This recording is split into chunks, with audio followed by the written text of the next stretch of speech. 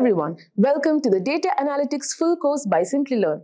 If you are looking to dive into the world of data and turn information into insights, you are in the right place.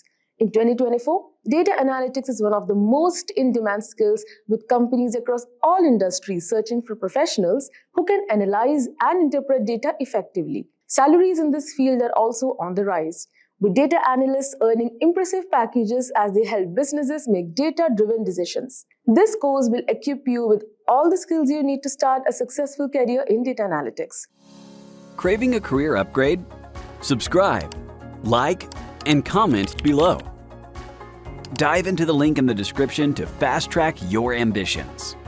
Whether you're making a switch or aiming higher, Simplilearn has your back. Also, if you are interested in a professional certification course in data analytics, begin your learning journey with Simplilearn and IIT Kanpur's Data Analytics Certificate course.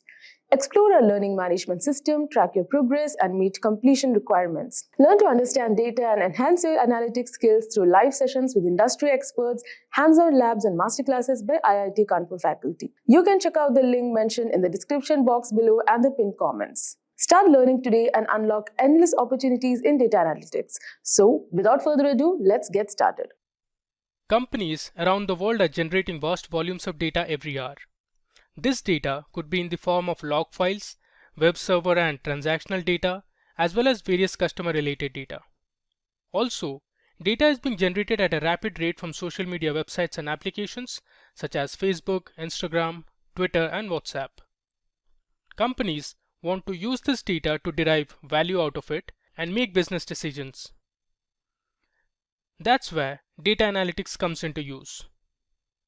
Data analytics is the process of exploring and analyzing large datasets to find hidden patterns, unseen trends, discover correlations, and valuable insights to make business predictions. Data analytics improves the speed and efficiency of your business.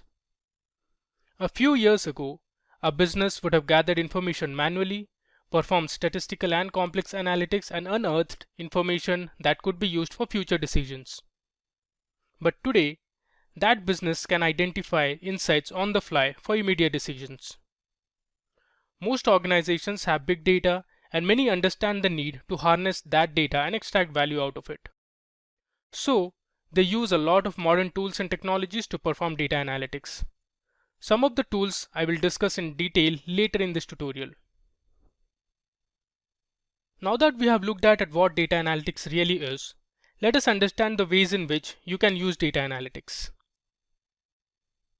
First is improved decision making. Data analytics eliminates a lot of guesswork and manual tasks, from choosing the right content, planning marketing campaigns, and developing products. Organizations can use the insights they gain from data analytics to make informed decisions, leading to better outcomes and customer satisfaction.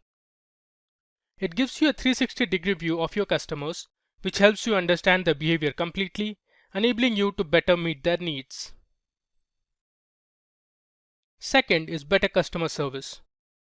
Data analytics provides you with more accurate insights of your customers, allowing you to tailor customer service to their needs, provide more personalization, and build stronger relationships with them. Your data can reveal information about your customers' communication preferences, their interests, their concerns, and more. It helps you give better recommendations for products and services. Next is efficient operations.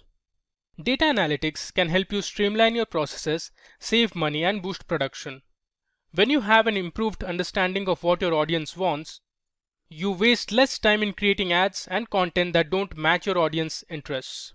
This helps you optimize your campaigns, create better content strategies, and hence improve results. And finally, we have effective marketing. When you understand your audience better, you can market to them more effectively. Data analytics also gives you useful insights into how your campaigns are performing, so that you can fine-tune them for optimal outcomes. You also find out the probable customers who are the most likely to interact with a campaign and convert into leads. Now, let's discuss the various steps involved in the data analytics process. As you can see on the screen, there are 5 process steps. Now let me make you understand each of this one by one.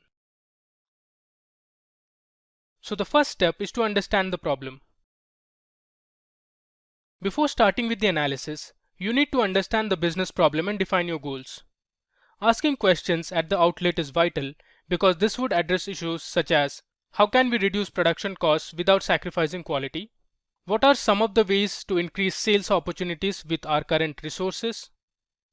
Do customers view our brand in a favorable way? Answers to these questions will help you build a clear roadmap with lucrative solutions. Also, try to find out the key performance indicators and consider the matrix to track along the way. The second step in the process is data collection. After you have finalized your goals, it's time to start looking for your data. Data collection is the process of gathering information on targeted variables identified as data requirements. The emphasis is on ensuring accurate and right data is collected. Data collection starts with primary sources, which are also known as internal sources. This is typically structured data gathered from CRM software, ERP systems, marketing automation tools, and others. These sources contain information about customers, finances, gaps in sales, etc. Under external sources, you have both structured and unstructured data. So, if you are looking to perform a sentiment analysis towards your brand, you would gather data from various review websites or social media apps. The next step is to clean the data. The data which is collected from various sources is highly likely to contain incomplete, duplicate, and missing values.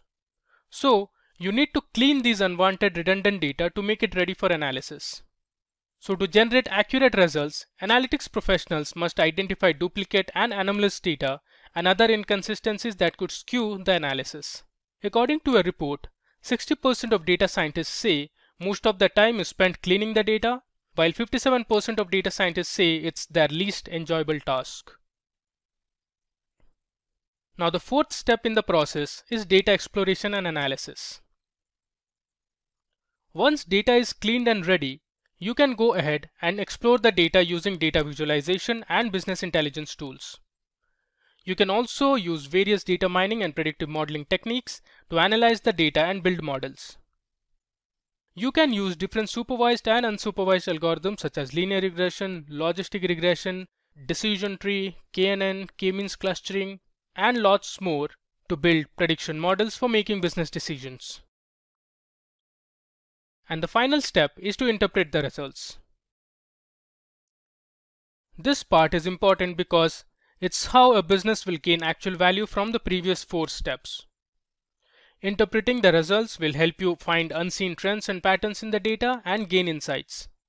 You can have a validation check if the results are answering your questions. These results can be shown to your clients and stakeholders for better understanding and business collaboration. Now that we have looked at the various steps involved in data analytics, let's now see the different tools that can be used to perform the above steps. So as you can see, we have 7 tools including a few programming languages that will help you perform analytics better. Now let's discuss them one by one. First, we have Python. Python is an object-oriented open-source programming language that supports a range of libraries for data manipulation, data visualization, and data modeling. Python programmers have developed tons of free and open-source libraries that you can use. You can find many of them via the Python package index, which is PyPI, the repository of Python software. Python provides the default package installer called pip or PIP. Python has libraries such as NumPy for numerical computation of data, Pandas to manipulate data on numerical tables and time series. Then you have SciPy for technical and scientific computations. It also provides scikit-learn, which is a machine learning library for creating classification, regression, and clustering algorithms. And finally, it also has PyTorch and TensorFlow for deep learning. Up next, we have R. R is an open source programming language majorly used for numerical and statistical analysis. It provides a range of libraries for data analysis and visualization. Some of these libraries are ggplot, tidyverse, plotly, dplyr, and caret. Then we have Tableau. Tableau is a popular data visualization and analytics tool that helps you create a range of visualizations to interactively present the data, build reports, and dashboards to showcase insights and trends. It can connect with multiple data sources and give hidden business insights and patterns. Then, we have a competitor of Tableau, which is Power BI.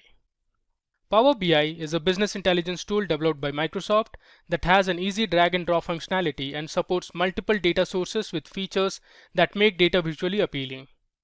Power BI supports features that help you ask questions to your data and get immediate insights. You can also forecast your data for predicting future trends. So the next tool is ClickView. ClickView provides interactive analytics with in-memory storage technology to analyze vast volumes of data and use data discoveries to support decision making. It provides social media discovery and interactive guided analytics. It can manipulate huge data sets instantly with accuracy. Up next, we have Apache Spark. Apache Spark is an open source data analytics engine to process data in real time and carry out complex analytics using SQL queries and machine learning algorithms. It supports Spark Streaming for real-time analytics and Spark SQL for writing SQL queries. It also has Spark MLlib, which is a library that has a repository of machine learning algorithms, and then it has GraphX for graphical computation. And finally, we have SAS. SAS is a statistical analysis software that can help you perform analytics, visualize your data, write SQL queries, perform statistical analysis, and build machine learning models to make future predictions. SAS empowers our customers to move the world forward by transforming data into intelligence.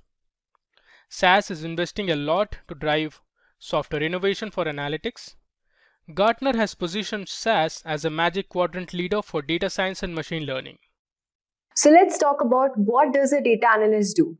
Think of data as the new oil powering decisions in every industry. Data analysts are the ones who extract and refine these valuable resources. They gather, verify, and organize data to make it easy to access and analyze. Using statistical methods, they find trends and patterns, create reports and visualizations with tools like Tableau or Power BI, and provide insights that help businesses make smart decisions. For example, imagine a retail company trying to understand why sales dropped last quarter. A data analyst would gather sales data, customer feedback, and market trends. They might discover that a competitor launched a similar product at a lower price, causing customers to switch. With this insight, the company can adjust its pricing strategy or improve its product to regain market share. So now let's talk about how to become a data analyst. The journey involves learning the right skills, understanding industry tools, and getting practical experiences. Earning a bachelor's degree or master's degree in fields like statistics, computer science, economics, or mathematics give you essential skills in analytical thinking, statistical analysis, and mathematical modeling. Universities often offer courses on data analysis, machine learning, and data management. But here's the good news. Gaining practical experience is essential. Internships allow you to apply your knowledge in real-world settings, offering mentorship and a deeper understanding of business process. University career services, job fairs, and online job portals like Indeed, Glassdoor, and LinkedIn can help you find these opportunities. So let's talk about what skills do you need in order to become a data analyst. So to become a successful data analyst, you need a mix of technical and analytical skills. At first, we have programming. Python. Learn how to use libraries like Pandas for data manipulation, NumPy for numerical data, and practice by working on real-world projects, such as cleaning datasets, performing exploratory data analysis, and building predictive models. Then we have R. This language focuses on statistical analysis and data visualization. Learn packages like ggplot2 for visualization and dplyr for data manipulation and caret for machine learning. Then we have database management. For database management, the first language you need to learn is SQL. Learn how to write queries to extract data, join tables, and perform aggregations. Practice by working with databases like MySQL or PostgreSQL and understand how to optimize queries for performance. Then we have database design. Understand how to design databases efficiently, including normalization and indexing strategies. Practice by designing schemas for sample projects and optimizing them for different query patterns. Then we have data visualization. Tableau and Power BI. Learn how to create interactive dashboards, build compelling data stories, and learn data within these tools. Practice by creating visualizations from different data sets, focusing on presenting clear and actionable insights. Then we have Python libraries like matplotlib for basic plotting and Seaborn for statistical visualization, and Plotly for interactive plots. Practice by visualizing various data sets, highlighting trends, and telling data-driven stories. Let's now talk about analytical skills. At first, you need to have statistical analysis, understand key statistical concepts like hypothesis testing, regression analysis, and probability distributions. Practice by applying these concepts to real data sets and interpreting the results. Problem solving. Develop the ability to tackle business problems using data. Practice by working on case studies and projects that require data-driven decision-making. Then we have communication skills, data storytelling. Learn to present data in a compelling way that highlights key insights. Practice by creating reports and presentations that effectively communicate your findings. Presentation skills. Develop the ability to create clear, informative, and engaging presentations. Practice by presenting your analysis to peers or mentors and incorporating their feedback. Then we have technical writing also. You should know how to learn and write clear and concise reports that explain your methodologies, findings, and recommendations. Practice by documenting your projects and sharing your reports with others for feedback. You might be now wondering, where do data analysts actually work? So data analysts are needed in various industries like healthcare, finance, marketing, and sports. In healthcare, data analysts help hospitals improve patient outcomes by analyzing treatment data. In finance, they help banks detect fraudulent transactions, and in marketing, they optimize campaigns by understanding customer behavior. In sports, they help teams improve performance by analyzing player statistics.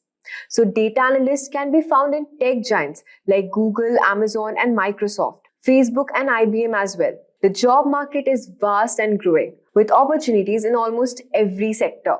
So how much do data analysts actually make? Data analysts can expect competitive salaries, often starting around $60,000 and going up to $100,000 or more with experience. For example, an entry-level data analyst at a tech company might start with $65,000, while a senior data analyst with several years of experience could earn over $100,000. The high demand for skilled data analysts means companies are willing to pay well for these valuable skills. Now, how to learn data analysis in 2024? Start with online courses and certification. Online platforms offer specialized learning and are often updated with the latest technologies and methods. Craving a career upgrade? Subscribe, like, and comment below. Dive into the link in the description to fast-track your ambitions. Whether you're making a switch or aiming higher, Simplilearn has your back. Also, if you are interested in making a career in data analytics, check out Simplilearn's postgraduate program in data analytics. This comprehensive course is designed to transform you into a data analytics expert. It covers essential skills such as data visualization, statistical analysis, and machine learning, using industry-leading tools and technologies like Excel, R, Python, and Tableau. With expert instructors, real-world projects, and hands-on experience, you will gain the knowledge and confidence needed to excel in today's data-driven world. Join now to advance your career and become data analytics professional. Also, let's talk about whether practicing your skills with real-world projects are essential or not. Well, yes. Building a portfolio to showcase your abilities to potential employers is highly valued. For example, you can start with simple projects like analyzing a public data set and gradually move to more complex ones. Document your process, create visualization, present your findings. A strong portfolio is a great way to demonstrate your skills and attract job offers. Platforms like Kaggle offer data science competitions, while GitHub allows you to contribute to open source projects. Personal projects using public data sets can also enhance your skills and build your portfolio, making you more attractive for potential employers. Freelancing often provides diverse project experience with direct business implications. Platforms like Upwork, Freelancer, and TopTip helps you connect with clients which needs data analysis, offering flexible experience and industry exposure. Let's talk about whether networking is essential or not. Well, building a professional network is crucial for career growth and gaining industry insights. LinkedIn is a great platform to connect with professionals, join groups, and participate in discussions. Attending conferences and workshops also provides networking opportunities and learning experiences. Networking can help you lead to career opportunities and help you stay updated with industry trends. Engaging with community enhances your problem-solving skills and supports your growth. Platforms like Stack Overflow, Cross-Validated, and local or virtual meetups allow you to discuss data-related topics and build your reputation. Community engagement fosters skill development and help you become a knowledgeable and helpful member of the data community. So, you know that now building a strong resume is your first introduction to potential employers. You must also highlight your educational background, projects, internship, technical skills, and certifications as well. Tailor your resume for each job and quantify your achievements to make a strong impression. Preparing for interviews involves understanding the role, reviewing your projects, practicing common questions, and participating in mock interviews to build confidence. As you gain experience, opportunities to move into senior roles such as data scientist, data engineer, or analytics manager will arise. Continued education, skill diversification, and developing leadership skills are key strategies for advancements. So now let's talk about what is the data analyst job outlook in 2024. Well, the demand for data-driven decision-making is increasing day by day, and with it, the need for skilled data analysts as well. The big data analytics market is predicted to grow by 30%, reaching up to 68 billion US dollars by 2025. The growth means more job opportunities and higher salaries for data analysts. With demand, good pay, and plenty of opportunities, data analytics is a future-proof career choice. Data analysts play a crucial role in helping companies navigate complex data and make informed decisions. This role offers job security, career growth, and the satisfaction of knowing your work making a real impact. Alright, let's get started. Data modeling, my friends, it's all about defining the structure of your database. Imagine you've got this raw data coming from an API or maybe some sales information. It's usually a bit of mess, right? Just a bunch of numbers, letters, and codes representing transactions, customer details, and whatnot. Well, data modeling helps you bring order to that chaos by aligning the data and integrating it into your existing database. Think of it like this. Suppose you are an architect designing a blueprint for your data. You decide how different pieces of information relate to each other, like how payment connects to orders or how customer details link to their purchase history. It visually represents the different data elements and how they relate to each other, following certain predefined rules and guidelines. But why bother with all of this? You might ask. Well, data modeling is the foundation for everything you do with your data. It ensures data integrity and accuracy, making sure your machine learning models aren't just training on garbage data or giving you nonsensical predictions. Moreover, it aids in database design, application development, and data analysis, allowing you to extract valuable insights from your organized information. And let's not forget about data governance. Having a clear understanding of where your data lives, what types of data you're storing, and the security measures is the key to compliance with those pesky regulations and standards. Now let's talk about the different types of data models out there. At first, we've got a good old model, which is the relational model. This uses tables to store data and establish relationships between them. It's relatively simple to set up and has powerful query capabilities, making it a popular choice. Then we've got the object-oriented model, which combines data and operations into a single model. These are great for applications with complex relationship and operations, like maybe modeling the robotics of a car factory, but probably not an AI model. That wouldn't make much sense, right? We've got also network data models, which are an extension of hierarchical models.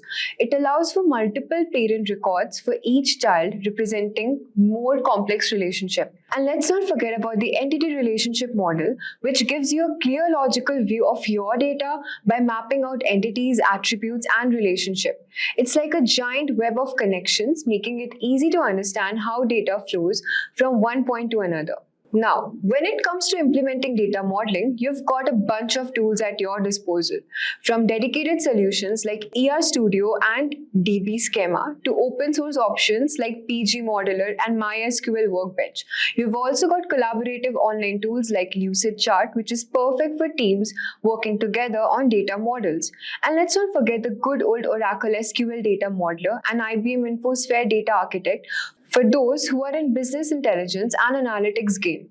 But wait, there's more. The data modeling process itself is a journey. First, you start with the conceptual modeling, where you get a high-level understanding of the data you're working with and what your stakeholders need from it. It's like the rough draft of your data blueprint. Then we move on to the logical data modeling, where we get technical details, attributes, primary keys, foreign keys, relationship between tables. Next, we have physical modeling. This is where we design our database schema and optimize it for performance, indexing, and partitioning to make sure your data runs like a well-oiled machine. After that, you finally create the database and start ingesting your business data. But the fun doesn't stop there. You've got to keep maintaining and updating your data model as your needs change, capturing those data changes over time, and making adjustments to keep everything run smoothly. And there you have it. Data modeling is the backbone of your data universe, ensuring that your application, analytics, and decision-making process are built on the solid foundation of well-structured and organized information. After establishing a robust data model, the next step is to delve into the fascinating world of data analysis. This is where the real magic happens. Data analysis empowers you to uncover hidden patterns, trends, and relationships within your meticulously organized data. Through data analysis, you can transform raw information into actionable intelligence that drives informed decision making. It's like uncovering a treasure trove of knowledge buried within your data, waiting to be explored and leveraged for strategic advantage. Now let's switch gears and talk about data analysis. Well, data analysis is all about evaluating the data itself. It's like being a detective, looking for clues and patterns in the data to tell a compelling story. You might run reports, create custom queries, or even merge data from multiple sources to get a complete picture. It's like piecing together a puzzle, but with numbers and information instead of colorful pieces. We will now discuss the several types of data analysis, each serving a different purpose. At first, we have descriptive analysis, which help you to see what has already happened by looking at the past data. Then we have the diagnostic analysis to determine why something happened by examining the data. Predictive analysis uses past data to predict what might happen in the future. And finally, prescriptive analysis combines all others to make recommendations for the future. Where does a data analyst fit into this intricate web of data modeling? Well, a data analyst is the master architect designing the blueprints that bring order to the chaos of raw data. They define how different pieces of information relate to each other following predefined rules and guidelines. It's like creating a massive catalog for your organization data assets, ensuring everything is accounted for and organized. To be a master of data analysis, you just need two crucial skills. First, you need to have a solid understanding of the business, what the data means, and how it impacts the organization operation. But that's not all. You also need some serious technical chops. You need to know your way around databases, business intelligence systems, and the tools needed to extract and analyze the precious data. And let's not forget, the demand for skilled data analysts is soaring. According to the industry reports, the average data analyst salary in the US projected to reach around $75,000, with the opportunities for experienced professionals to earn well over 6 figures. Now you might be thinking, aren't data modeling and analysis two different skill sets? Well, you're not wrong, but here's when it gets interesting. Data analysis and data modeling. Data modeling and data analysis often overlap. To truly understand how data moves from one system to another or how different field maps together, you might need to flex your data analysis and dive into the raw data itself. This synergy has led to the rise of combined business intelligence and business analysis role, a dynamic duo where data modeling and data analysis joined forces to create powerful business insights and intelligence. It's like having a superhero team from where each skill set complements the other. Now you might be thinking, but wait, aren't there still opportunities for more general functional business analysis roles? While dedicated business intelligence is in high demand, there's still a thriving market for those who prefer a more broad-based approach. Let us now discuss the career paths in data-related roles. The key thing to understand is that data modeling and data analysis go hand in hand. Good modeling ensures you have accurate, structured data, skilled analysis that allows you to truly unlock the value in the data through insights. Companies need expertise in both areas for a comprehensive data strategy. If you really enjoy digging into data to find hidden insights, a dedicated business intelligence analyst role could be perfect. But there are also general business analyst role available that still requires good data modeling skills. Whichever path you choose, having skills in both data analysis and modeling is very valuable.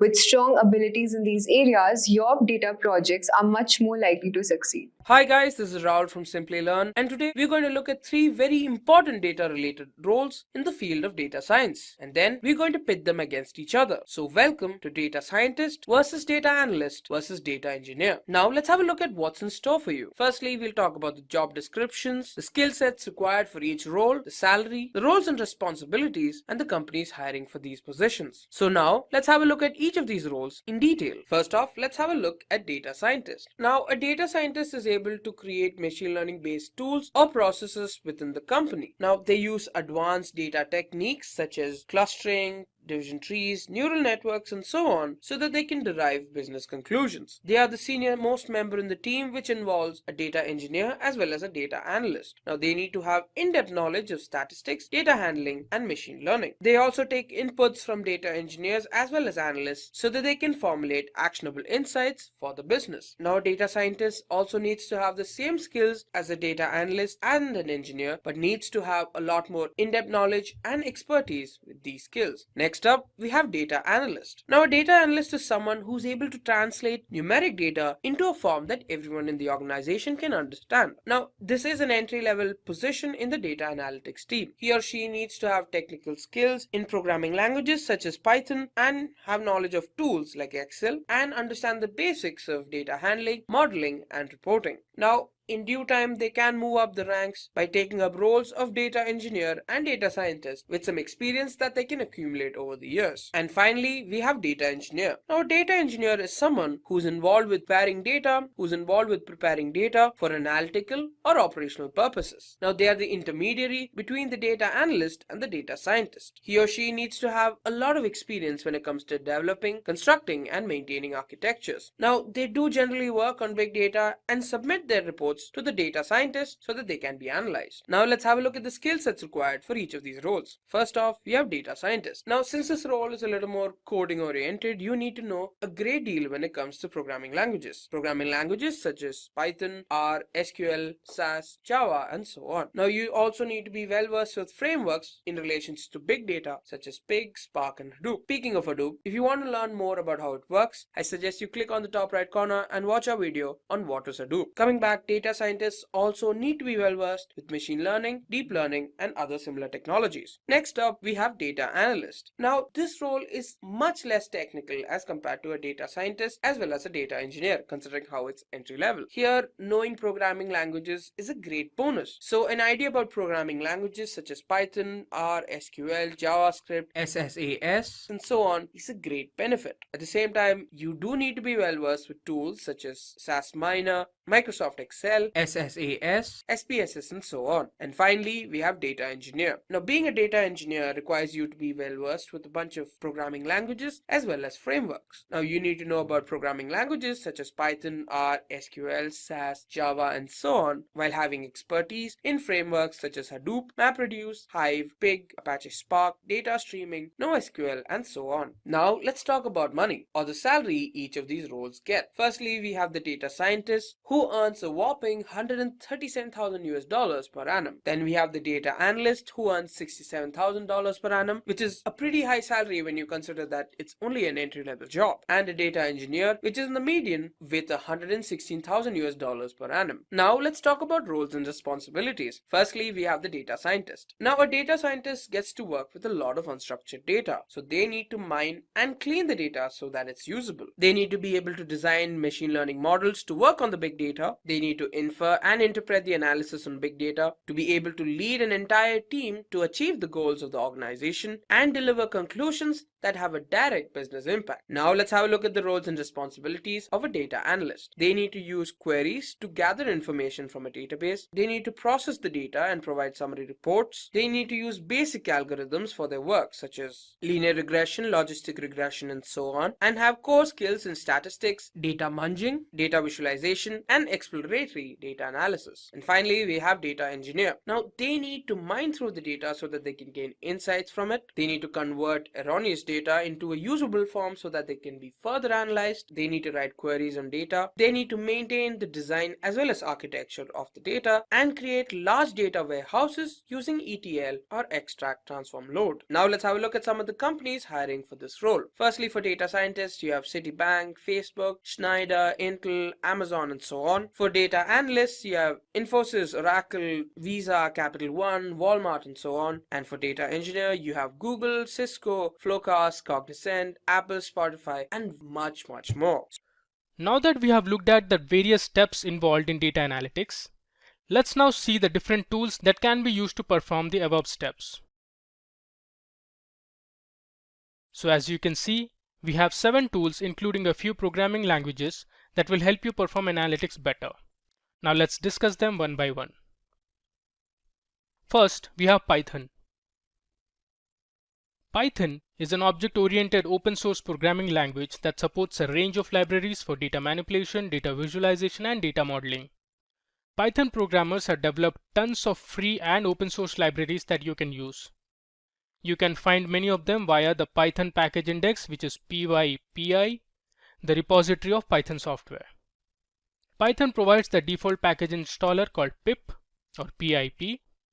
Python has libraries such as NumPy for numerical computation of data, pandas to manipulate data on numerical tables and time series. Then you have SciPy for technical and scientific computations. It also provides scikit-learn, which is a machine learning library for creating classification, regression, and clustering algorithms. And finally, it also has PyTorch and TensorFlow for deep learning. Up next, we have R. R is an open source programming language majorly used for numerical and statistical analysis. It provides a range of libraries for data analysis and visualization. Some of these libraries are ggplot, tidyverse, plotly, dplyr, and caret. Then we have Tableau. Tableau is a popular data visualization and analytics tool that helps you create a range of visualizations to interactively present the data, build reports, and dashboards to showcase insights and trends. It can connect with multiple data sources and give hidden business insights and patterns. Then we have a competitor of Tableau, which is PowerBI. PowerBI is a business intelligence tool developed by Microsoft that has an easy drag and drop functionality and supports multiple data sources with features that make data visually appealing. PowerBI supports features that help you ask questions to your data and get immediate insights. You can also forecast your data for predicting future trends. So the next tool is QlikView. QlikView provides interactive analytics with in-memory storage technology to analyze vast volumes of data and use data discoveries to support decision making. It provides social media discovery and interactive guided analytics. It can manipulate huge data sets instantly with accuracy. Up next, we have Apache Spark. Apache Spark is an open source data analytics engine to process data in real time and carry out complex analytics using SQL queries and machine learning algorithms. It supports Spark Streaming for real-time analytics and Spark SQL for writing SQL queries. It also has Spark MLlib, which is a library that has a repository of machine learning algorithms, and then it has GraphX for graphical computation. And finally, we have SAS. SAS is a statistical analysis software that can help you perform analytics, visualize your data, write SQL queries, perform statistical analysis, and build machine learning models to make future predictions. SAS empowers our customers to move the world forward by transforming data into intelligence. SAS is investing a lot to drive Software Innovation for Analytics. Gartner has positioned SAS as a Magic Quadrant leader for data science and machine learning. Moving on to the applications of data analytics. Data analytics is being used in almost every sector of business these days. Let's discuss a few of them. First, we have retail. Customers expect retailers to understand exactly what they need and when they need it. Data analytics helps retailers meet those demands. Retailers not only have an in-depth understanding of their customers, but they can also predict trends, recommend new products, and boost profitability. Retailers create assortments based on customer preferences, invoke the most relevant engagement strategy for each customer, optimize supply chain and retail operations at every step of the customer journey. The second application is on healthcare. Healthcare industries analyze patient data to provide life-saving diagnosis and treatment options. They also deal with healthcare plans and insurance information to drive key insights. Using analytics, they can discover new drugs and come up with new drug development methods. Advanced analytics allows healthcare companies to improve patient outcomes and experience. Cancer cells and diabetic retinopathy can be discovered using medical imaging. At number 3, we have manufacturing. For manufacturers, solving problem is nothing new. They fight with difficult problems and situations on a daily basis. From complex supply chains to motion applications to labor constraints and equipment breakdowns, they deal with such problems on a regular basis. Using data analytics, manufacturing sectors can discover new cost-saving and revenue opportunities. The fourth application is related to the banking sector. Banking and financial institutions collect vast volumes of structured and unstructured data to derive analytical insights and make sound financial decisions. Using analytics, they can find out probable loan defaulters, customer churn-out rate, and detect fraudulent transactions immediately. The final application is based on logistics. Logistics companies use data analytics to develop new business models that can ease their business and improve productivity. They can optimize routes to ensure delivery reaches on time in a cost-efficient manner. They also focus on improving order processing capabilities as well as performance management. With that, now let's look at the companies using data analytics on a daily basis. So we have the e-commerce giant Amazon, then we have Accenture, followed by the American Healthcare Service Organization, Cigna.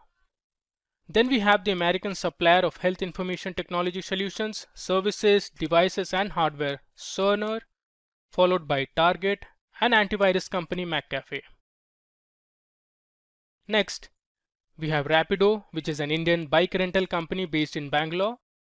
After that, we have Flipkart and the world's largest retail company, Walmart. With that, let's understand a case study from Walmart and how it uses data analytics to grow its business and serve its customers better. Walmart is an American multinational retail company that has over 11,500 stores in 27 countries worldwide, and it has e-commerce websites in 10 different countries. It has more than 5,900 retail units operating outside the United States with 55 banners in 26 countries with more than 7 lakh associates serving more than 100 million customers every week. It has over 2.2 million employees around the world and 1.5 million employees in the United States alone. Walmart's e-commerce branch alone employs more than 3,000 technologists from Silicon Valley to India, England and South America. More than 240 million customers shop at Walmart each week online and at its banner stores. Walmart.com sees up to 100 million unique visitors a month according to ComScore and is growing every year. Walmart collects over 2.5 petabytes of data from 1 million customers every hour. That's really huge. Now to make sense of all this information, Walmart has created Data Cafe, a state-of-the-art analytics hub located within its Bentonville, Arkansas headquarters. Here, over 200 streams of internal and external data, including 40 petabytes of recent transactional data, can be modeled, manipulated, and visualized. Teams from any part of the business are invited to bring their problems to the analytics experts and then see a solution appear before their eyes on the nerve center's touchscreen smartboards. Walmart also constantly analyzes over 100 million keywords to know what people near each store are saying on social media to understand their customer behavior on what they like and dislike. Walmart uses modern tools and technologies to derive business insights and improve customer satisfaction. Some of these tools include Python, SAS, NoSQL databases such as Cassandra and Hadoop. Now, using all these technologies and data analysis techniques, Walmart can better manage its supply chain, optimize product assortment, personalize the shopping experience, give relevant product recommendations, and finally, optimize and analyze transportation lanes and routes for its fleet of trucks. With that, let's jump into our use case demo where we will predict the sales based on advertising expenditure using the linear regression model in R. The advertising expenditure has been made via different mediums such as radio, television, and newspaper. We will use the R programming software to implement the demo. So why R? Well, R is a free and open source software that can be downloaded from the RCRAN website. It is easy to learn and use. R language is built specifically for performing statistical analysis, data manipulation, and data mining using packages such as Plier, dplyr, tidyr, and lubridate. R supports data visualization with the help of packages such as ggplot, Google Viz, R Color Brewer, Leaflet, and ggmap. And finally, the R software can be used in a wide range of analytical modeling including classical statistical tests, linear and nonlinear modeling, data clustering, time series analysis, and more. Now, let's have a look at our data that we will be using for this demo.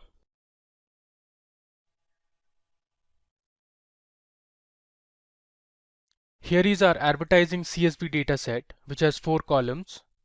You can see there's TV ads expenditure. The next column is for radio ads. Then we have the newspaper ads. And the last column is our target column, that is the sales. So the data set has in total 200 rows. Now, to understand the data, let me give an example. So consider the second row.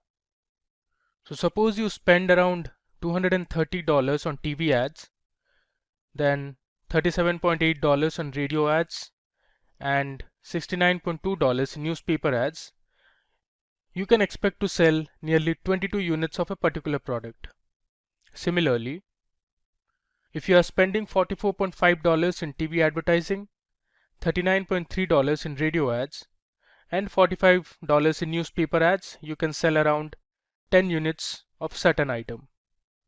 We will analyze this data using linear regression. So linear regression is a supervised learning algorithm, which means the data has labeled columns and is used to predict numeric continuous variables. So our sales column here is the target column and it has continuous numeric variables. Now let me go to the R Studio and start with the demo. So first, I'll create a new file, then I'll select R script.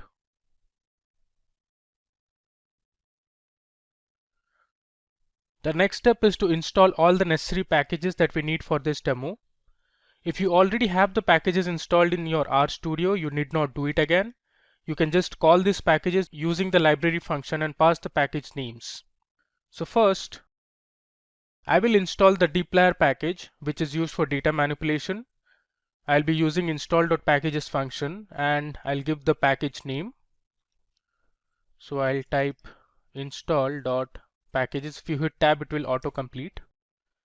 Then under quotations, I'll write dplyr. I'm not going to run this because I already have it installed in my R Studio. The next step, I'll call this package using library function. I'll give the package name dplyr. I'll run this. Then I'll install the broom package. It takes the messy output of built-in functions in R such as linear model or LM, then t-test, and turns them into a tidy data frame. So I'll copy the above code. I'll just paste it again. I'll change it to broom. Here also I'll change it to broom. I'll run this. Okay. Then I'll be installing the CA tools package, which will help us build our linear regression model. I'll paste the same code and I'll take CA tools and I'll call that using the library function. I'll run this. Now sometimes people face issues with installing this particular package. If you also face this problem, do visit the RStudio community page. Now let me show it to you. So this is the RStudio community page, and here they have the solution. You can just go through this 2 pages. Alright. After this, I will install the ggplot2 package, which is a very popular package in R for data visualization.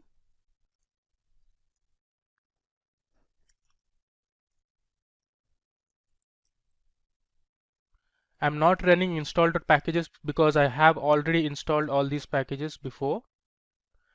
If you have not, so you have to run install.packages first and then call the library function.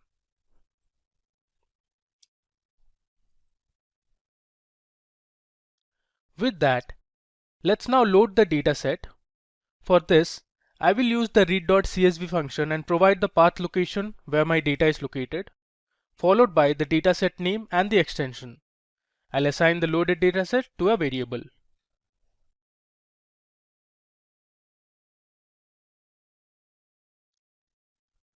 Let me now go ahead and show you where my dataset is located. So here is my advertising CSV dataset and this is the location.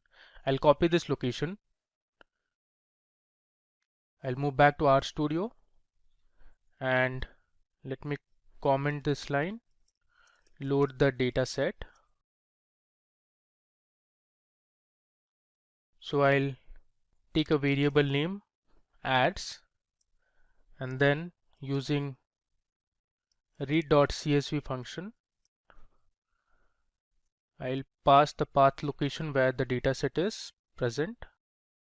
Now one thing to note is we have to change all the backslash to /, otherwise R won't accept it. And finally, I'll give the dataset name, which is advertising.csv.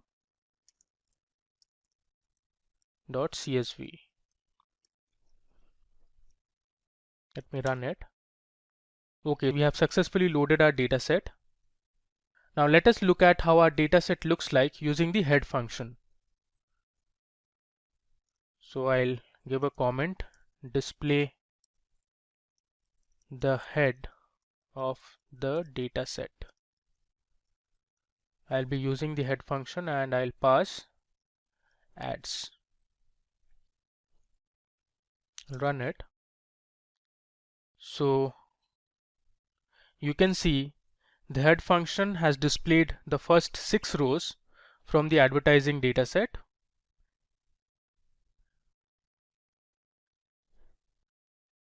Let me now check the dimensions of the dataset. So I'll use the dim function. It will give you the total rows and columns present in the dataset. Give a comment, check the dimensions. I'll use the dim function and I'll pass in the ads variable. You can see it has given the number of rows, which is 200, and the total columns, which is 4. Now, if you want to get a summary of the dataset, you can use the summary function. So I'll directly type in summary and I'll give adds. Let me expand this. So actually summary function gives you information about a few statistics for each of the columns. So you can see the minimum value for each column, the maximum value for each column, the mean, the median, first quartile and the third quartile values. The first quartile or lower quartile is the value that cuts off the first 25% of the data when it is sorted in ascending order. The second quartile is the median, which has the value that cuts off the first 50%. And the third quartile or the upper quartile is the value that cuts off the first 75% of data.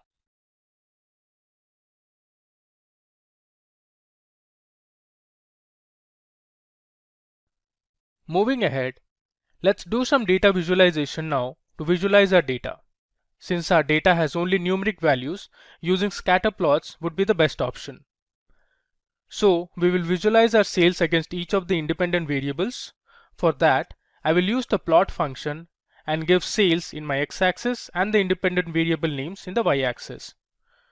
Let me now do that. So I'll give a comment, data visualization.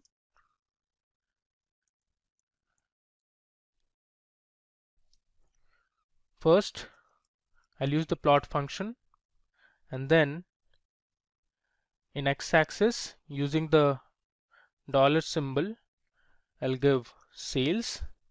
Then in the y-axis, I'll give my independent variable. You can see R is automatically giving you the suggestions. I'll select TV.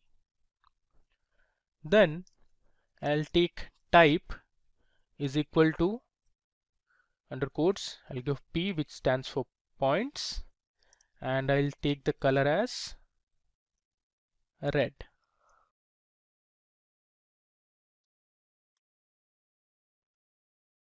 So you can see under plots we have our scatter plot. If I zoom in, you can see the red dots are pretty much aligned in one direction, which means if you are increasing the expenditure on TV ads, the units sold are also increasing equally. So the more you spend on TV ads, the more sales you can expect. I'll close it. Now let's look at how sales vary based on radio advertising expenditure. I'll copy this.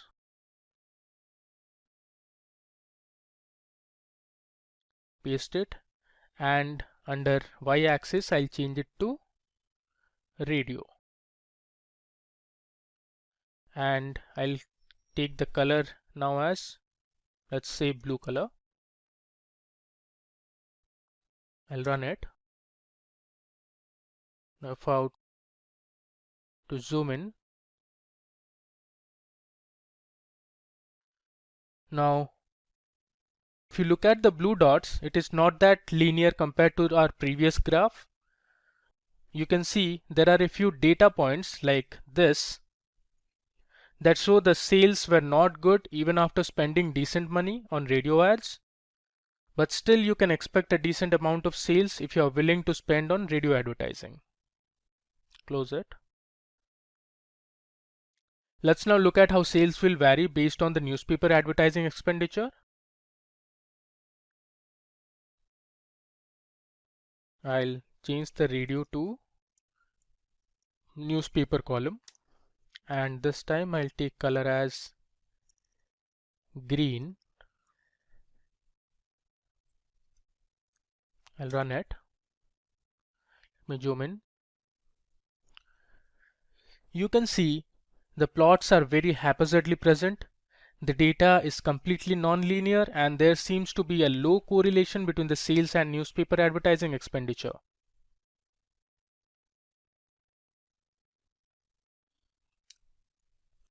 Now if you want to look at these plots at a time, you can use the pairs function. So I'll type pairs and then pass in my variable name, which is ads. I'll run it. Let me zoom in. So this is our plot, and you can see this has all the visualizations. So you can see the TV sales. Now you can see the sales that were made with radio expenditure and with the newspaper expenditure as well. I'll close it. Moving ahead, let's check the correlation between the variables and see what insight we can get. We will use the core function or COR function and build a correlation matrix. First, let me go ahead and install the core plot package. So I'll give a comment, correlation analysis.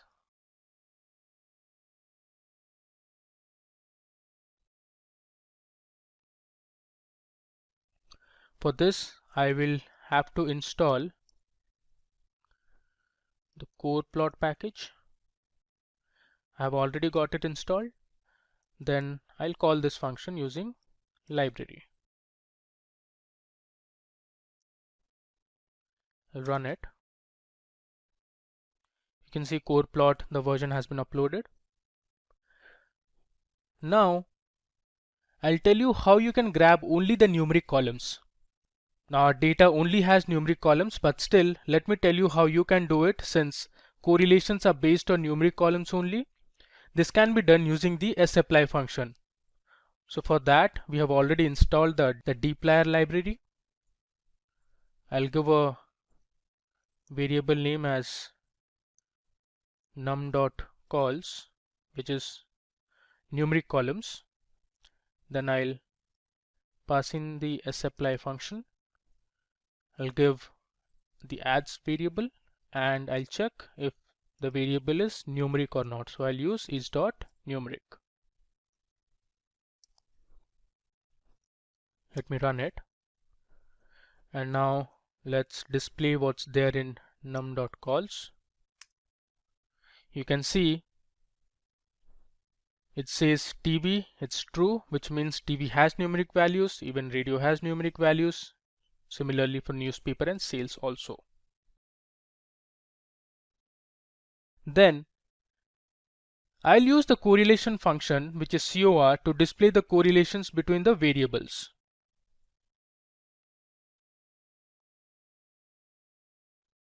So I'll give my variable name as cor.data, and then I'll take the core function, pass in the ads variable, and I'll only filter out the numeric columns. So comma numeric columns means we need all the rows and the selected columns. Let me run it. And now to display, let me call cor.data again. So this is our correlation output. As you can see, the correlation values are all above 0, which means there is a positive correlation between the variables, and a change in one of the independent variables will have a positive impact on the sales numbers. TV ads have the maximum correlation with sales and the value is around 0.78. Then there is radio advertising, which has correlation of about 0.57 with sales, and newspaper ads have the lowest correlation compared to the other two, which is at 0.22. Now you can also build a correlation matrix using the correlation plot method. This will give you a visual representation of the correlation between the variables. So let's see how we can do that.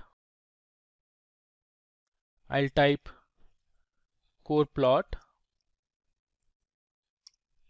and I'll give core.data and I'll pass a method as color. If I zoom in, you can see this is our correlation matrix. On the right, you can see the scale. So -1 is for negative correlation. Then there's light red, 0, which is almost white color. Then there's light blue, and finally dark blue for the maximum positive correlation. The diagonals are dark blue, which represents the same variables as in rows and in columns. So it's dark blue. TV ads and radio ads have the next highest correlation, while newspaper ads have the lowest correlation with sales.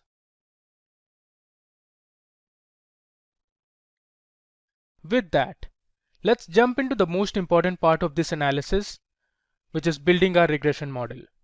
First, we will look at a simple linear regression model where we will take one input variable, that is TV ads. I'll be using the LM function or the linear model function to build the model. So I'll give a comment, simple linear regression.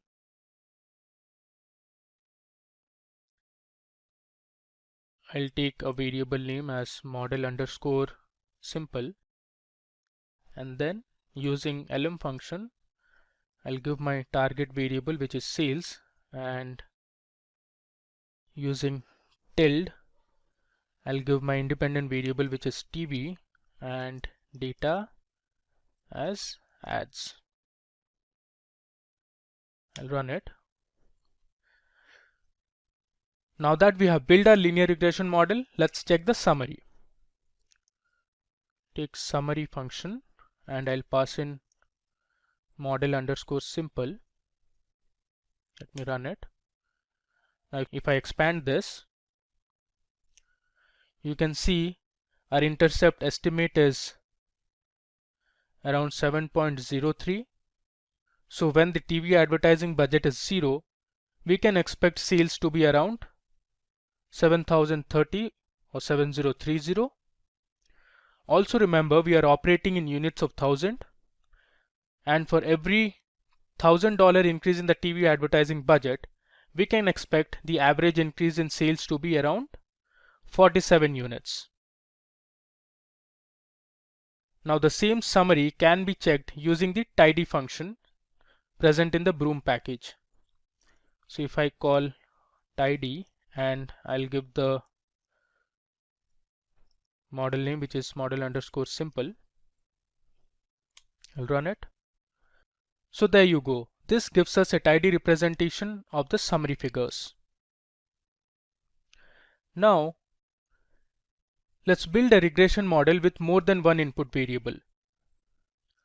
So we'll build a multiple linear regression model.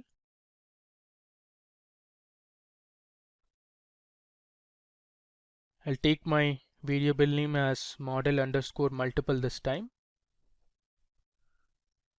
and I'll use the same LM function. I'll pass in the sales, and using tilde I'll take all the column names. Stevie, then I'll use an addition operator, then I'll take in newspaper, followed by the radio column, and then I'll take my data as ads. Let's run it. I'll follow the same drill. Let me now call the summary function over this newly created model. So I'll write summary and I'll select my model name as model underscore multiple. Let me run it.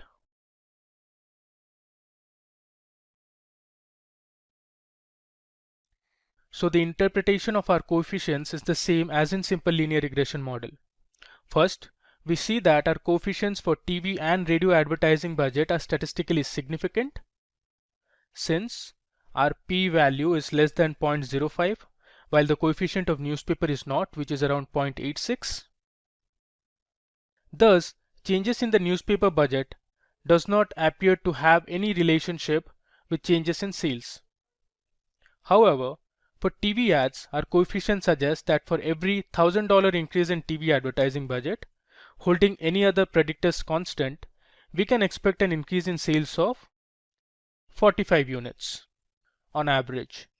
Similarly, the radio coefficient suggests that for every $1,000 increase in radio advertising, holding all the other predictors constant, we can expect an increase of 188 sales units on an average.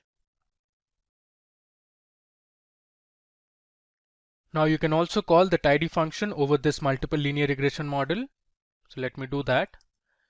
I'll call tidy and I'll pass in model underscore multiple. You can see it has given the output. Now you can also find the coefficients of the model using another method. It's called the coefficient matrix. Here is how you can do that. So take a variable name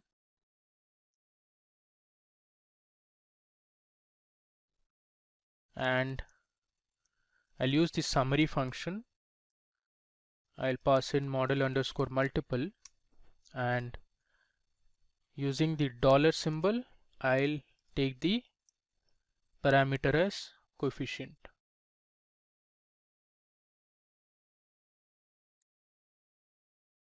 Let me call C coefficient now.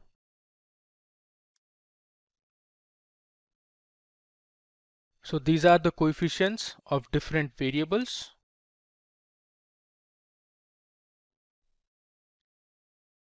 Let me now show you another example of how you can train a linear regression model using the CA tools library. First, I'll take a seed value, a random seed value of say 101. Next, I will split the data into training and testing sets. I'll take 70% for training the data and 30% for testing the data. So I'll use a variable sample, then I'll call sample.split, take ads, and then I'll use another parameter called split ratio, and I'll take the split ratio as 0.7, which is 70%. I'll run it, and then I'll use another variable called train and take the subset of the sample, pass in my ads variable, and I'll select sample is equal to true. Similarly, I'll take another variable called test.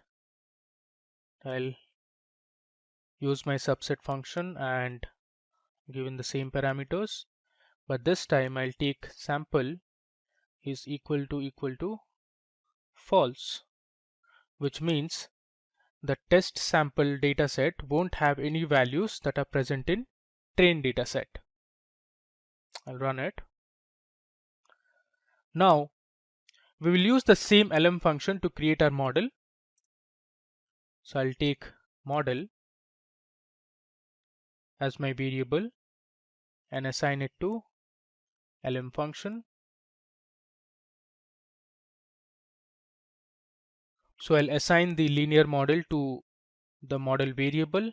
I'll take sales as my target column, use the tilde followed by a dot, which means I'm taking all the variables in terms of the independent variables, and then I'll select my train dataset.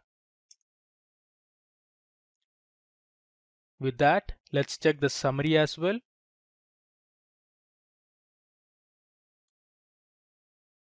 So this is the summary of our newly created model.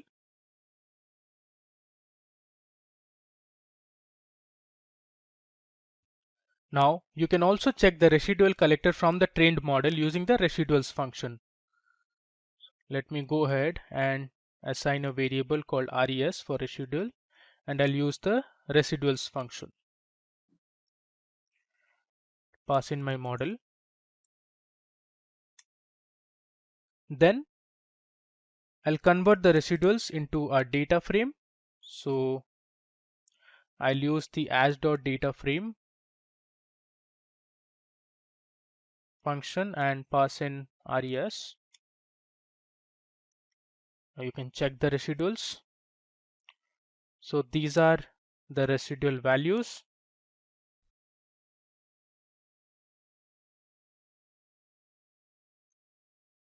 Now it's time to make our predictions using the test dataset. I'll use the predict function for this. Let me take another variable called sales.predictions and I'll use the predict function, pass in my model followed by the test dataset. Now I'll run it. Then let me call sales.prediction to display the values. As you can see, these are my predicted sales values.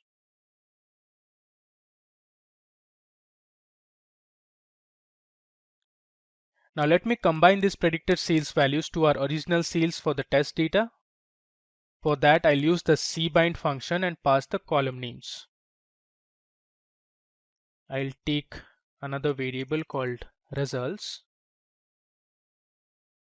and use the cbind function. I'll take sales.predictions and I'll consider the sales column from the test data. Let me check the values now.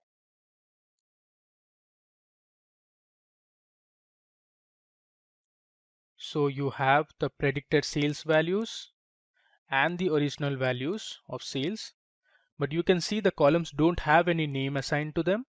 So let me go ahead and assign the column names using the call names function and convert it into a data frame to make it look better. So I'll use the call names function and pass in my results variable. Then I'll take a vector and give the column names as pred for predicted values and let's say real for the original values. We run it. Now I'll convert this into a data frame. So I'll use as.data.frame and give my results variable. Now if I display results, you can see, go on top, you can see the columns have been assigned successfully. So on the left you have the predicted values and on the right you have the real values. So we have successfully built our linear regression model and predicted the sales values using linear regression in R. You can also go ahead and find the accuracy of this model to know how good your model is. We won't be covering that as part of this tutorial. I'll leave it for you and encourage you to do some research on how you can find the accuracy of a linear regression model. You will come across terms such as mean squared error, root mean squared error, and R squared value. If you are able to find the accuracy, please post the results in the comment section, or if you face any issues with it, please post your queries. We'll be happy to help you. And if you're an aspiring data analyst, try giving a shot to Simplilearn's postgraduate program in data analytics from Purdue University in collaboration with IBM. The link in the description box and the pinned comment should take you to the program being offered. Online Analytical Processing (OLAP) and Online Transaction Processing, in short OLTP, are two popular database systems that have evolved separately to serve distinct purposes. While both systems offer data storage and retrieval capabilities, they differ significantly in terms of their architecture, data flow, and performance characteristics. OLAP is designed specifically for data analysis and reporting, while OLTP is designed for online transaction processing, such as online banking, inventory management, and order processing. OLAP is optimized for analyzing large volumes of data and reporting metrics, while OLTP is optimized for quickly processing individual transactions. There are many other differences between these two crucial data processing systems. So in this video, we'll be discussing the major differences between these two and how you can implement these in large transaction processing systems. So without any further ado, let's get started. Also, if you're an aspiring data analyst looking for online training and certifications from prestigious universities and in collaboration with leading experts, then search no more. Simplilearn's postgraduate program in data analysis from Purdue University in collaboration with IBM should be your right choice. For more details, use the link in the description box below. And with that in mind, over to our training experts. Digital approaches stand out in data processing and data analysis. Online analytical processing, that is OLAP, and online transactional processing, OLTP. Although they share the common goal of handling data, these methodologies differ significantly in their purpose, data structure, performance characteristics, and design principles. OLAP is a powerful tool for organizations seeking to extract valuable insights from vast volumes of historical data. Its multidimensional data model, organized in cubes comprising dimensions and measures, allows for sophisticated analysis and in-depth exploration. With a focus on aggregating and summarizing information, OLAP empowers users to identify trends, patterns, and correlations across multiple dimensions. Despite longer response times, which are acceptable due to their analytical nature, OLAP excels in providing flexible ad hoc query capabilities for complex data explorations. Conversely, OLTP is designed to handle real-time transactional processing, ensuring the integrity and consistency of daily operational activities. By adopting a normalized data model, OLTP optimizes the storage and retrieval of individual records in high-speed environments. Its primary objective revolves around efficient data modification, such as inserting, updating, and deleting records. To support concurrent transactional operations with a focus on rapid response times and maintaining data accuracy at record level, OLTP caters to the needs of time-sensitive business operations. Understanding the distinctions between OLAP and OLTP is crucial for organizations to choose the appropriate data processing approach based on their specific requirements. Today, we will be understanding the difference between OLAP and OLTP by going through the following details mentioned in the agenda. We will get started with the first one, which is its purpose, then data structures, data volume, response time, query complexity, data modification, data granularity, concurrency, data backup and recovery, and finally the system design.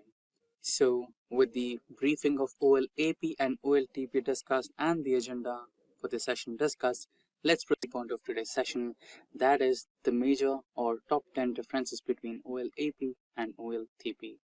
Firstly, we will go through the purpose. Open reporting, enabling users to gain insights from large volumes of historical data. It focuses on providing aggregated and summarized views of the data. OLTP.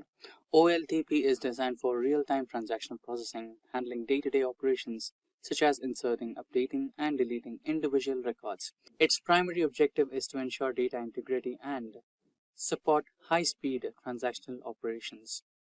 Next is data structure. OLAP uses a multidimensional data model called a cube. It organizes data into dimensions such as time, geography, and product, and measures such as sales and profit to facilitate multidimensional analysis and drill down capabilities. Then we have OLTP. OLTP uses a normalized data model with tables and relationships aiming for efficient transactional processing. It minimizes the data redundancy and ensures data consistency through the use of normalization techniques. Next ahead we have the data volume. OLAP deals with large volumes of historical data, typically containing years of data. It focuses on analyzing and summarizing this vast amount of information. Next is OLTP. OLTP deals with relatively smaller volumes of data, usually representing real-time transactions happening within a shorter time frame. Moving ahead, we have response time. OLAP allows for longer response times since it deals with complex queries and large data sets. Users expect analytical reports to be generated within minutes or even hours. Coming into OLTP, OLTP requires vast response times to support real-time transaction processing.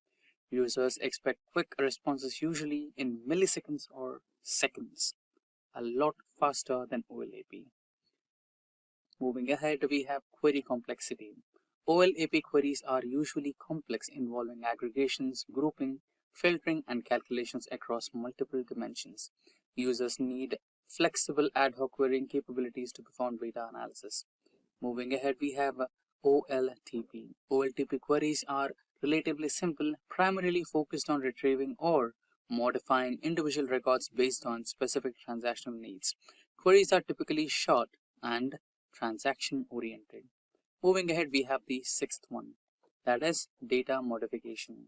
OLAP is read-only or minimally updated. Data is loaded into OLAP cubes periodically, example daily or weekly, to update the analytical database with the new information.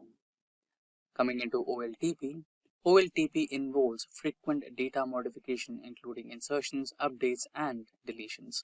It ensures that the transactional database remains up to date and reflects the current state of business. Next in the docket, we have data granularity. OLAP deals with aggregated and summarized data, providing with a high-level view of information across various dimensions. It focuses on trends, patterns, and overall performance analysis. Next, we have OLTP.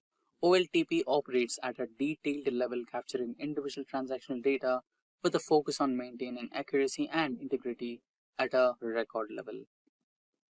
Next, we have the eighth point, which is about concurrency. OLAP involves a low level of concurrent users, since users typically perform separate analysis and reporting tasks that emphasizes on analytical activities rather than concurrent transactional processing. Next, OLTP. OLTP requires a high level of concurrency to handle multiple users simultaneously accessing and modifying the same data.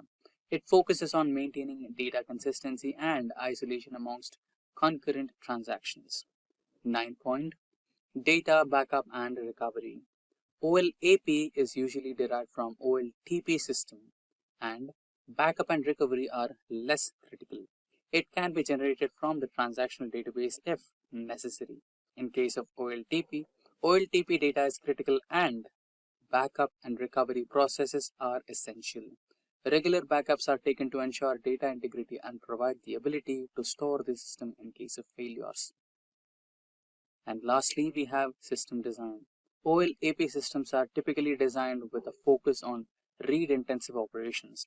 They employ specialized data storage and indexing techniques optimized for analytical queries and aggregations. OLAP databases are often denormalized to improve query performance. And in case of OLTP, OLTP systems are designed to handle a high volume of concurrent read and write operations. They prioritize data consistency and transactional integrity, often using normalized database structures to minimize redundancy and ensure data accuracy. In today's fast-paced digital landscape, businesses face a daunting challenge: extracting valuable insights from massive amounts of data.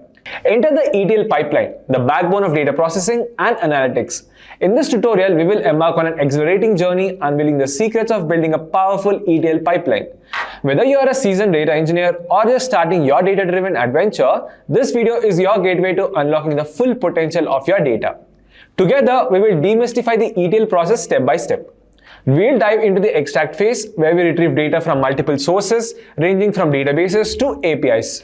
And then we'll seamlessly transition into the transformation phase, where we clean, validate, and reshape the data into a consistent format.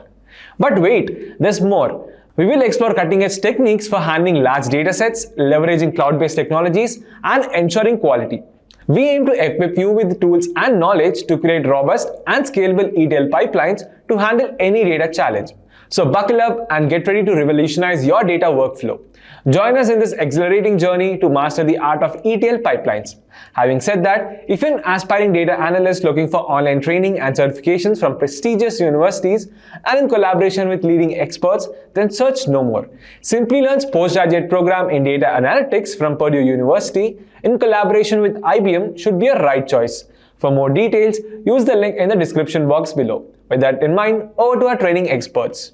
Hey everyone, so without further ado, let's get started with ETL pipeline. So ETL basically stands for extract, transform, and load. So ETL pipelines fall under the umbrella of data pipelines.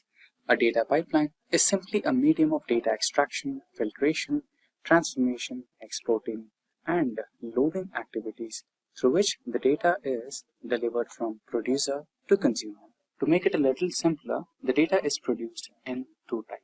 Let's say you run a vehicle showroom and you are being a data producer. So the data that you produce is very less, and that could be basically fit into an Excel sheet. This type of data might need update once in 24 hours or based on your audit cycle. Here we call it batch data, and this data is processed using the OLTP model and batch processing tools. But now, let's say you're running an entire vehicle manufacturing plant. Now, the data you're dealing with is voluminous and includes various types of data. It can be structured data, unstructured data, semi-structured data, ranging from space inventory to all the way up to robotic assembly sensors data. Based on requirements, this type of data needs updates maybe every hour, every minute, or even every second. Such type of data is called real-time data and needs real-time data streaming frameworks, and the data is processed using OLAP models. Now, ETL is involved in both these approaches. Now, let's dive in and understand what exactly is an ETL pipeline. ETL stands basically for extract, transform, and load, and representing these three core steps in data integration and transformation process. Let's dive into each phase and explore their significance. Firstly, extract. The first step in ETL pipeline is extracting data from various sources. These sources can range from relational databases, data warehouses, APIs, or even streaming platforms. The goal is to gather raw data and bring it into centralized location for further processing. Tools like Apache Kafka, Apache NiFi, or even custom scripts can be used to perform the extraction efficiently. Next is transform. Once the data is extracted, it often requires significant cleaning, validation, and restructuring. This is transformation phase. The transformation phase ensures that the data is consistent, standardized, and ready for analysis. Transformations can include tasks such as data cleansing, filtering, aggregating, joining, or applying complex business rules. Tools like Apache Spark, Talent, or Python libraries like Pandas are commonly used for these transformations. Lastly, we have the load phase. The final step is loading the transformed data into target systems such as data warehouse, data lake, or database optimized for analysis. This allows business users and analysts to access and query the data easily. Loading can involve batch processing or real-time streaming depending upon the requirements of the business.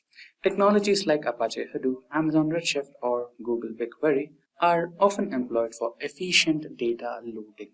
Now that we understood the core phases, let's explore some key concepts and best practices for building robust ETL pipelines. Firstly, data quality. Ensuring data quality is crucial for reliable analysis. Implementing data validation checks, handling missing values, and resolving data inconsistencies are vital to maintaining data integrity throughout the pipeline. Next is scalability. As data volumes grow exponentially, scalability becomes essential. Distributed computing frameworks like Apache Spark enable processing large datasets in parallel, allowing the pipelines to handle increasing data loads efficiently. Thirdly, we have error handling and monitoring. Robust error handling mechanisms such as retry, logging, and alerting should be implemented to handle failures gracefully. Additionally, monitoring tools can provide real-time insights into pipeline performance, allowing quick identification and resolution of issues. Next, we have incremental loading. For continuously evolving datasets, incremental loading strategies can significantly improve pipeline efficiency. Rather than processing the entire dataset each time, only the new or modified data is extracted and transformed, reducing processing time and resource consumption. And lastly, we have data governance and security. Incorporating data governance practices and adhering to security protocols is crucial for protecting sensitive data and ensuring compliance with regulations like GDPR or HIPAA. Now that we have covered what exactly is ETL and ETL stages and also the best practices for ETL pipelines, let's proceeding with understanding the popular ETL tools. So the first one amongst the popular ETL tools is the Apache Airflow. Apache Airflow is an open source platform that allows you to schedule, monitor, and manage complex workflows. Apache Airflow provides a rich set of operators and connectors, enabling seamless integration with various data sources and destinations. Next is Talent, a comprehensive ETL tool that offers a visual interface for designing data integration workflows. Talent provides a vast array of pre-built connectors, transformations, and data quality features, making it an ideal choice for enterprises. And lastly, we have Informatica. Informatica is a widely used enterprise-grade ETL tool that supports complex data integration scenarios. PowerCenter offers a robust set of features like metadata management, data profiling, and data lineage, empowering organizations. So what is data analysis? Data analysis is not just a single step but a set of processes. It is the process of collecting data, then cleaning it. When I say cleaning, it simply means removing the irrelevant data, and then this data is transformed into meaningful information. We can simply relate this process to how you make a jigsaw puzzle. Just like how you gather all the pieces together and fit them accordingly to bring out a beautiful picture. Data analysis also works on almost the same grounds. To achieve the goals of data analysis, we use a number of data analysis tools. Companies rely on these tools to gather and transform their data into meaningful insights. So which tool should you choose to analyze your data? Which tool should you learn if you want to make a career in this field? We will answer that in this session. After extensive research, we have come up with these top 10 data analysis tools. Here, we will look at the features of each of these tools and the companies using them. So let's start off.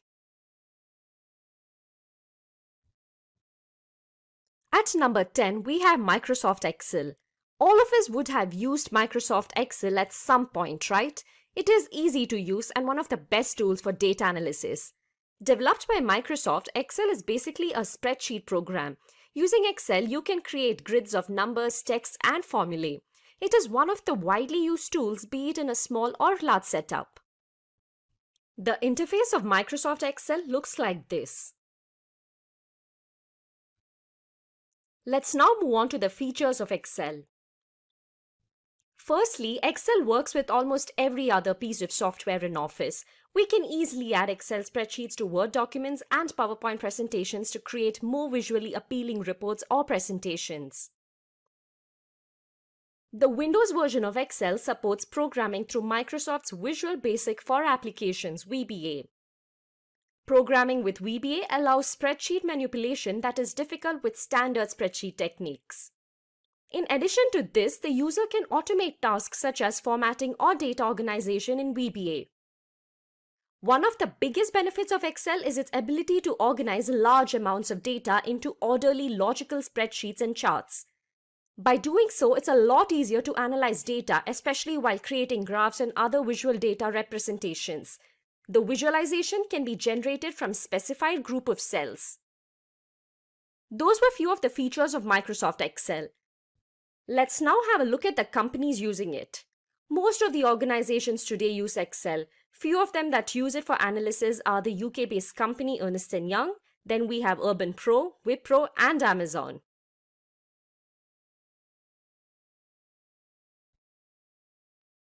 Moving on to our next data analysis tool, at number 9, we have RapidMiner.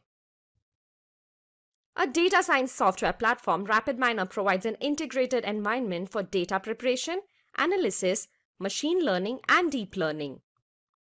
It is used in almost every business and commercial sector. RapidMiner also supports all the steps of the machine learning process.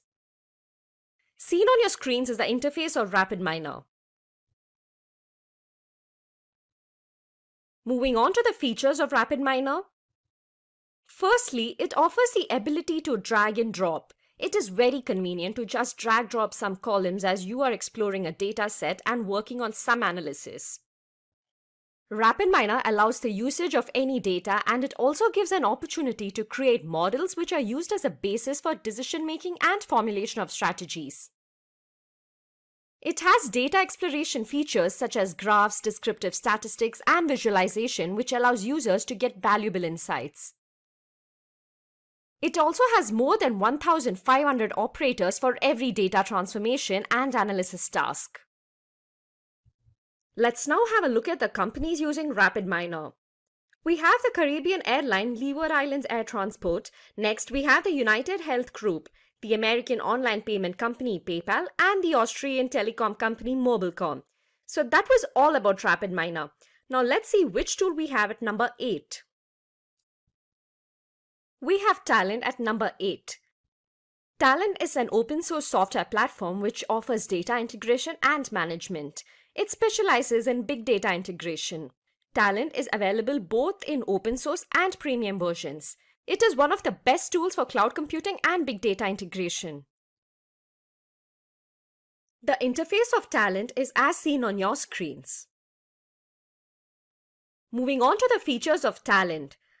Firstly, automation is one of the great boons Talent offers. It even maintains the tasks for the users.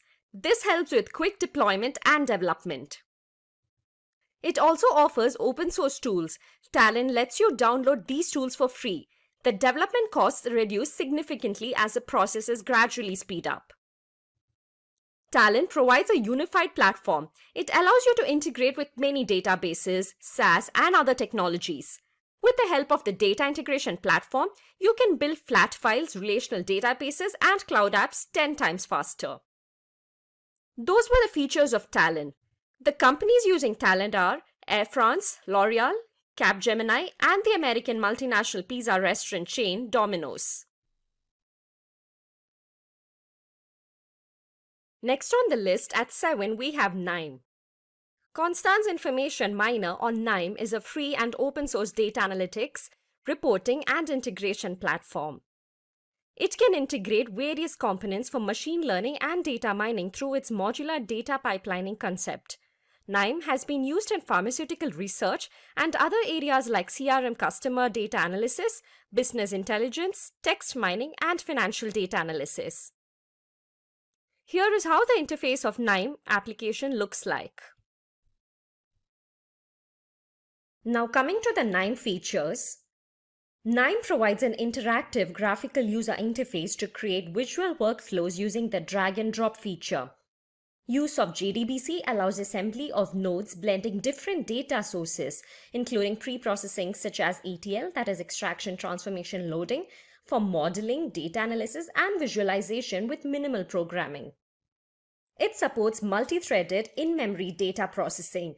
KNIME allows users to visually create data flows, selectively execute some or all analysis steps, and later inspect the results, models, and interactive views. KNIME Server automates workflow execution and supports team-based collaboration. KNIME integrates various other open source projects such as machine learning algorithms from Becker, H2O, Keras, Spark, and our project.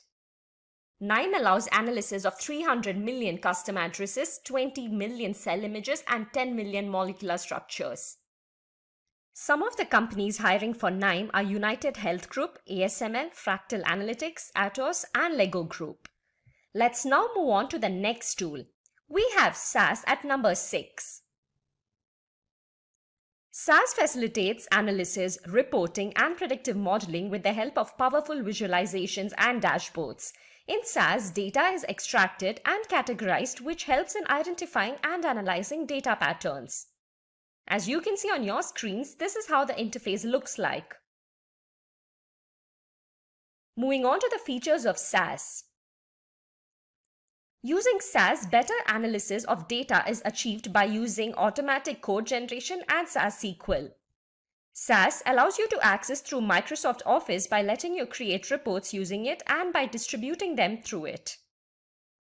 SAS helps with an easy understanding of complex data and allows you to create interactive dashboards and reports. Let's now have a look at the companies using SAS. We have companies like Genpact, IQVIA, Accenture, and IBM to name a few. That was all about SAS. So for all those who joined in late, let me just quickly repeat our list. At number 10, we have Microsoft Excel. Then at number 9, we have RapidMiner. At number 8, we have Talent. At number 7, we have KNIME. And at number 6, we have SAS. So far, do you all agree with this list? Let us know in the comment section below. Let's now move on to the next 5 tools in our list.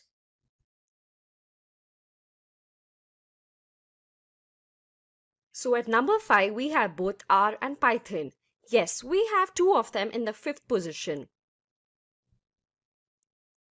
R is a programming language which is used for analysis as well. It has traditionally been used in academics and research. Python is a high-level programming language which has a Python data analysis library. It is used for everything starting from importing data from Excel spreadsheets to processing them for analysis. This is the interface of R. Next up is the interface of the Python Jupyter Notebook. Let's now move on to the features of both R and Python. When it comes to the availability of R and Python, it is very easy. Both R and Python are completely free, hence it can be used without any license. R used to compute everything in memory and hence the computations were limited, but now it has changed. Both R and Python have options for parallel computations and good data handling capabilities. As mentioned earlier, as both R and Python are open in nature, all the latest features are available without any delay. Moving on to the companies using R, we have Uber, Google, Facebook, to name a few. Python is used by many companies. Again, to name a few, we have Amazon, Google, and the American photo and video sharing social networking service, Instagram. That was all about R and Python.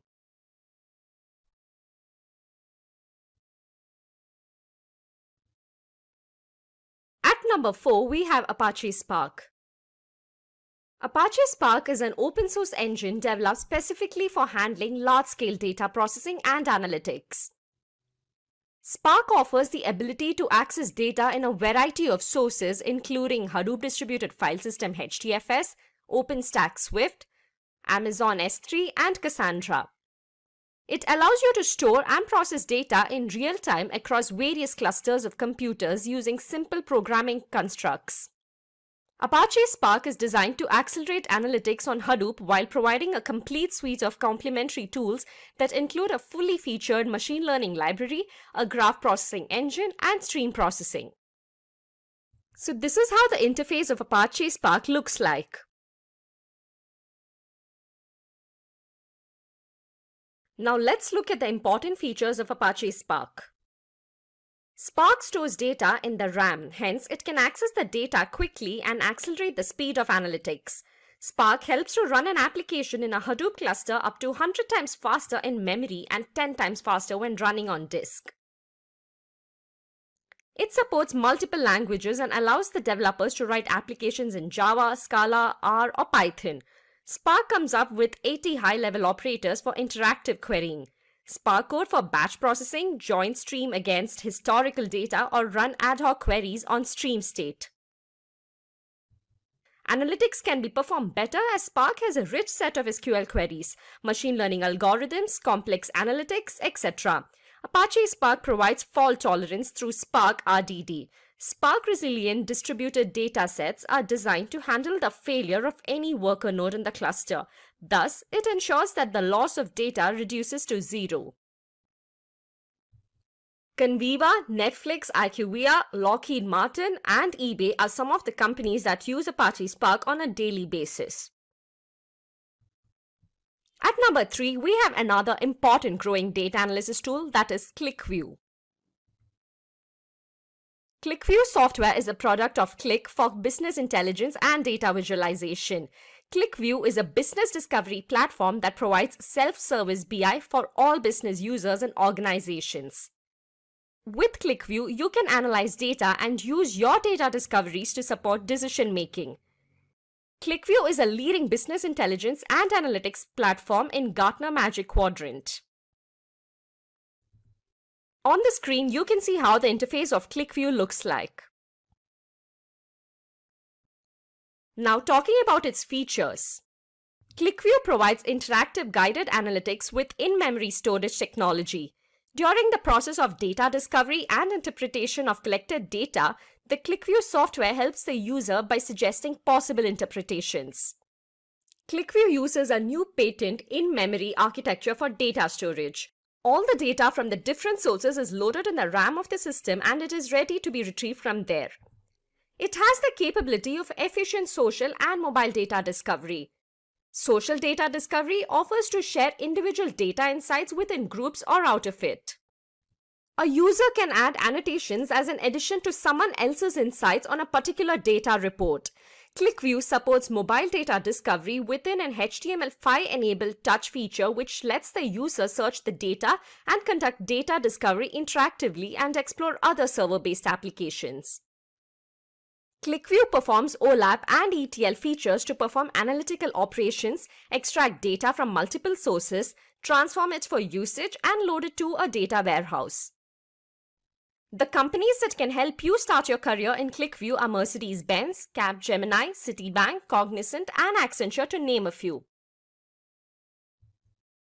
At number 2, we have Power BI.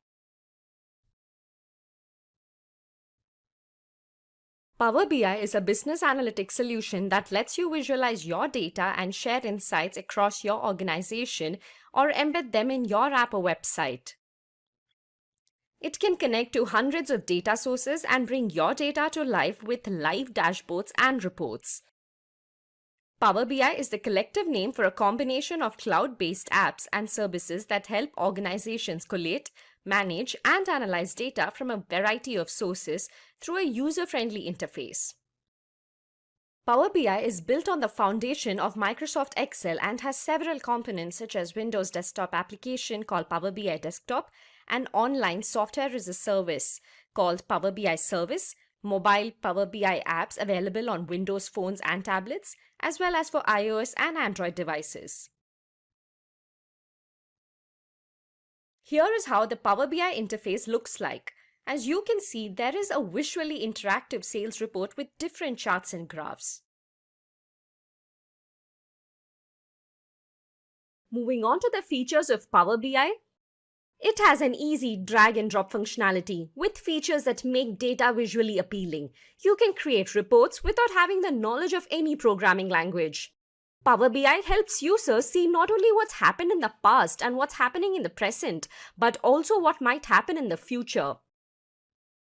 It offers a wide range of detailed and attractive visualizations to create reports and dashboards. You can select several charts and graphs from the visualization pane.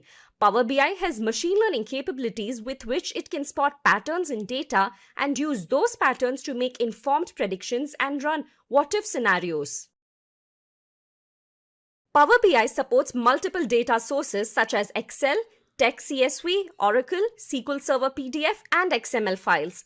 The platform integrates with other popular business management tools like SharePoint, Office 365, and Dynamics 365, as well as other non-Microsoft products like Spark, Hadoop, Google Analytics, SAP, Salesforce, and MailChimp. Some of the companies using Power BI are Adobe, AXA, Carlsberg, Capgemini, and Nestle. Moving on to the next tool. So any guesses as to what we have at number 1? You can comment in the chat section below. Finally, on the top of the pyramid, we have Tableau. Gartner's Magic Quadrant of 2020 classified Tableau as a leader in business intelligence and data analysis. Tableau Interactive Data Visualization Software Company was founded in Jan 2003 in Mountain View, California. Tableau is a data visualization software that is used for data science and business intelligence. It can create a wide range of different visualization to interactively present the data and showcase insights. The important products of Tableau are Tableau Desktop, Tableau Public, Tableau Server, Tableau Online, and Tableau Reader. This is how the interface of Tableau Desktop looks like. Now, coming to the features of Tableau. Data analysis is very fast with Tableau, and the visualizations created are in the form of dashboards and worksheets. Tableau delivers interactive dashboards that support insights on the fly. It can translate queries to visualizations and import all ranges and sizes of data. Writing simple SQL queries can help join multiple datasets and then build reports out of it. You can create transparent filters, parameters, and highlighters. Tableau allows you to ask questions, spot trends, and identify opportunities. With the help of Tableau Online, you can connect with cloud databases, Amazon Redshift, and Google BigQuery. The companies using Tableau are Deloitte, Adobe, Cisco, LinkedIn, and the American e-commerce giant Amazon, to name a few. And there you go, those are the top 10 data analysis tools. Let's now have a question and answer session. Please feel free to post your queries in the comments section and we'll respond in the chat.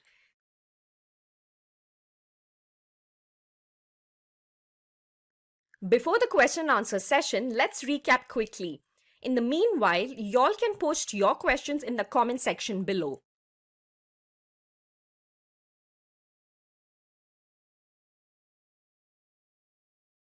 So at number 10, we have Microsoft Excel. Then at number 9, we have RapidMiner.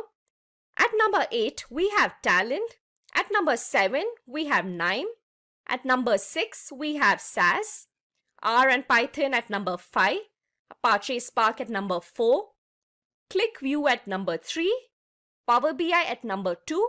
And finally, we have Tableau topping the list at number 1. Welcome to this tutorial on Microsoft Excel.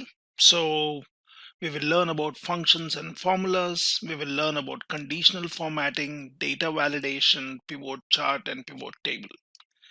Now let's look at a scenario here. So one day in a startup, one professional speaks that their business is growing and they would need an efficient way to work with the data.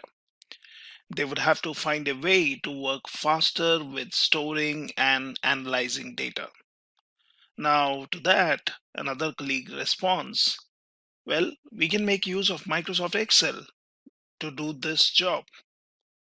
The question is, will Excel be able to cater to their business needs?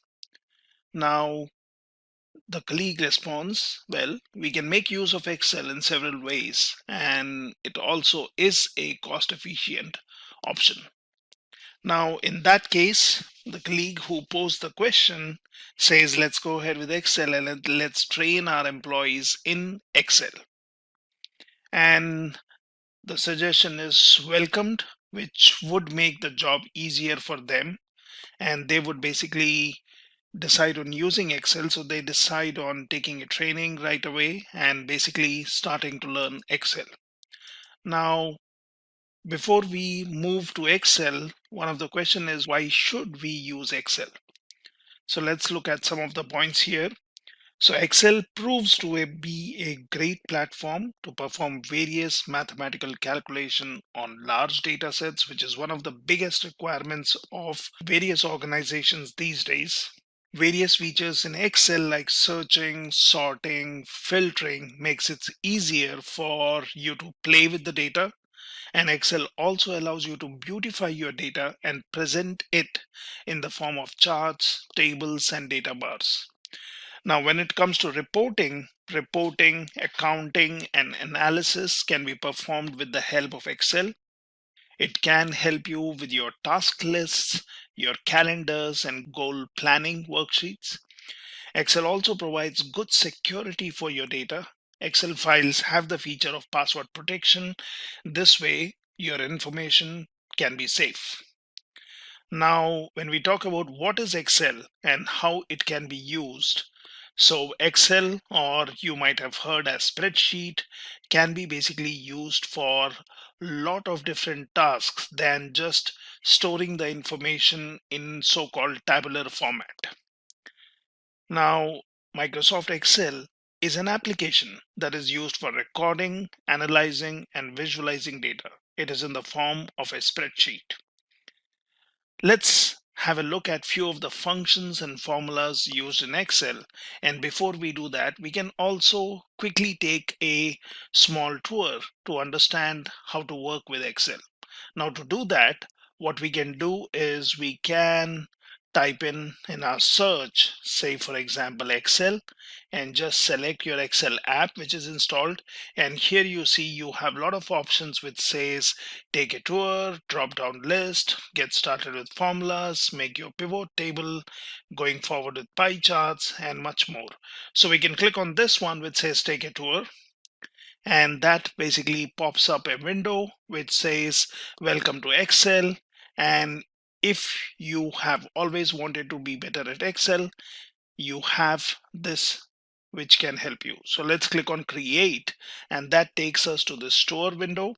Now that says instructions for screen readers, which basically talks about 10 different steps in which we can learn Excel and using the spreadsheet app. So there are more than 11 sheets which we see here at the bottom end, and each one gives us a simple example which we can work on. So for example, if I click on add, now that takes me to this page which says how do we add numbers. Now you might be provided data which we can upload by loading a file from our machine, or getting data from a web source, or even connecting to a database. So there are various options which we will see in some time. So here we have an option which is called data. You can click on this one, and this basically has options where you can use existing connections. If you have created some, you can always click on from other sources, and you can get your data from SQL Server, from analysis services, from OData data feed. You can get in from XML, from data connection wizard, or also from Microsoft Query.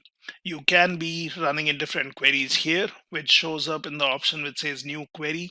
There are connections which you can use, and that basically will display all the connections for this particular workbook, which we do not have as of now, but we can create them. But let's look at simple examples. Now you can follow these instructions here, which says basically adding up the numbers, and that could be easily done by just placing your cursor here. And what you could do is either you can type in the formula, that is from which row to which row you would want to add the data. So for example, I could just do a sum here, and that shows up all the different functions which are available.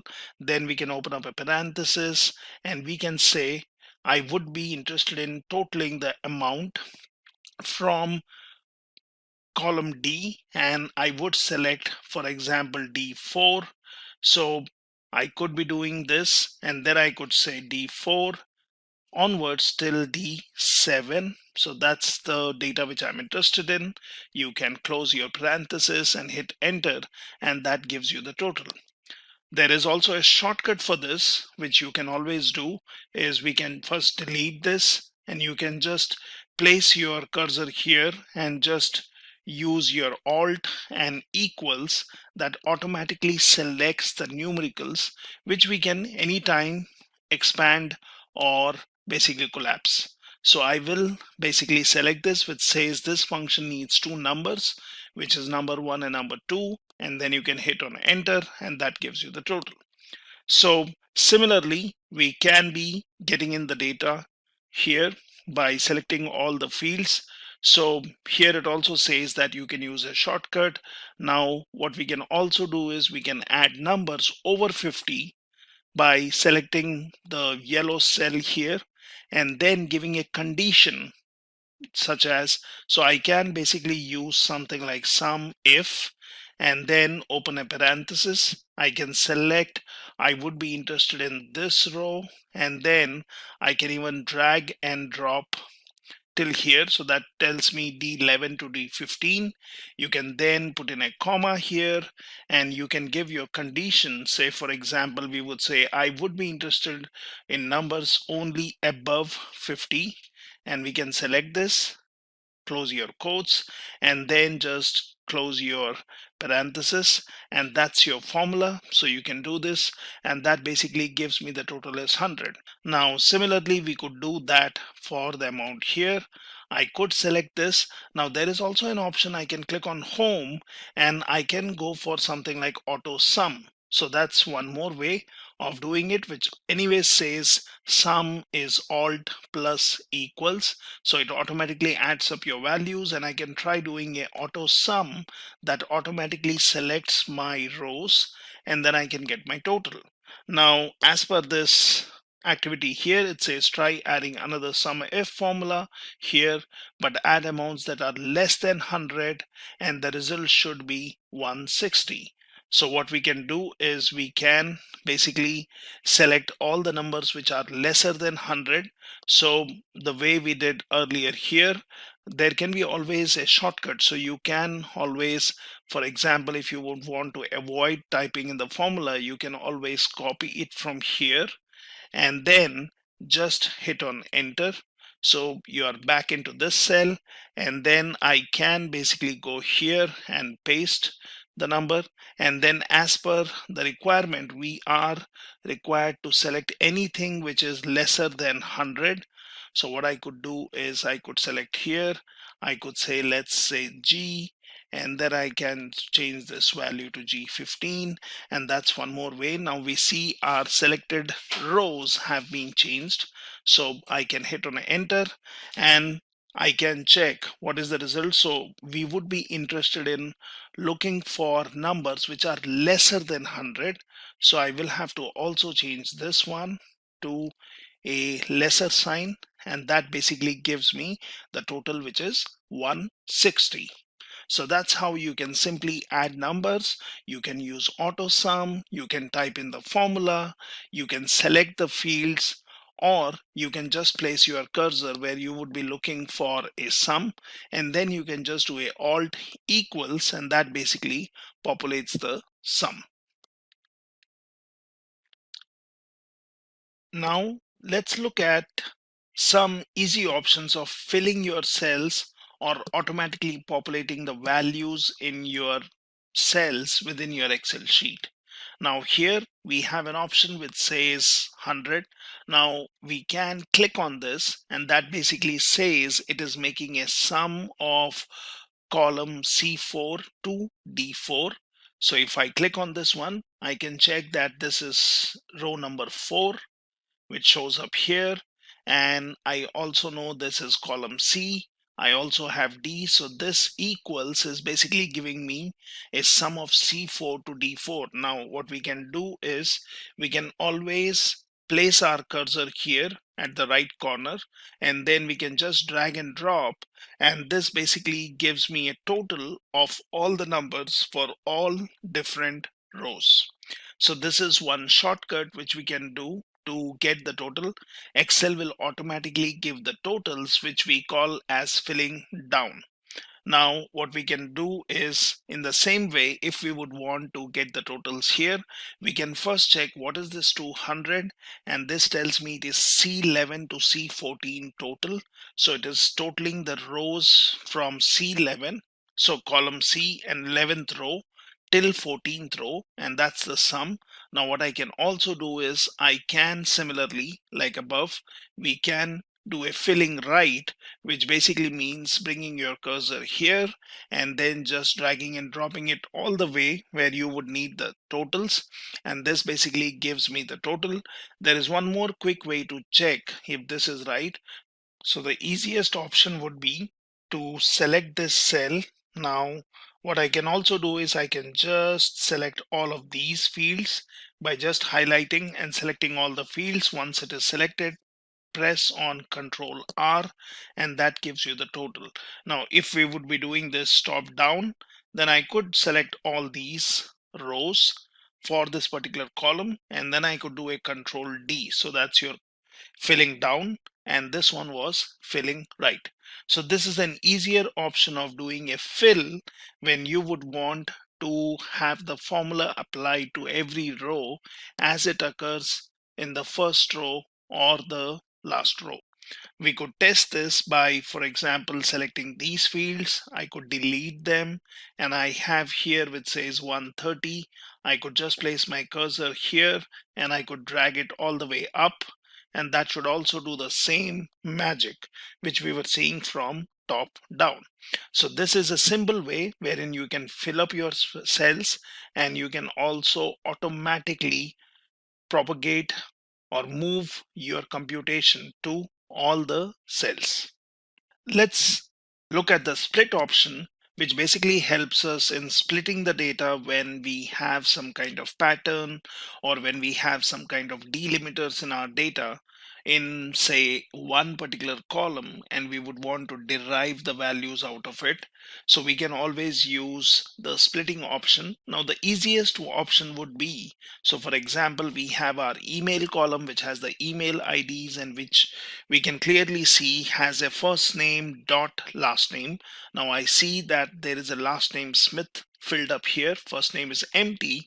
So what I can also do is I can just type in say Nancy here. Now that's the first name. I can again start typing the second name, and as soon as you do that, you would see a faded list of numbers, and that's your clue to hit enter. And once you do that, you would see all the first names have been filled in here. If you would want to maintain the case sensitiveness, you can just go ahead and delete these, and let's type in as it occurs. So let's say Nancy as the first name, go down to the next cell and just type in Andy, and there is your grade list. So just hit on enter, and that basically fills up your first name. What we can also do is we can just select this particular field, and either we can type in Control E, which basically fills up all the options. Now I can just do a undo by typing in or clicking Control Z, and that's basically gone.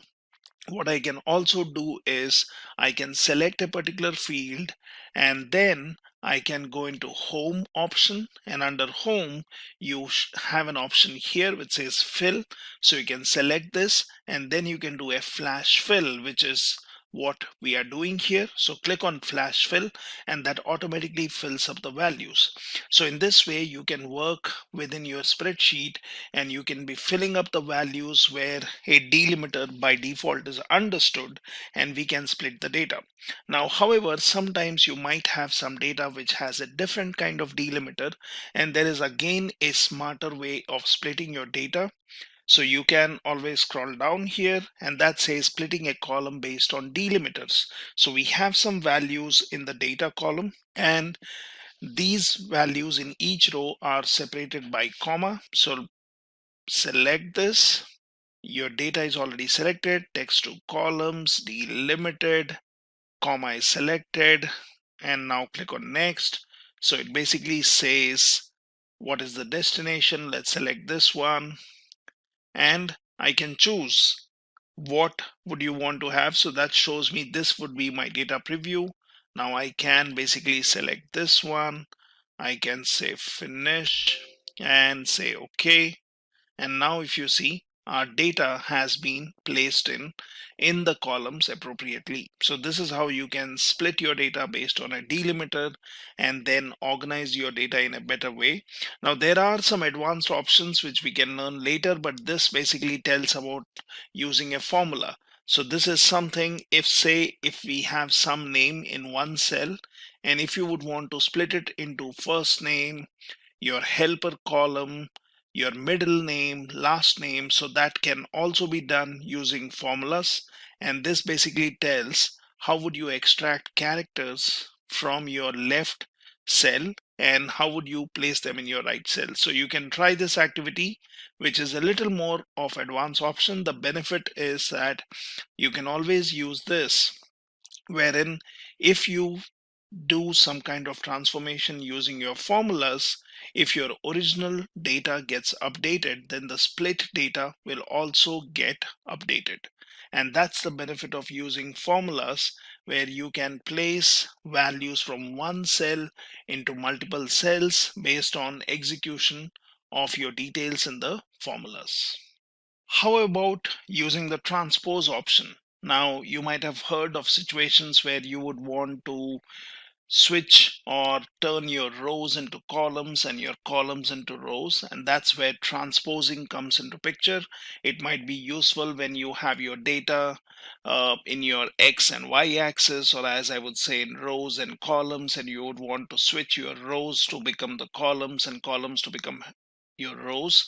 So what we can do is, the simplest way is you can select all your values. So here we basically have 6 columns and I would say 2 rows. Now I can select all of these and then I can select an empty field. For example, the one which is highlighted here. Well, you can always do a Control Alt V. That's a shortcut. What you can also do is once you have selected all your fields, you can just copy them. So just do a Control C and then click on an empty cell, and then what you can do is you can do a special paste or paste special. So under your home you have the paste option and here you can go for paste special, and once you do that you need to select the transpose option over here and click on OK, and now you will see that the columns and the rows have been transposed. So your row name was item and that has become the column heading. You had row name as amount and that has become the column heading, and all your values have been transposed in this particular format. Now there is another way of doing that, and again that's using your formulas.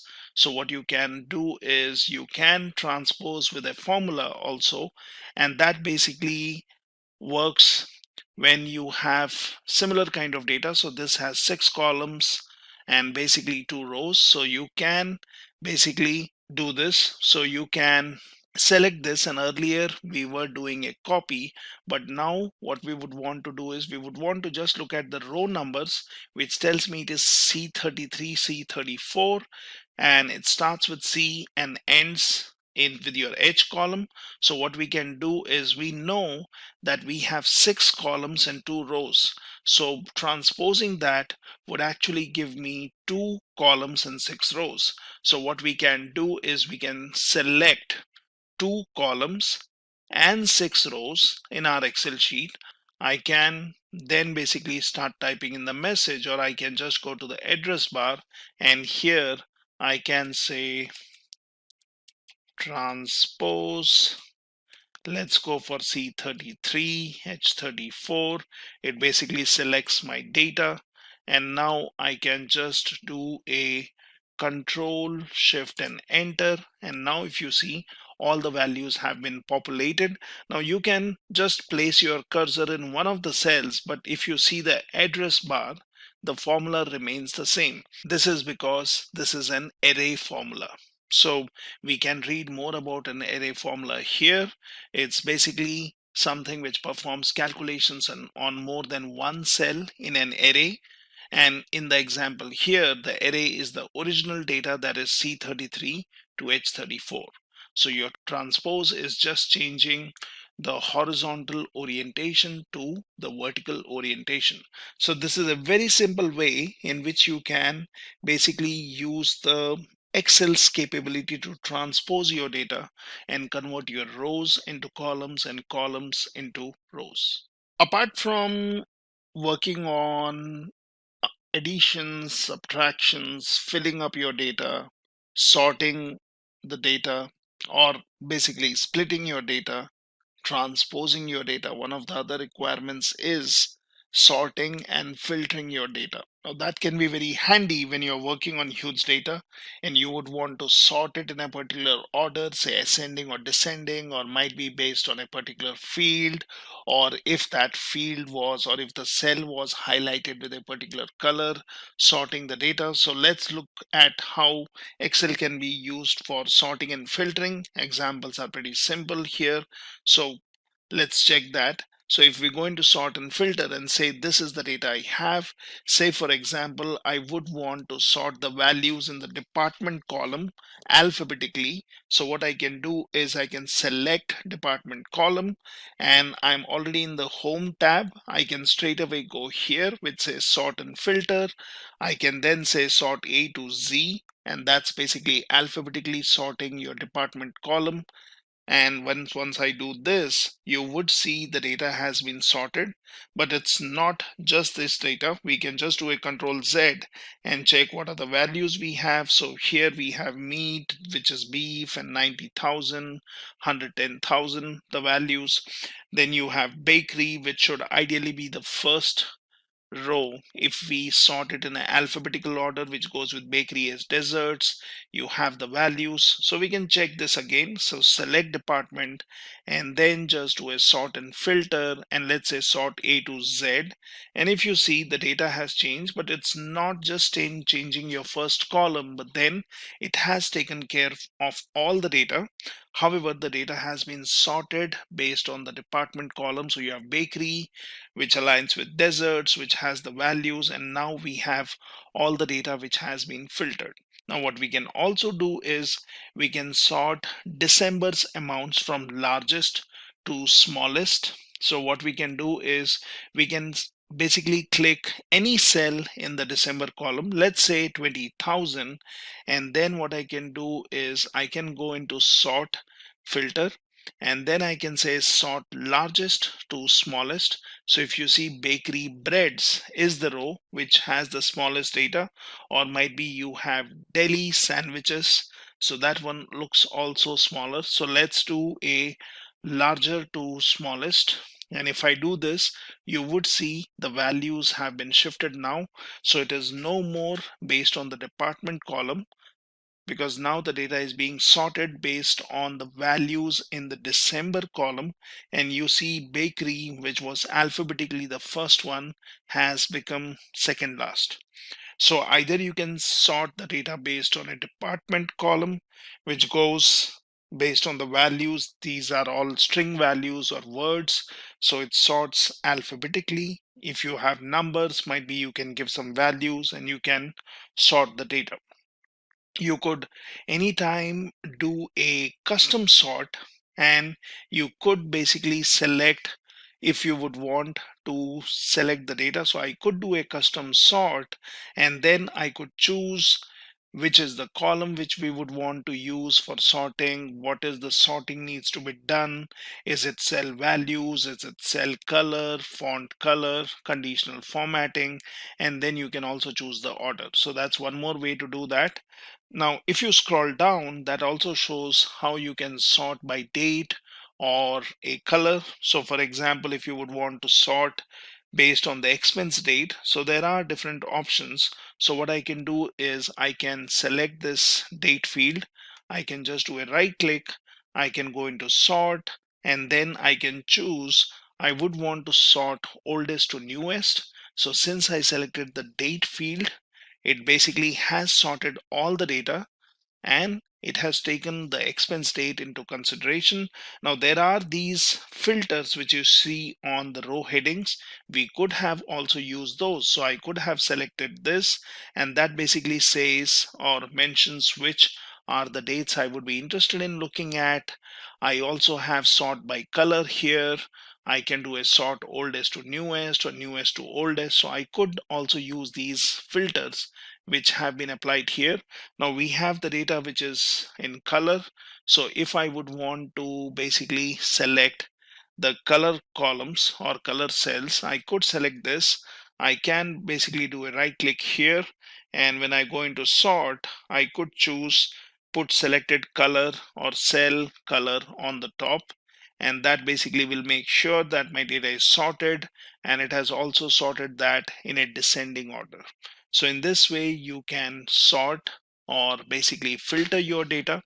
What we can also do is we can add filters. So sometimes we can go for formulas which we would want to use. What we can also do is we can basically select the filter which has been applied here. Now how does the filter come in there? So if I would select a particular row, I could select a particular row, and then I could decide if I would want to just add a filter to this one. And that's how the filter has come in. So we have the filter. What we can do is we can basically click on this drop down, and then you have something like number filters. So we can always go here. We can basically choose one of these. So we can basically choose above average. So I could select this, and then basically it shows me the values. We could also delete the filter by clicking on this one, and we could say, well, I'm not interested in this filter anymore. So I could clear the filter, and that shows me all the values. Or I could say that let's click on some other field, for example food. I can go in here, I can go into number filters, and then I could say, well, I'm interested in values which are below average, above average, might be greater than, and then I can choose what is the value. So for example, if we say I'm interested in food which is greater than $25, I could give a value here, I could say okay, and now I have applied the filter. Similarly, you can select this and then you can just clear your filter and your data is back. So remember, no data is lost. It is just hidden, or basically based on the filter not shown. So that's good enough for us. And in this way, you can sort and filter the data.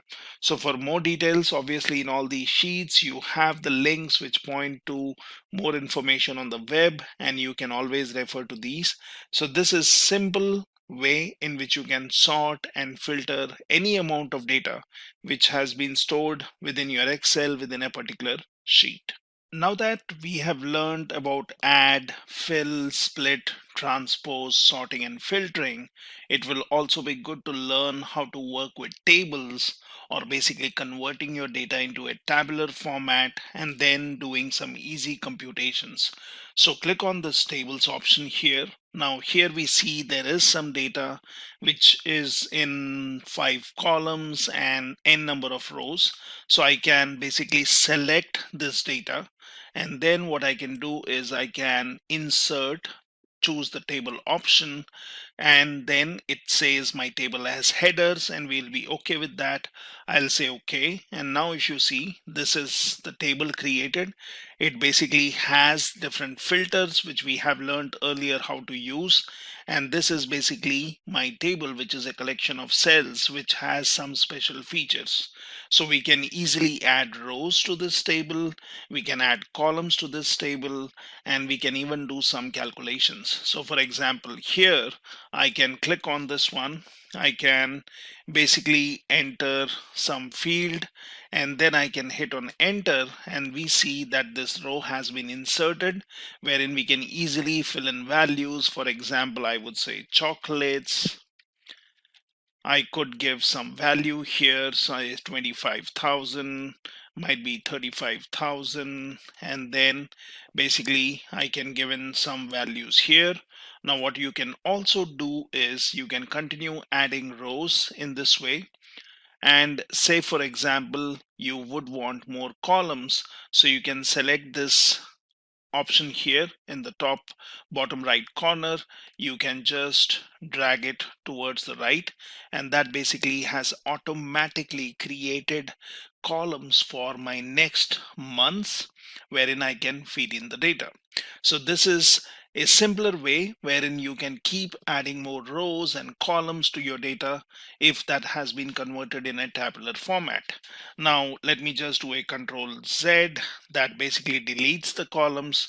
Again Control Z deletes the last row which we added, and I can stop here, or I can even remove my values by doing multiple Control Z and removing my rows. So this is how I converted my data into a table, and then I can easily work on this. What I can also do is I can do some calculations. So what we can do, we have a table here, we have a total field, and what we can do is we can just select one cell here. Now as we have learned earlier, we can do a alt and then equals, and that basically says what is this doing. So it says it is calculating the sum of the last 3 months, and if that's what you would want to do, just hit on enter, and it has automatically calculated the totals for all your rows for these 3 columns.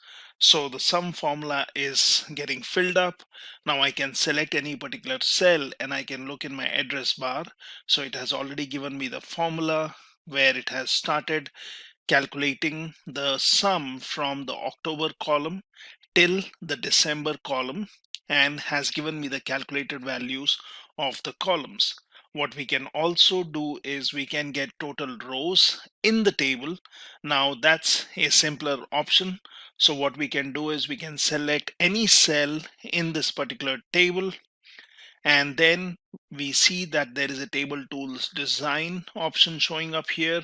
Now I can select this, and then it says, well, let's get a total row. So let's select this, and it automatically populates the total here. And if you would want the average, then we could select this, and from the drop down I can select what I'm interested in. So for example, I would want the average values and not the total. I could just select this, and that gives me the average of these values. So we can always do simpler computations here by converting our data into table format. Let's learn about one more efficient way of working with the data, and that's using your drop downs. So let's see how drop downs work here. Now, say for example, you have this data which has the values in the food column and department is empty. And say for example, you would want to enter the values in department. However, you would want to select that department should either have produce or meat and bakery, and these are the only three options which should be available for any user to fill in the values.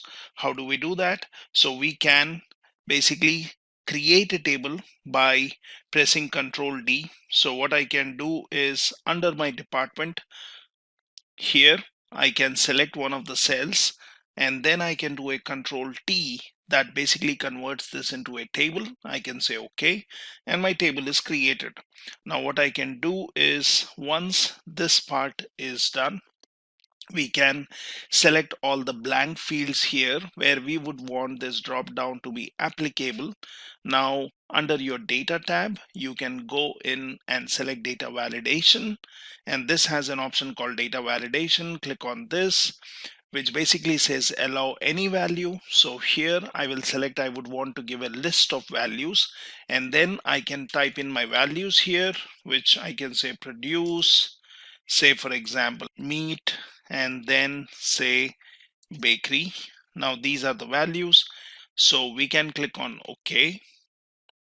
And once we have done that, we basically have a drop down here next to apples, which will only show us the values which we can feed in under the department column. So I can go into every cell, and then I can basically choose what is the department which handles this, and then basically I can select one of these from the drop down. So this is an easier option of creating your drop down and then feeding in the values from the set of values which you have defined here on the right. So this is a simple example of using your drop downs, working with your tables, working with your sort and filter, transpose, split, filling up your data, adding in some data here. And similarly, you can use Excel for more than one use case, using its inbuilt features to easily work with your data. Let's see how we can import data or bring in data into our Excel from your local machine or from an external web source. So what we can do is we can open up a blank Excel sheet, and say for example you have been provided a text file or a CSV file, and you would want to import that data into your Excel sheet. That can be easily done. So right now I've opened an Excel sheet. Now I can click on data, and here I have an option which says existing connections from other data sources. So, or you can click on connections if you have already created some. So we can click on from other sources. So this is one option where you can connect to your different data sources and you can get the data from one of these. What we can also do is I can click on connections. Now it says there is none. I can click on add. It says, well, show the connections where connection files on network, connection files on this computer. So I can say, let's get some files from this computer. Now, if that does not show up something, so say browse for more, and that basically shows you different options. So let's basically select a folder where I have some data sets. I'll click in here, and this is basically a folder where I have some data sets. Now let me select this particular file, and I know it is a CSV file. So let's click on open. Now if you would want to verify this, you could have gone and looked into the properties of the file, and it says it is a .csv file, which is what we are interested in. So I'll take this file, I'll say open. Now this basically shows me the text import wizard option, which says is the file delimited. I'll say yes, click on next. So I will select comma as my delimiter. I can say text qualifier is none. Now this is my data. So my data preview is already showing me the data is what is the data in the CSV file. You can click on next, and then you have an option which says data format is general. You can go for date format, you can go for advanced options. So I'll just say finish, and basically now this has been created here. So we basically have this, and now I can click on close. Now once you have done that, you can click on existing connections. It shows me the data which we have here, the connection which we have created, say open, and then it says, do you want to import this data or bring this data into existing worksheet?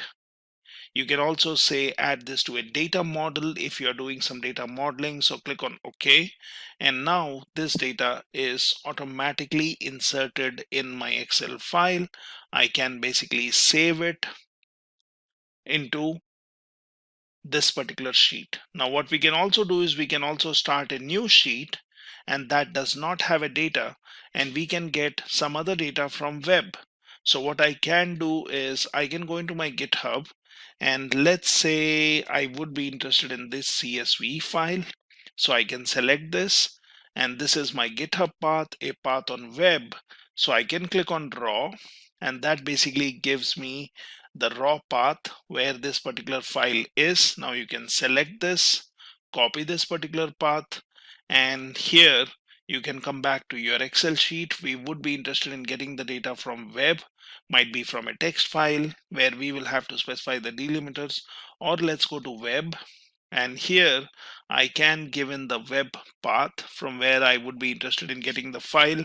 Let's give the GitHub path, which is publicly available, and then click on import. Now once you click on import, it tells me there are two fields, data and value. These are within double quotes, separated by comma. So first let's click on import. Now once we do this, it will basically get the data from web and put in here. It says existing worksheet, so we had already created a new worksheet.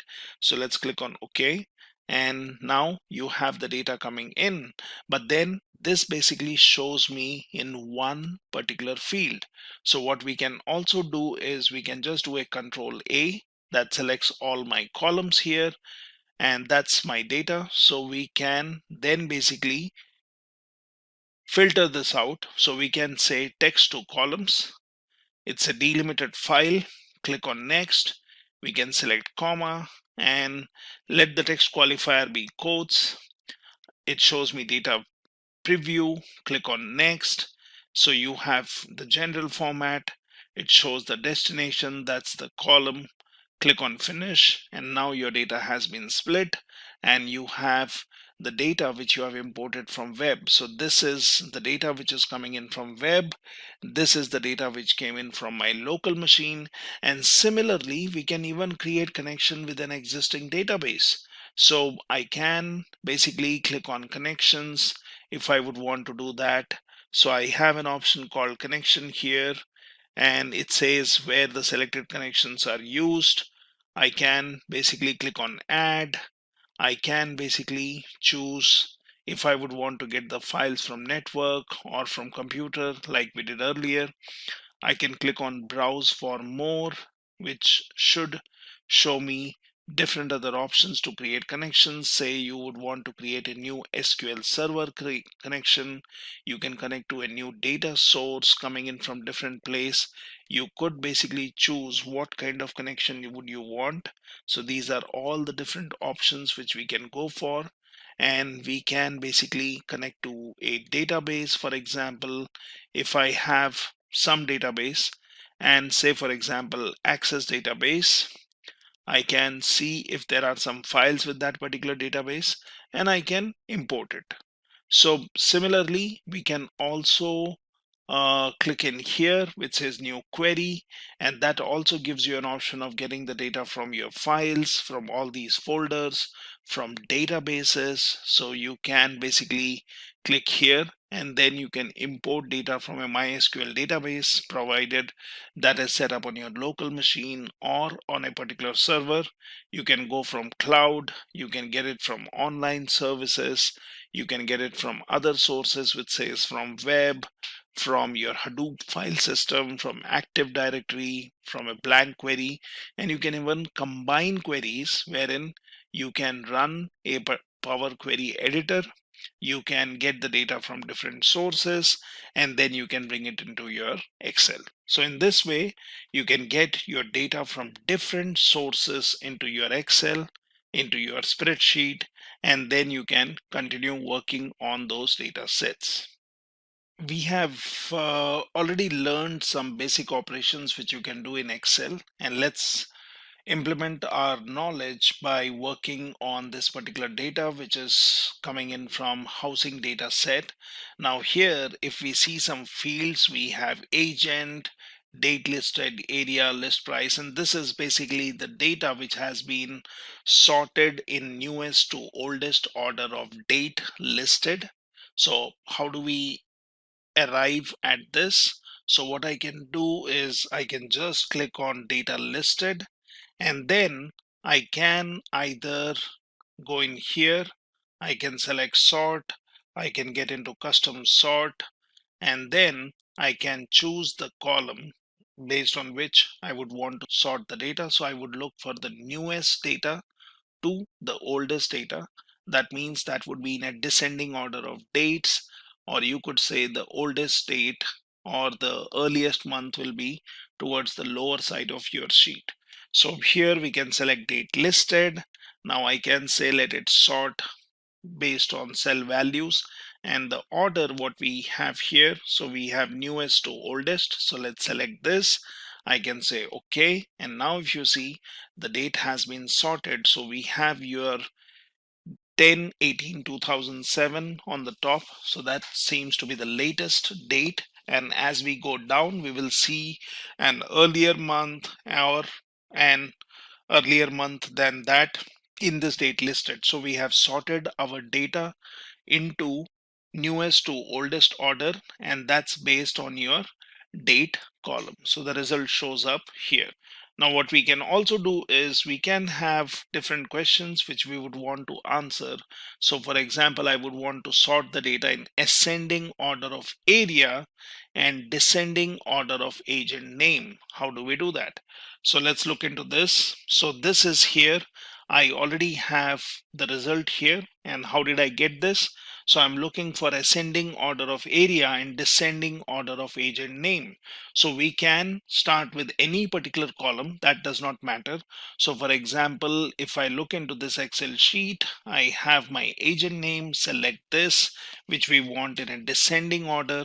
So we could either do a sort and then go for descending sort Z to A. We could also use the filter option here on the top right and we could do it, or I could just say sort Z to A and then it has arranged the data based on the agent column being in descending order. Now I can go into area and then I can again do a sort, and I wanted my area column to be used for sorting the data in ascending to descending. And that basically not only changes the order of this particular column but for my complete data. So let's do that. And now if you see, we have the data which has been sorted. So we can see how many values we have here and the area values which we see, and this is how you get your result. So I'll just do a Control Z and again, and I'm back to my original data, and this is the sorted result which we are seeing at. Similarly, we can answer other questions. For example, sort the data according to the following order of area. That is, we are saying county, central, and then your county. So we can basically choose in which particular way we would want to do it. So it is county, central, and then again county. So if I look into my sheet 3, so here I basically have my data which is having some South County, then you have your Central, and then you have your North County. So we would want to sort the data to solve our problem, which is according to the following order. So first we go for area, then we go for South County, Central, and North County. So what we can do is we can basically have area field selected, and I would want to sort this particular data. So I have South County, Central, and North County. So I can basically go for custom sort, and then I can choose which is the value or column which I'm interested in. Let's go for area. We will go for something like cell values. Well, you can also try to explore conditional formatting icon if this is what you would want to use, or we can basically go for just cell values. And here we can say if I would be interested in first getting my values for South County. So for example, I can say custom list, and then I can basically give in the new list here. So I can say S dot county, and then I would want central, and then I would want North County. So let's select this as it exists. We can basically say add, and that's basically the order which we want. Say OK, and then say OK here. And now what we would want is we would want our data, so we can compare that with the values which we see here. It starts with Kelly. You have in the 12th row something like Lang, and that's what we are doing. So we can basically arrange the data in a particular order by choosing a custom list and then sorting your data. So that's one more simpler task what we have done, where we have sorted the data in the order where under our area column, we first wanted South County, then we wanted central data, and then we wanted North County. So this is how you can do it. Now, let's look into one more problem. So it says find all the houses in the central area, and we would want to basically apply a regular filter. Let's see how do we do that. So we can click on this, and here we have the data. So the problem statement is we would want to find all the houses in central area. Now how do we do that? We can do a sorting, but we would want to use the filter which you see here is implemented. So how do you do it? So you can select this area, and say for example I would want to apply filter. I can just go in here and I can say let's get a filter on my first row, and now I have filters applied. So we are interested in looking into the central area houses. Let's go in here. It says all these fields are selected. That means it shows everything wherein your area has all these values. Let's unselect this, and then I will only be interested in the central. So let's say OK, and then say OK. So now you see the area filter has been applied, and we are looking at the central column. So what we have done is we have applied a simple filter, and we are looking at our data. At any point of time, if you do not want the filter, then what I can do is I can select this, and I can say, well, I'm interested in all the data. So I could do this, or you can clear the filters from area and you get your data back. So that's in one way you can filter out your data. So let's look at an example of sort and filter, where we might have to filter the data based on two columns or multiple columns with different kind of values, where it could be and or condition. Now say for example this is the data I have, and this is the question which we need to answer, such as find the list of all houses in the central region with pool and South County without pool. Now if it was a simple filter based on one cell, I could have just selected my header row. I could have then applied the filter, and once I have the filter, I can look in area where I have 3 regions. So I'm only interested in Central and South County, so I can get rid of North County, and that's fine. But then we have 2 different conditions here. So we need the data in Central region to have the value for pool being true, and for South County the value has to be without pool. Now how do we do that? So what we can do is we can first create a copy of these headers here. So let me do that. Now the area has to be South County. So basically I can either just select this and I can choose this value, and then I can select this and then I can choose Central. So that's the criteria which I have, and the pool value has to be, so Central region should be with pool. So then this one basically has to be true, and this one has to be basically false. So South County is without pool. So let's select one of the values here, and this is my criteria. Now to get my result, we can always place your cursor here and you can check this is M column and 8th row. Okay, so we would want the result here. So let's go ahead and now click on data, and then in filter you have an option called advanced, and here what I can do is I can say I would want to filter the list in the place, but that's not what I would want to do. So I'll say copy to another location, and here if you see the list range will tell me that this is the data. So A1 to J126, so A to J column selected and all the rows. Criteria range is basically based on what I've given here. So that is M from 1 to V, which is 3.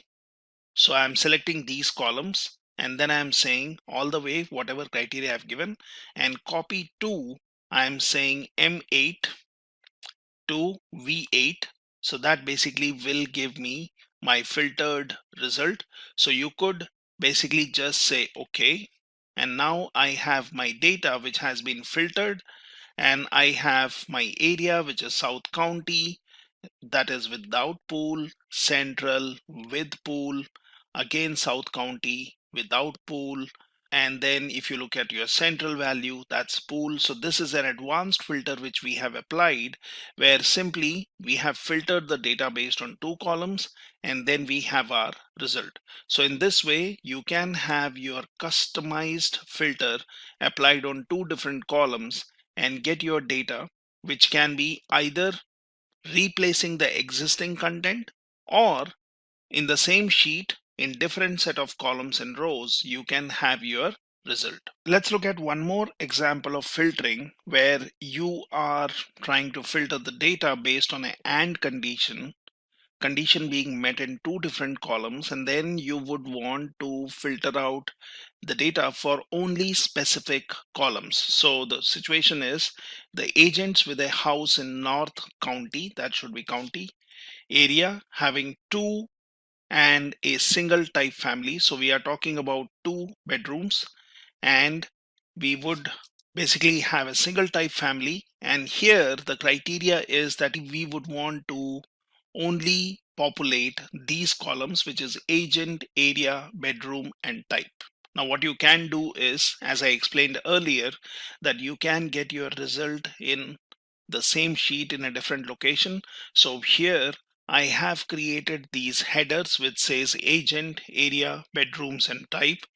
Now this is basically a copy of all the columns what we have here: agent, data listed, area, list price, bedrooms, bath, square feet and so on. So you can basically create a copy of the headers here, and this is where we will give our advanced criteria to filter the data. So the conditions which need to be met is we need to look at North County. So for example, here in area, I can basically go ahead and select one of the values, North County. Now the criteria is having 2 bedrooms only. So let's say bedrooms, and let's say the value should be 2. And then basically I am saying a single type family. So when you would want the single type family, so here under type I can give the criteria single type. So this is my AND condition. So we are saying North County area having 2 bedrooms and the type is single family. Now this is the criteria, which basically means if I select this one tells me that this is M1 row onwards till V2. So this is what we have, and we would want to filter based on this. So let's go ahead and then go for data filter advanced. And here in advanced, it says filter the list in place. Now that's not what we would want to do. So I'll say copy to another location. This basically selects the list range. So which is telling me A1 to J126. So that's the columns and rows selected. Criteria range is based on M1, V2, which we have given here. And copy to, I would say, for example, from M7 to P7. Now this is the area where this is the place where I want the result. Let's say OK. And now I get my data, which is based on the question which has been asked, that you would want the agents with a house in North County area having 2 bedrooms and single type family. So in this way, you can basically do advanced filtering, get your data and get it stored in the sheet anywhere at a different location. Well, I could have also done filtering in place, and that would have replaced the data which we have, but that's not what we want. We would want the filtered result in a different place. So this is how you can do some advanced filtering. We can also use Excel to filter out the data in one particular column, which might be conditional or say using some numerical filters. Now here, say for example, the problem statement is that you would want to display all the houses whose list price is between 45,000 to 600,000. Or say for example, we would want to filter out the data to something else. Say for example, let's say I would want to filter out the data between 300,000 and 400,000. So we can basically update this. Say for example, I'm saying I'm interested in 300,000 to 400,000, and that's the criteria to filter out the data. Now there are two different ways, or there are two easier ways to do it. One is I would want to look at the list price. So I can select this, I can go ahead and do a filter here, and in the list price, now this is where we would want to do the filtering. So it's pretty easy.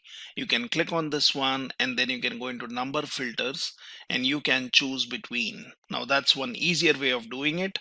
So I could basically select this. I could say I'm looking for value which is greater than or equal to 300,000 and then is less than or equal to 400,000.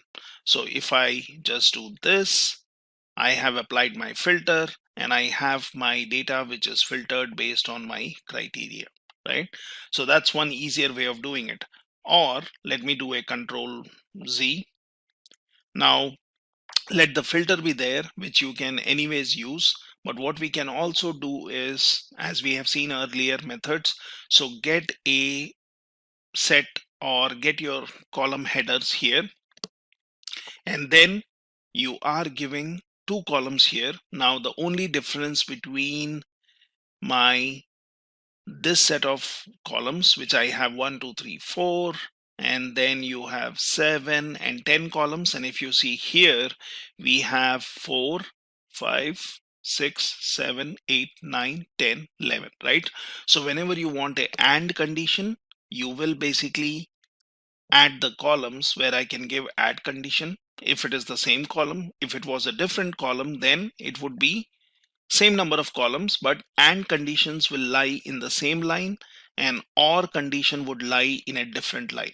Now here I can give this value, so I am looking for listed price being between 300,000. So I am saying it should be greater than or equal to 300,000, and then I can say less than or equal to 400,000. Now that's my criteria, and then I need my result here, which is in M7. So what I can do is, once I've given my criteria which I'll be using to filter, I can get into data, I can get into advanced, and then I can say copy to another location. So it is selecting my A1 to J126. Criteria range is based on M1 to W2, and then I would want my result from this particular column. So let's say OK, and now you have your data filtered out in a different location in the sheet, which has been filtered based on your AND condition. So you can filter out the data in this way, or you could just apply a filter on a column and give the conditions. Now let's solve one more interesting problem. And here we would want to use Excel, where we would have an and an or condition. So say for example, this is the data given to you, and the question is that you would want to find all the houses in North County. Again, that's a spelling mistake, but then they are North County area with a list price greater than 300,000 and having 3 or 4 bedrooms. So the bedroom has conditional, so it has or 3 and 4, and then basically you have list price which is greater than 300,000. Now I could have obviously selected the columns and then basically gone for a filter. So I can just do a filtering here, and then I'm looking for list price being greater than 300,000, so which we can always give a number filter, and I can say greater than, and then I can say greater than or equal. So I can say greater than, and then I can give 3,000, 30, 300,000, and that's basically the filter which we would want. And here I would want to select the bedrooms, which should be just either 3 or 4. So if for example here I go in here and I unselect this and then I say 3 and 4, right? So I am getting my data which is greater than 300,000, and it should have the bedroom values which will be either 3 or 4 selected. Now that's one way of doing it. Let's do a Control Z and get it back to as we were, or you can even just say clear filter, so you get your data back as it was. So what we can do is we can here give the criteria. So for example, I have my list price. Now this is what I would want as a condition. So let's say greater than 300,000, and bedrooms should be 3, and then I can say greater than 300,000, and then I can say 4. So this one basically gives me a situation where your list price has to be greater than 300,000 and bedroom should be either 3 or 4. So we have given our filtering criteria. Now to get the result, what we can do is we can go into data, we can go into advanced, and we can say copy to another location. So our list range is selected, which is columns A to J, row number 1 to 126. Your criteria range is given in M1 to V3, where we have specified, and we are saying the result would be in M7 to V7. So if I do this, now I have got the same data which we were seeing earlier, and here the bedroom values are 3 or 4, and basically the list price is greater than 300,000. So this is a simpler way in which you can create your filters. And all this advanced filtering, what we are seeing, it will be saved with your sheet. You can always go back and change this value, or you could do filtering where one person has to look into the filter to see what values have been selected. Now that we have looked into some operations which we can perform in Excel using filter or sorting the data, creating your tables, let's also quickly look at functions and formulas which can be used for doing some easy calculations or computations. Now, Excel can be used in different kind of data analysis. So for example, you have different inbuilt functions which can be used, and we can always check for a particular function. So for example, if I wanted to look at a particular function, I could just type in here something, for example is, and then it shows me all the possible functions. And you can always have a look at the detail of the function. For example, you have is even, which will return true if the number is even. If we would say is logical, so I could search for is logical, and that tells me whether a value is logical value, true or false, and returns your value true and false. Now we can obviously say subtotal, so you can search for any of these useful functions, and that tells me what this function can be used for. So returns a subtotal in a list or a database.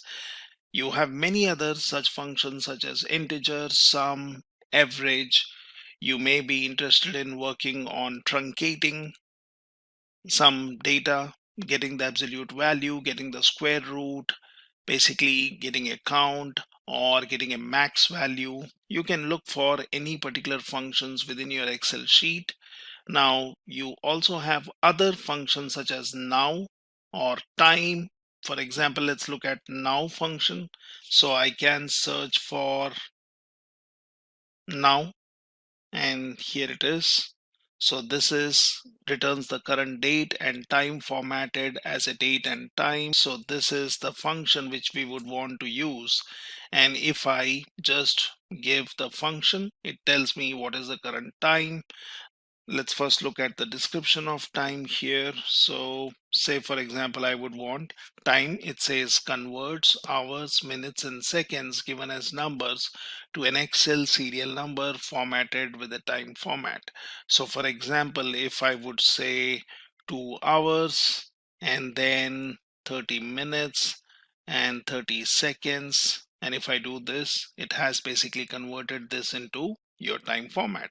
So you can always use different inbuilt functions for your work. Now we will also look at some advanced functions like SUMIF or SUMIFs.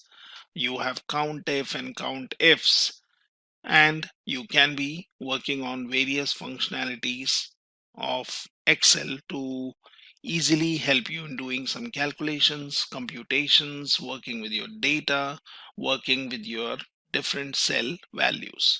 So let's look at some example of using functions like sum or SUMIF. So for that, let's go to this sheet, and here we have some data. Now I have already applied a filter which can allow me to filter out the data. So it says find the total units that were sold in the East region. Now we know that in region we have East, and I have multiple regions. I could basically be saying unselect all and select only East and say OK, and that basically gives me the units which were sold. And if I place my cursor here, and then if I did a auto sum, so it would basically give me the function which is being used, so something like subtotal, and it is basically working on your rows which is E2 to E44.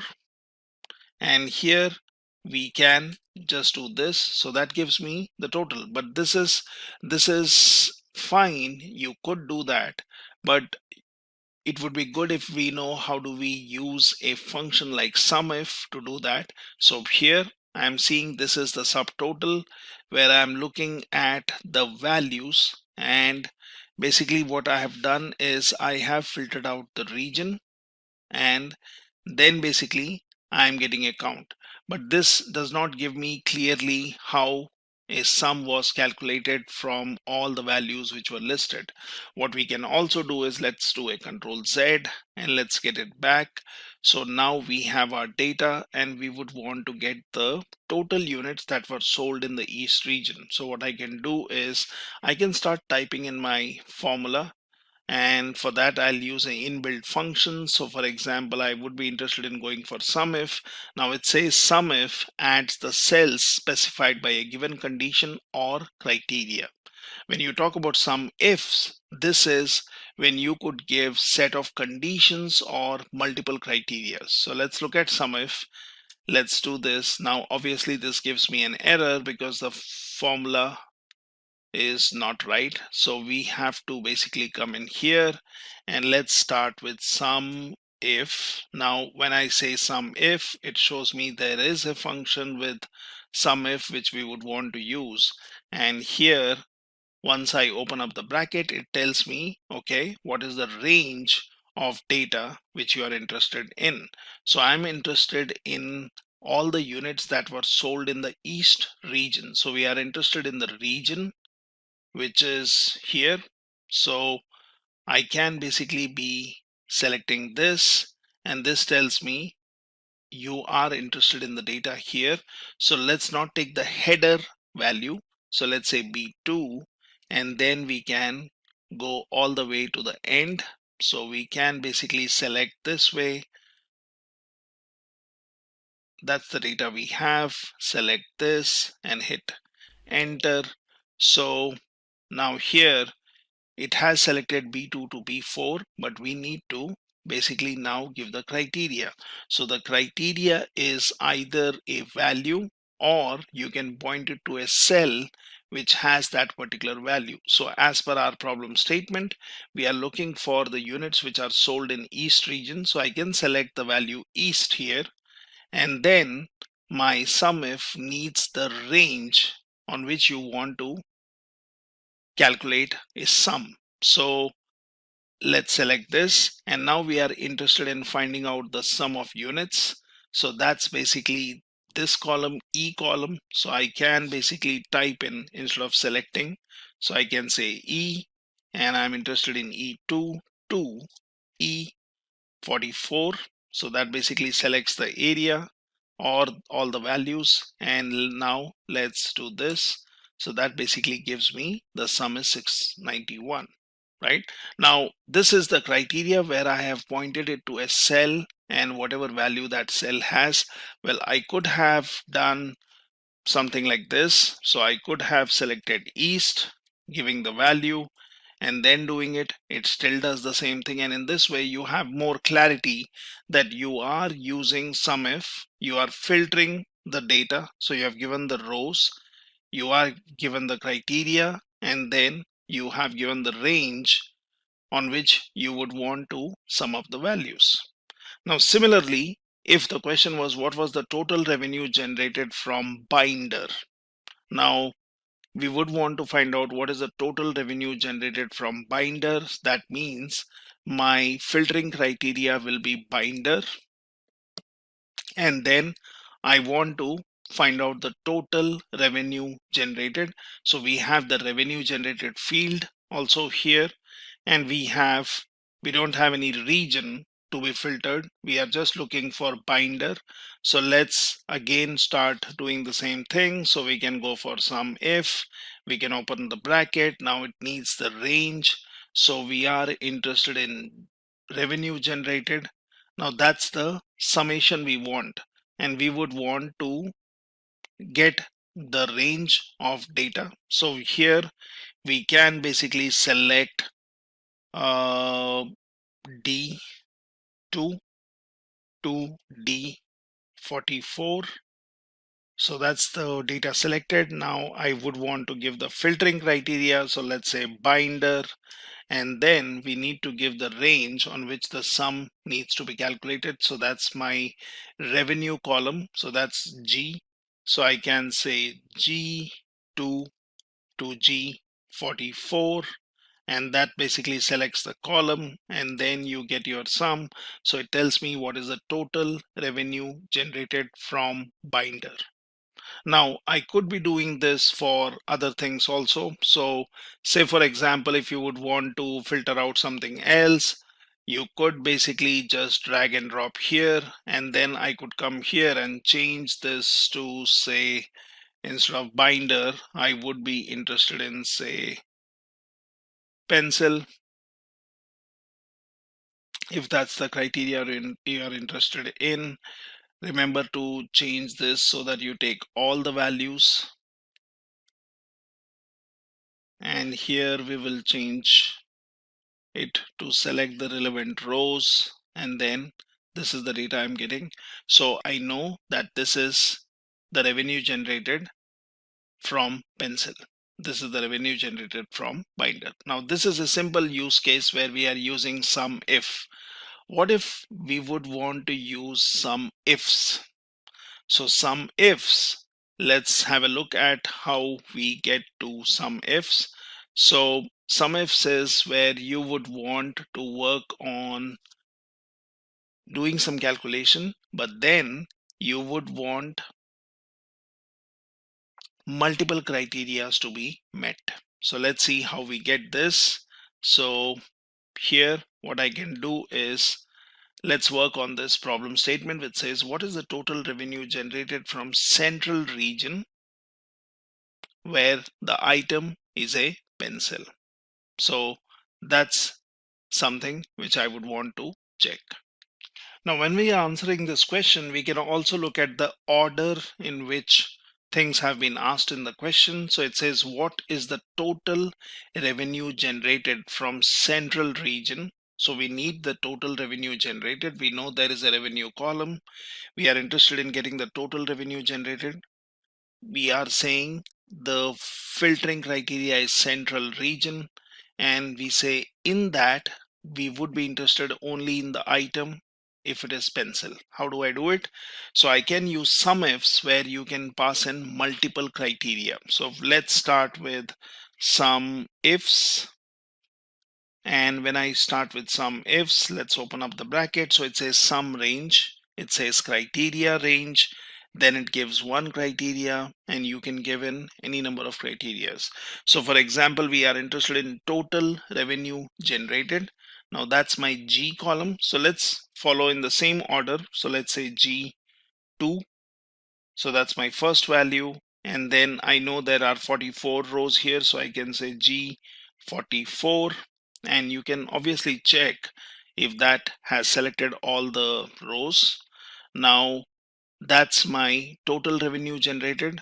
So I would want the total revenue generated. So I'm saying setting this sum range.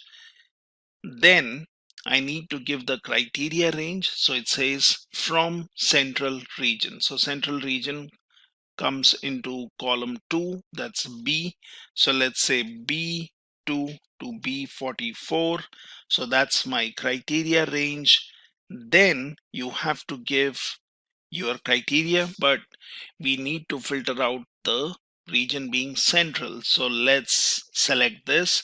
Now either I could point to a value in the cell, or I can just give the exact value here.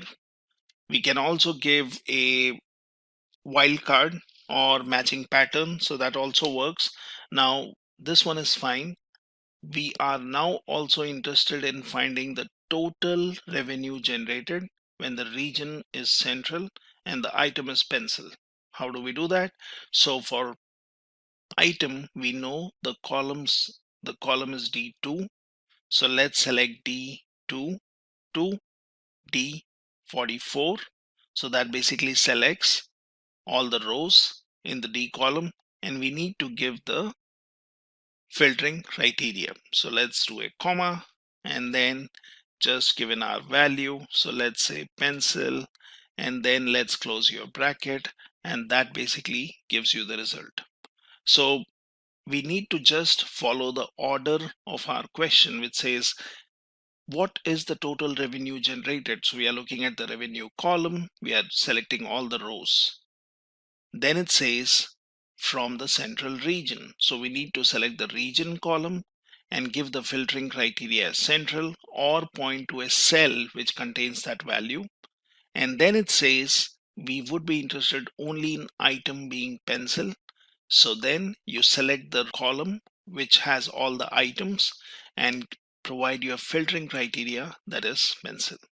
So that's your easy calculation of using sum if, which we compare with sum if here. So sum if here was just having your criteria. So basically you are selecting your rows, giving your filtering criteria, and then your sum range. In sum ifs, we are giving multiple condition. Now same thing can be done here. It says how many units were sold by sales representative Jones, where the cost of each item was greater than 4. So how many units were sold by sales representative? So when we talk about how many units, that's your E column. So let's start with that. So let's say sum ifs, I would be interested in E column. Then let's give the range. So it says sum range. So those are the number of units on which we would want to find the sum. Then it says you need to give the criteria range. So we say sales representative, where the name is Jones. So sales representative is in sales rep column C. So let's say C2 to C44.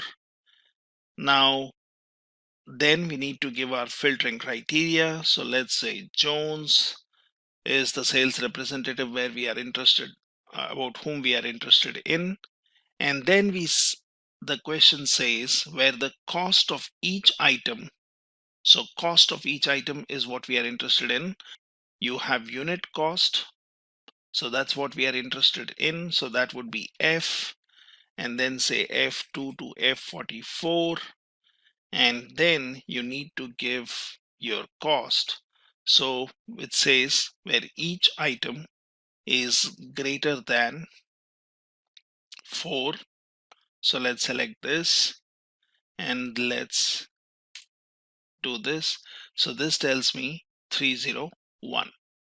Now, similarly, let's answer our third question, which says how many units did Jones sell excluding pencil item? So we would want to find out what was the total number of units that were sold, and that units or that should not include the pencil item. How do we start doing this? So let's start with sum ifs. Now we know that you start with sum ifs, you need to give the sum range. So we are interested in the number of units. So let's basically go in and select our number of units which were sold. So that's your column E. So I can say E2 to E44. That's where I would want to perform the sum. Now I'm saying how many units that were sold, where we are talking about sales rep being Jones. So let's select the columns C and then give the range. After that, we need to give our filtering criteria, which is Jones, and then we are interested in the items, but excluding pencil. So items is in column D. So let's say D to D44, and then we have to give our criteria. So we can say, well, that should exclude pencil. So I can basically say pencil, and let's close this and let's check. So that's my formula, which says that these are the number of units which the sales representative, whose name is Jones, had sold, and that does not include pencil as an item. Let's also look at an example of using COUNTIF or COUNTIFs. Now, both of these can be very useful when you would want to calculate certain values. So for example, if I would want to work on COUNTIF, let's try solving this problem. Now remember, you can answer these questions using filters and that can be an easier way, but then sometimes you may want to get the formulas so that you can make your spreadsheet and your calculation more dynamic in nature, and that will basically depend on the values in the columns or rows. So for example, if I have find the total number of times Gil has made a sale. Now if I look at my data here, it tells me that for every sales representative there is some value in the sale, and it says sales has greater than 3. So for example, Jones, you have sales greater than 3, or you have Jardine, which is sales greater than 3, and so on. So what we are interested in is doing a quick count and finding out the total number of times Gil has made a sale. How do we do that? So we can use this COUNTIF function, and if I go into COUNTIF, it says counts the number of cells within a range that meet the given condition. Now what's our condition? Our condition is Gil, and we would want to find out how many times the name say Gil appears or Gil has made a sale. Now I could just say COUNTIF and then open up a bracket. I need to give a range. So let's say we are interested in looking at the range. So let's say we will choose sales rep. So I can say C, and then I can say C2 to C44. Now that's my range. Let's not give that in quotes. So you have to give a range. So let's do a COUNTIF that selects the data, and then we need to give the condition. So for example, let's here give the name, which is Gil, and then close this. So that basically tells me it is 5 times Gil appears here. We can check this. So I can go in here, I can add a filter, and then might be I would be interested in looking at only Gil, and that basically gives me 5, right? So we can always do that, and we can be using formulas like this. Now what about this question? So which basically says which sales representative made a sale more than 3 times. Now it might be looking little confusing when I say, for example, let me clear out this filter. Now we have sales greater than 3, and we would want to find out which sales representative made a sale more than 3 times. Now I could basically check for every sales representative here if they have made a sale more than 3 times, and what I can do is I can just say equals, I can start with COUNTIF, then I need my filtering criteria. So that's your range. So first thing is we will choose, for example, let's choose C2 to C44, and then we need to give an criteria. What is the criteria? We need basically a sales representative.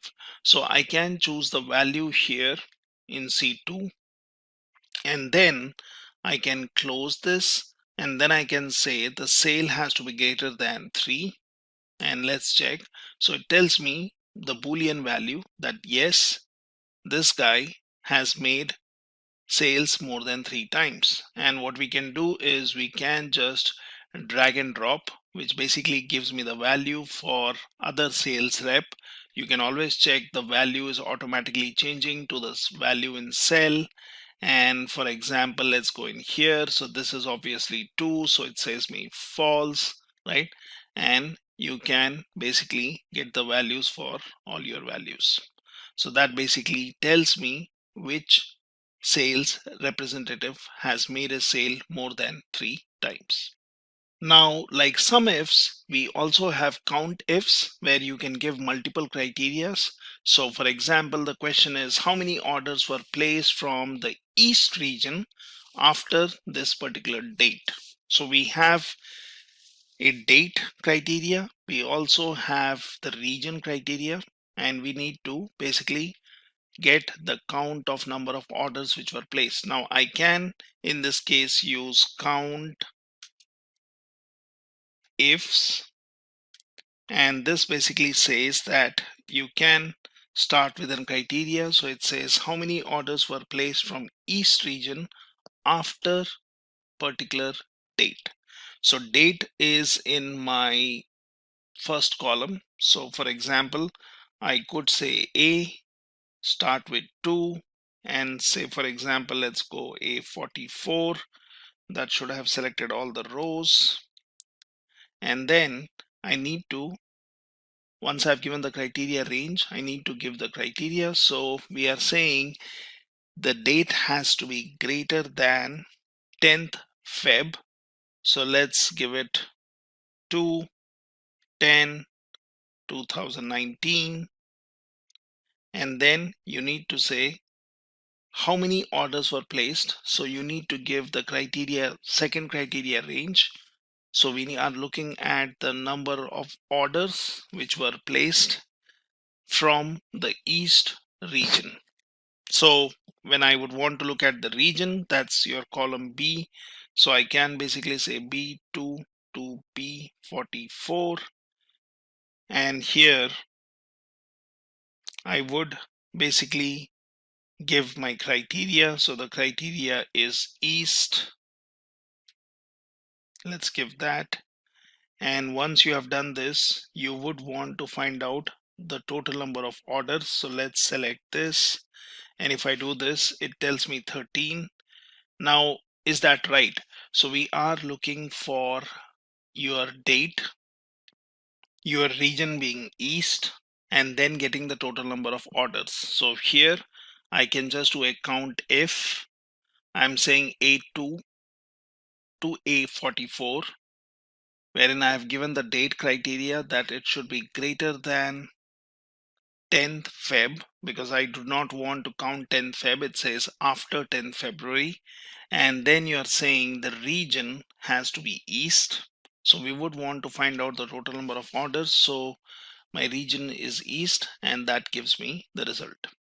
Now similarly, you can also find out how many times Gil sold pencils. So here we will have to give the range. So let's start with count ifs. Now here I would want that item is pencils, so we can as well select column D to D44. Then you have to give your criteria, so that's your pencil. And then we are looking for sales rep, which is Gil. So that is my column C. So let's say C2 to C44, and the value should be just Gil. So it tells me it's twice where Gil has sold pencils. So we can obviously check this by going in here, choosing my filter, and then let's search for rep being just Gil.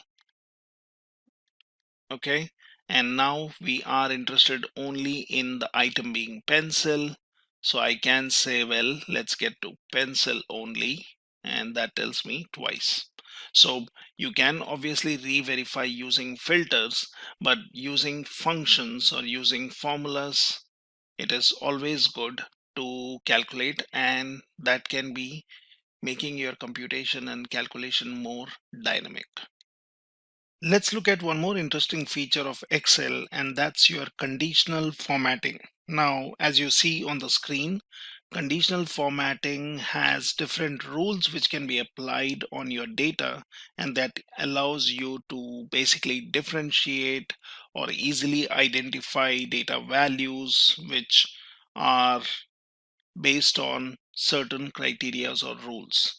So when you talk about conditional formatting, you have different options, such as you can highlight cell rules, you can get top and bottom values, you can apply different rules, apply different color scales, and you can easily manage these rules.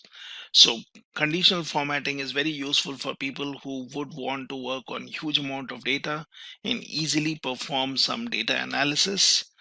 It's easy to use as it is shown here, and with your conditional formatting you can format cells based on a preset condition. You can perform conditional formatting to identify cells.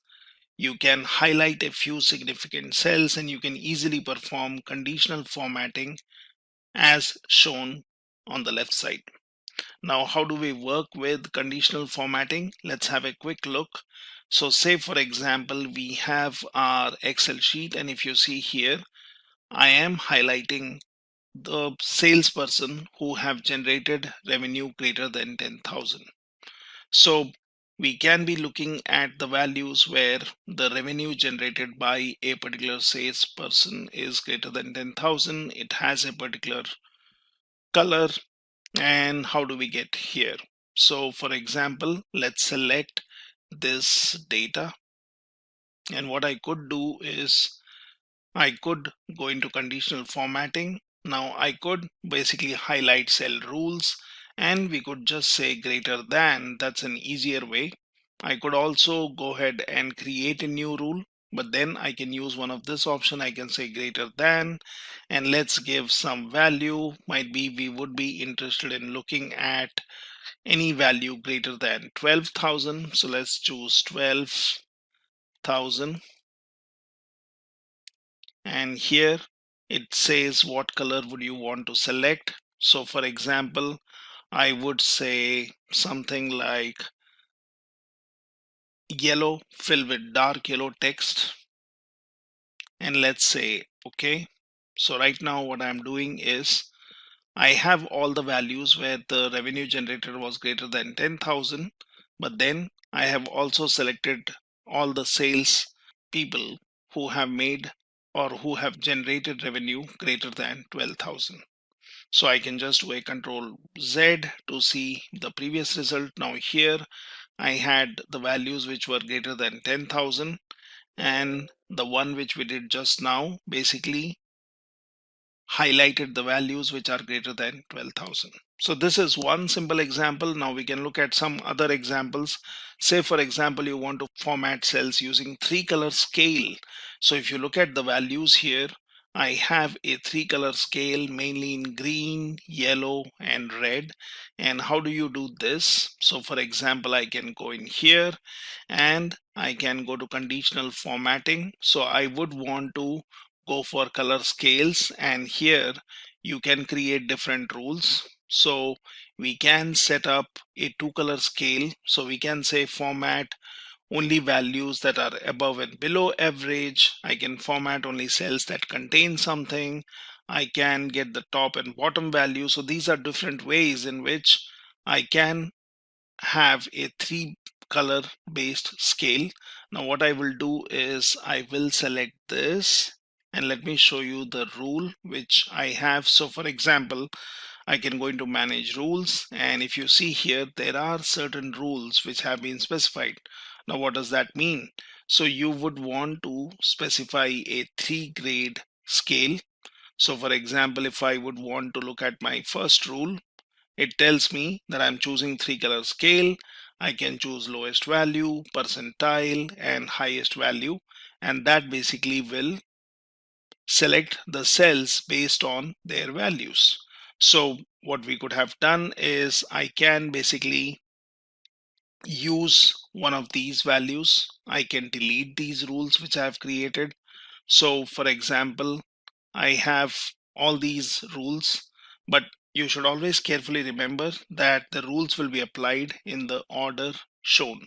So for example, if I just delete these rules and then say apply and say okay, my data is back. Now it does not have any highlighting. Now I can go in here, I can say conditional formatting. I could go for color scales, or I could basically go into new rule. So I would want the cells to be using 3-color scale. So let's choose 3-color scale. Now when you say 3-color scale, it says what will be the color of lowest value, and we could choose, might be any one of this. Let's choose red. I can say midpoint is percentile 50, and then the highest value is green, and if that looks good, let's say okay. And now if you see, the lowest values have been highlighted as red, you have mid values, and then you have the positive value. So this is a 3-color scale, and that easily helps me in identifying the data based on the cell values. Now in conditional formatting, what you can also do is you can basically color the cells based on their values. So what we are seeing here is if the revenue generated is greater than average, then that shows in green. And if the revenue generated is lesser than average, that shows in orange. Now, how do we do that? So we can basically again manage some rules. So I can basically create a new rule. Now here I can select one of the options which says format only values that are above or below average, and that's the option I would want to select. Now I can select this, and it says format values that are above average. So in our case, we had it in green. So for example, I'll say above average, and then here I can go for a particular color. So you can go for a particular size. So let's go and look into the formatting. So for example, let's choose yellow. Say okay.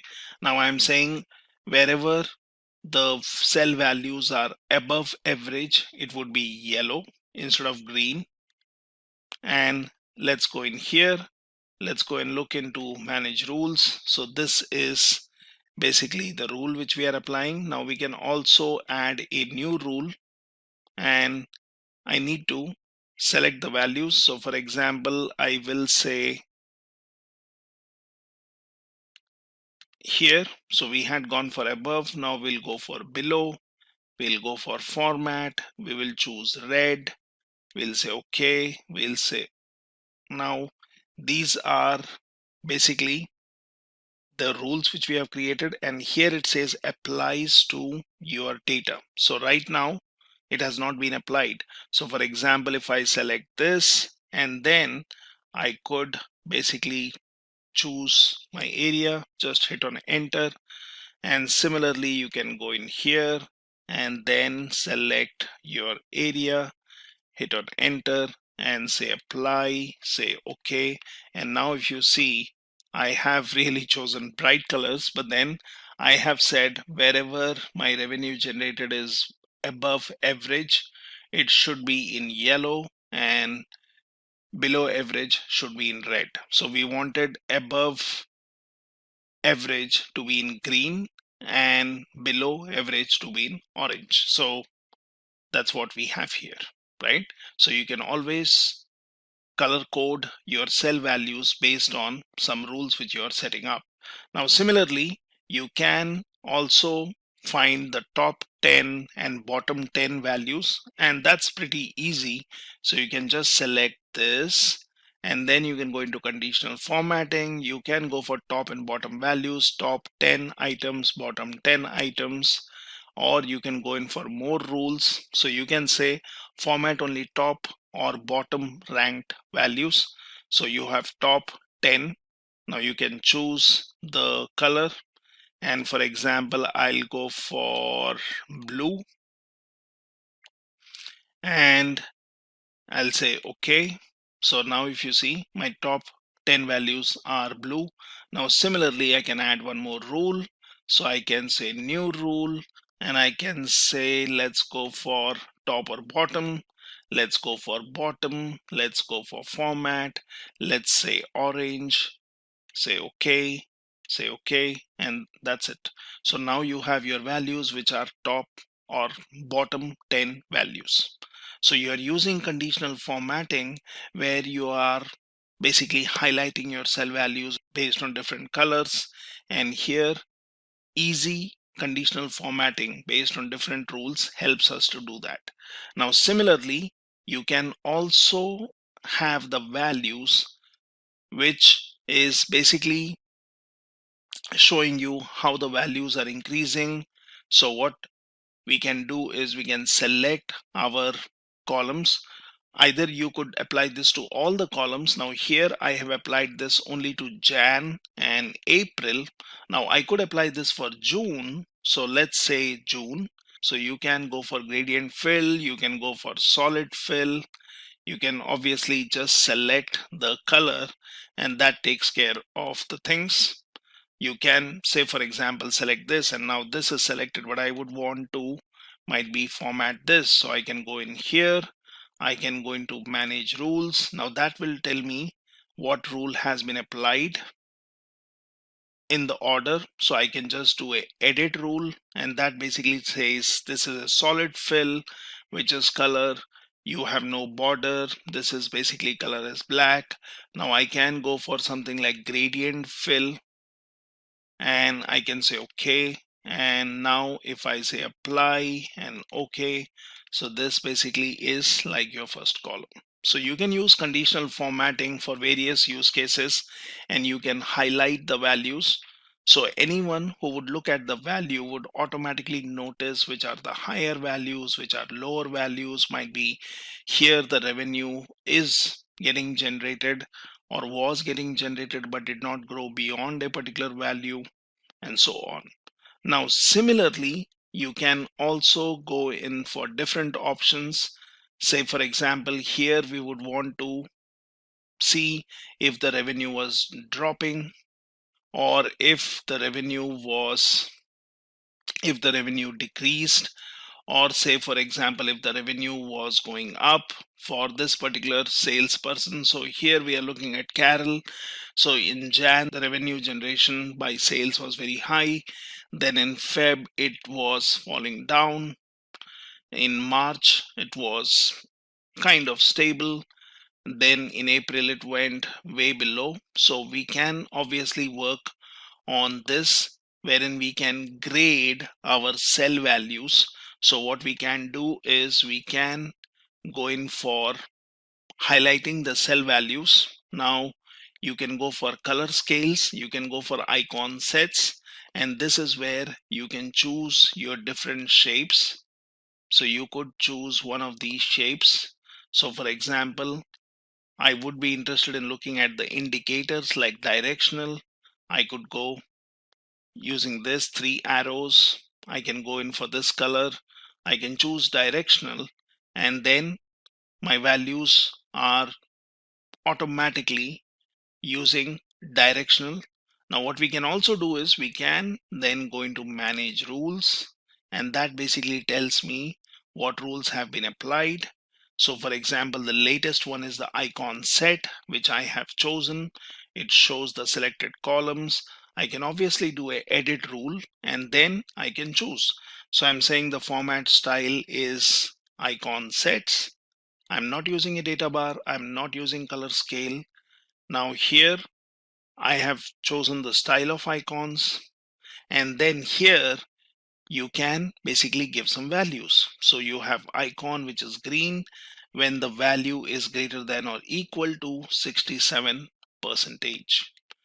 When I say hyphen or minus, it is less than 67. It's way below 33%, then you give this value. So you can obviously edit and easily highlight your cell values based on this icon set. So I can apply this, and that's how I use conditional formatting. So conditional formatting can be very useful if you would want to use icon set, if you want to use your data bars, if you would want to highlight particular values, if you would want to color code based on some calculation, if you would want to use a 3-color or a 2-color scale, or if you would want to just find out values based on some simple calculation. So conditional formatting is used extensively by data analysts, or people who are working in business intelligence teams, or people who would want to use Excel to easily identify the data, easily identify the cells which contain particular value, or finding out less significant or more significant cells to then pull out values and carry out your computations, calculations, or analysis. And if you're an aspiring data analyst, try giving a shot to Simplilearn's postgraduate program in data analytics from Purdue University in collaboration with IBM. The link in the description box and the pinned comment should take you to the program being offered. And so why exactly do we need to do time series analysis? Typically, we would like to predict something in the future. And it could be stock prices, it could be the sales, or anything that needs to be predicted into the future. That is when we use time series analysis. So it is, as the name suggests, it is forecasting. And typically when we say predict, it need not be into the future. In machine learning and data analysis, when we talk about predicting, we are not necessarily talking about the future. But in time series analysis, we typically predict the future. So we have some past data and we want to predict the future. That is when we perform time series analysis. So what are some of the examples? It could be daily stock price, the shares as we talk about, or it could be the interest rates, weekly interest rates, or sales figures of a company. So these are some of the examples where we use time series data. We have historical data, which is dependent on time. And then based on that, we create a model to predict the future. So what exactly is time series? So time series data has time as one of the components, as the name suggests. So in this example, let's say this is the stock price data and one of the components. So there are two columns here. Column B is price and column A is basically the time information. In this case, the time is a day. So that primarily the closing price of a particular stock has been recorded on a daily basis. So this is the time series data and the time interval is obviously a day. Time series or time intervals can be daily, weekly, hourly, or even sometimes there is something like a sensor data. It could be every few milliseconds or microseconds as well. So the size of the time intervals can vary, but they are fixed. So if I'm saying that it is daily data, then the interval is fixed as daily. If I'm saying this data is an hourly data, then it is the data is captured every hour and so on. So the time intervals are fixed. The interval itself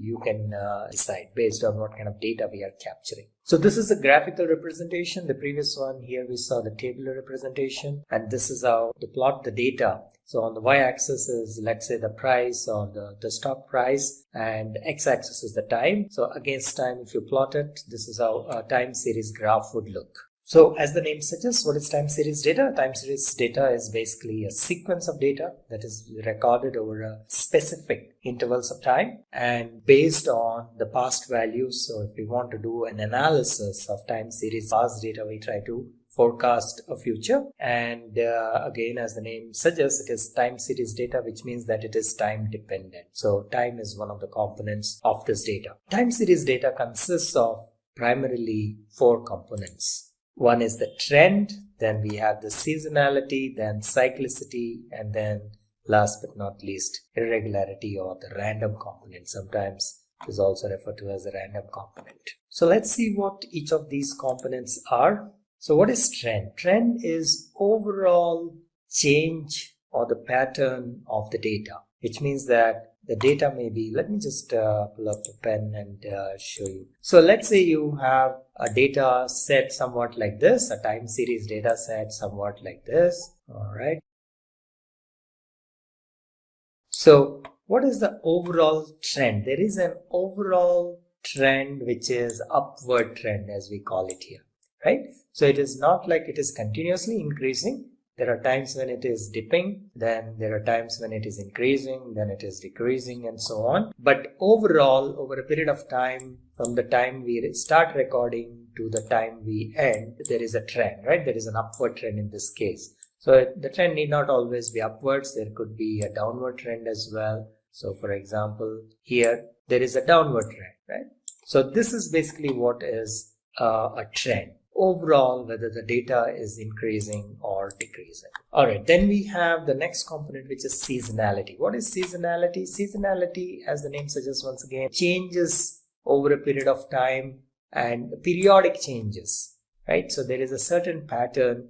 Let's take the sales of warm clothes, for example. So if we plot it along the months, so let's say January, February, March, April, May, June, July, and then let's say it goes up to December. Okay, so this is our December, a D.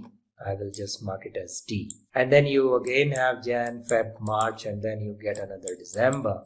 Okay, and just for simplicity, let's mark these as Decembers as the end of the year, and then one more December. Okay, so what will happen if you're talking about warm clothes, what happens? The sales of warm clothes will increase probably around December when it is cold, and then they will come down. And then again around December, again they will increase, and then the sales will come down. And then there will be again an increase, and then they will come down. And then again an increase, and then they will come down. Let's say this is the sales pattern. So you see here there is a trend as well. There is an upward trend, right? The sales are increasing over, let's say these are multiple years. This is for year 1, this is for year 2, this is for year 3, and so on. So for multiple years, overall the trend, there is an upward trend. The sales are increasing, but it is not a continuous increase, right? So there is a certain pattern. So what is happening? What is the pattern? Every December, the sales are increasing or they are peaking for that particular year, right? Then there is a new year. Again, when December approaches, the sales are increasing. Again, when December approaches, the sales are increasing, and so on and so forth. So this is known as seasonality. So there is a certain fluctuation which is periodic in nature. So this is known as seasonality. Then cyclicity. What is cyclicity? Now, cyclicity is somewhat similar to seasonality, but here the duration between two cycles is much longer. So seasonality typically is referred to as an annual kind of a sequence. Like for example, we saw here. So it is pretty much like every year in the month of December, the sales are increasing. However, cyclicity, what happens is, first of all, the duration is pretty much not fixed, and the duration or the gap length of time between two cycles can be much longer. So recession is an example. So we had, let's say, recession in 2001 or 2002 perhaps, and then we had one in 2008, and then we had probably in 2012, and so on and so forth. So it is not like every year this happens probably. So there is usually when we say recession, there is a slump, and then it recovers, and then there is a slump, and then it recovers, and probably there is another bigger slump, and so on, right? So you see here, this is similar to seasonality, but first of all, this length is much more than a year, right? That is number one. And it is not fixed as well. It is not like every 4 years or every 6 years. That duration is not fixed. So the duration can vary. At the same time, the gap between two cycles is much longer compared to seasonality. Alright, so then what is irregularity? Irregularity is like the random component of the time series data. So there is like, you have part which is the trend, which tells whether the overall it is increasing or decreasing. Then you have cyclicity and seasonality, which is like kind of a specific pattern, right? Then there is a cyclicity, which is again a pattern, but at much longer intervals. Plus there is a random component, so which cannot be accounted for very easily, right? So there will be a random component which can be really random, as the name suggests, right? So that is the irregularity component. So these are the various components of time series data. Yes, there are conditions where we cannot use time series analysis, right? So can we do time series analysis with any kind of data? No, not really. So what are the situations where we cannot do time series analysis? So there will be some data which is collected over a period of time, but it's really not changing. So it will not make sense to perform any time series analysis over it, right? For example, like this one. So if we take X as the time and Y as the value of whatever the output we are talking about, and if the Y value is constant, there is really no analysis that you can do. leave alone time series analysis, right? So that is one. Another possibility is, yes, there is a change, but it is changing as per a very fixed function like a sine wave or a cos wave. Again, time series analysis will not make sense in this kind of a situation because there is a definite pattern here, there is a definite function that the data is following. So it will not make sense to do a time series analysis. Now, before performing any time series analysis, the data has to be stationary. And typically, time series data is not stationary. So in which case, you need to make the data stationary before we apply any models like ARIMA model or any of these, right? So what exactly is stationary data? And what is meant by stationary data? Let us take a look. First of all, what is non-stationary data, time series data? If you recall from one of my earlier slides, we said that time series data has the following 4 components: the trend, seasonality, cyclicity, and random component or irregularity, right? So if these components are present in time series data, it is non-stationary, which means that typically these components will be present. Therefore, most of the time, a time series data that is collected raw data is non-stationary data. So it has to be changed to stationary data before we apply any of these algorithms. All right, so a non-stationary time series data would look like this, which means, like, for example, here there is an upward trend, the seasonality component is there, and also the random component and so on. So if the data is not stationary, then the time series forecasting will be affected. So you cannot really perform a time series forecasting on a non-stationary data. So how do we differentiate between a stationary and a non-stationary time series data? Typically or technically, one is, of course, you can do it visually. In non-stationary data, the data will be more flattish. The seasonality will, of course, be there, but the trend will not be there. So the data may, if we plot that, it may appear somewhat like this, right? It's a horizontal line. Along the horizontal line, you will see. Compared to the original data, there was an upward trend, so it was changing somewhat like this, right? So this is non-stationary data, and this is how a stationary data would look visually. What does this mean? Technically, this means that the stationarity of the data depends on a few things: the mean, the variance, and the covariance. So these are the 3 components on which the stationarity of the data depends. So let's take a look at what each of these are. For stationary data, the mean should not be a function of time, which means that the mean should pretty much remain constant over a period of time, right? So there shouldn't be any change. So this is how the stationary data would look. And this is how a non-stationary data would look. I've shown in the previous slide as well. So here, the mean is increasing. That means there is an upward trend. Okay, so that is one part of it. And then the variance of the series should not be also a function of time. So the variance also should be pretty much common, or should be constant rather. So this is if we visually take a look, this is how time series stationary data would look, where the variance is not changing. Here the variance is changing, therefore this is non-stationary, and we cannot apply time series forecasting on this kind of data. Similarly, the covariance, which is basically of the ith term and the I plus mth term, should not be a function of time as well. So covariance is nothing but not only the variance at the ith term, but the relation between the variance at the ith term and the I plus mth or the I plus nth term. So once again, visually this is how it would look if the covariance is also changing with respect to time. So these are all three components should be pretty much constant. That is when you have stationary data, and in order to perform time series analysis, the data should be stationary. Okay, so let's take a look at the concept of moving average, or the method of moving average, and let's see how it works. We'll do simple calculations. So let's say this is our sample data. We have the data for 3 months, January, February, March. The sales in thousands of dollars is given here, and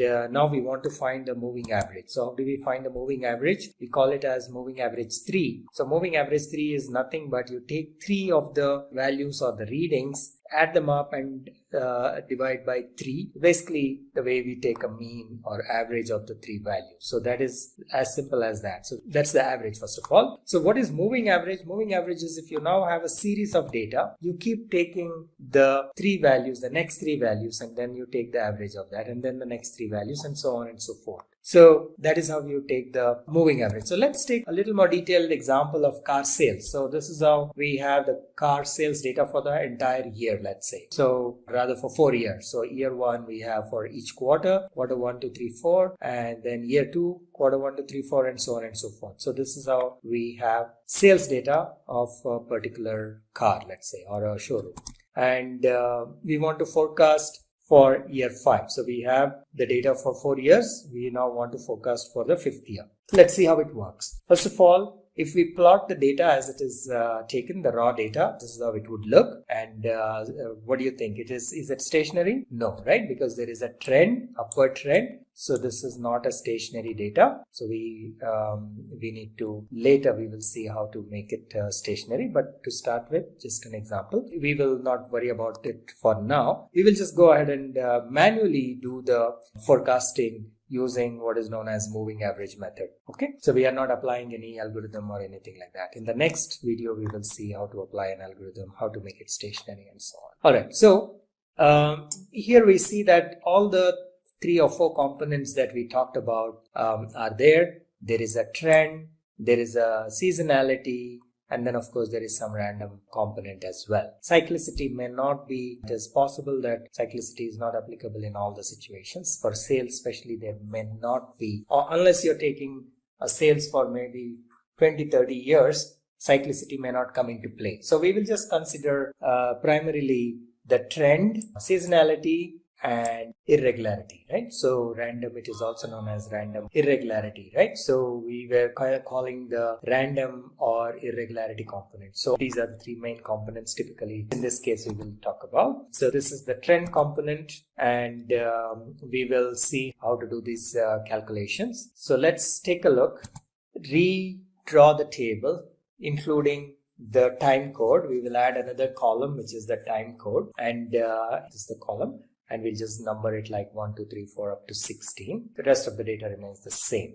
Okay, so we will do the calculations now. Now let us do the moving average calculations or MA4 as we call it for each year. So we take all the 4 quarters and we take an average of that. So if we add up these 4 values and divide by 4, you get the moving average of 3.4. So we start by putting the value here. So that will be for the 3rd quarter, let's say 1, 2, 3, the 3rd quarter. Then we will go on to the next one. So we take the next 4 values as you see here and take the average of that, which is the moving average for the next quarter, and so on and so forth.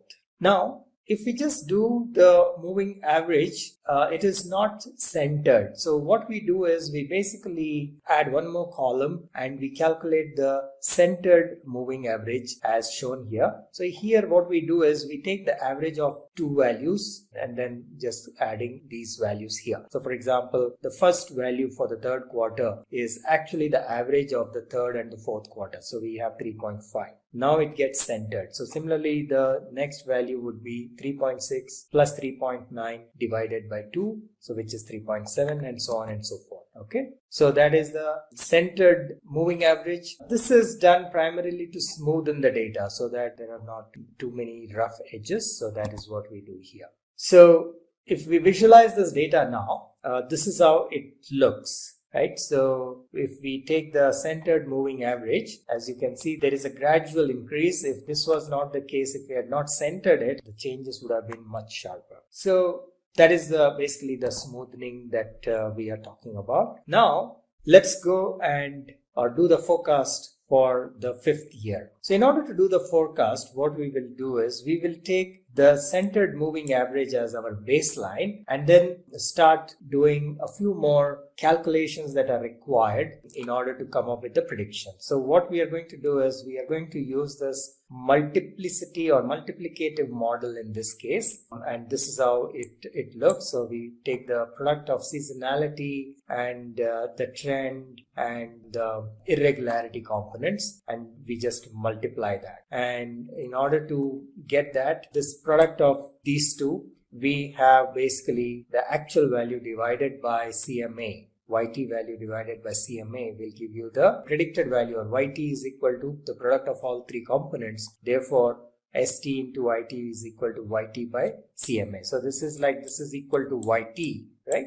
So therefore, if we want ST into YT, the product of seasonality and irregularity, it is equal to YT by CMA. So that is how we will work it out. I also have an Excel sheet of the actual data. So let me just pull that up. Alright, so this is how the data looks in Excel. As you can see here, year 1, quarter 1, 2, 3, 4, year 2, quarter 1, 2, 3, 4, and so on. And this is the sales data. And then this is the moving average. As I mentioned, this is how we calculate. And this is the centered moving average. So this is the primary component that we will start working with. And then we will calculate, since we want the product of ST into YT, that is equal to YT by CMA. So if you see, these values are nothing but the YT value divided by CMA. So in this case, it is 4 by 3.5, which is 1.14. Similarly, 4.5 by 3.7, 1.22, and so on and so forth. So we have the product ST into YT, and then the next step is to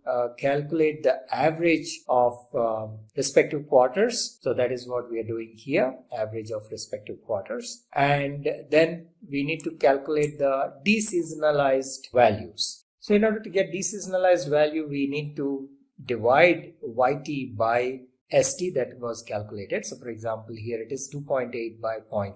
So we got the deseasonalized value here, and then we get the trend, and then we get the predicted values. So in order to get the predicted value, which is basically we predict the values for known values as well. Like for example, year 1, quarter 1, we know the value, but now that we have our model, we predict ourselves and see how close it is. So we predicted as 2.89, whereas the actual value is 2.8. Then we have 2.59, the actual value is 2.1, and so on, just to see how our model works, and then continue that into the 5th year, because for 5th year we don't have a reference value.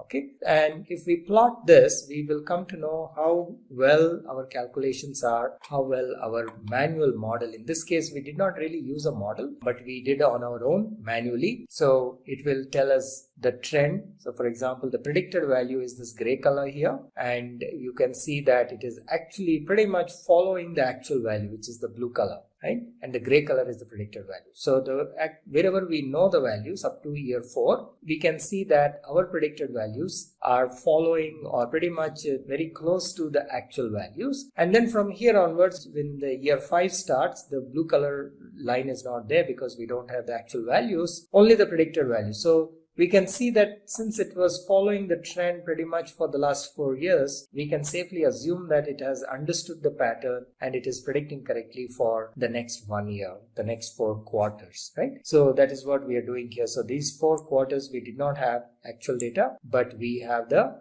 predicted values. So let's go back and see how this is working in this using the slides. So this is, we already saw this part, and I think it was easier to see in the Excel sheet. So we calculated the ST, IT, the product of ST and IT using the formula like here, Y by YT by CMA, we got that, and then we got ST, which is basically YT. So this is average of the first quarters for all the 4 years. And similarly, this is the average of the second quarter for all the 4 years, and so on. So these values are repeating. They are calculated only once. They get repeated, as you can see here.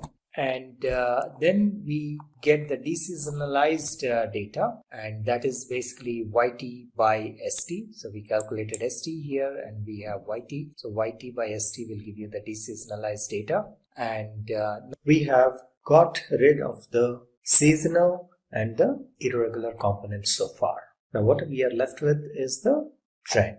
And before we start the time series forecasting or time series analysis, as I mentioned earlier, we need to completely get rid of the non-stationary components. So we are still left with the trend component. So now let us also remove the trend component.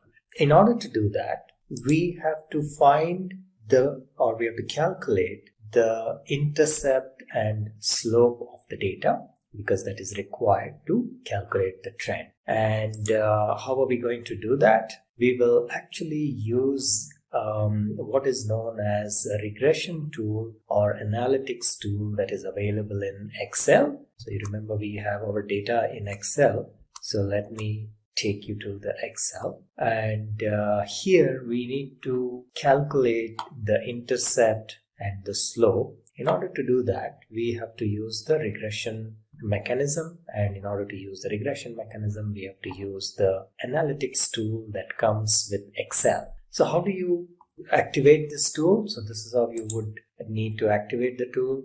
From Excel, you need to go to Options, and in Options there will be add-ins, and in add-ins you will have Analysis Toolpack, and you select this and you just say go. It will open up a box like this. You say Analysis Toolpack and you say OK.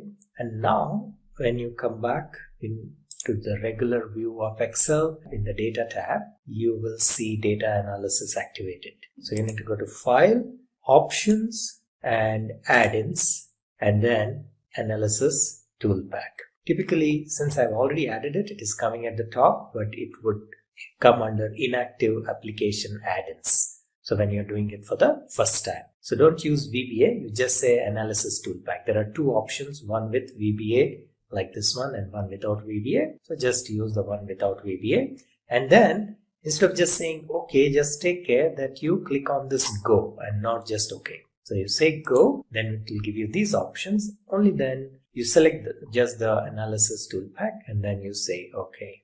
Alright, so and then when you come back to the main view, you click on Data. Okay, so this is your normal home view perhaps. So you need to come to Data, and here is where you will see Data Analysis available to you. And then if you click on that, there are a bunch of possibilities of what kind of data analysis you want to do. If there are options are given. Right now we just want to do regression because we want to find the slope and the intercept. So select regression and you say OK. And you will get these options for input Y range and input X range. Input Y range is the value YT.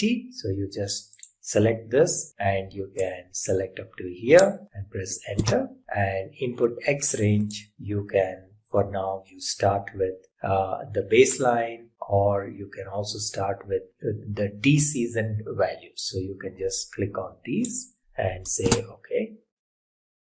I have already calculated it. So these are the intercept and the coefficients that we are getting for these values. And we will actually use that to calculate our trend here, right? So which is in the J column. So our trend is equal to intercept plus slope into the time code. So the intercept is out here, as we can see in our slide as well. So if you see here, this is our intercept, and the lower value is the slope. So we have calculated here and it's shown in the slides as well. So intercept, so the formula is shown here. So our trend is equal to intercept plus slope into time code. Time code is nothing but this one, T, column A, 1, 2, 3, 4.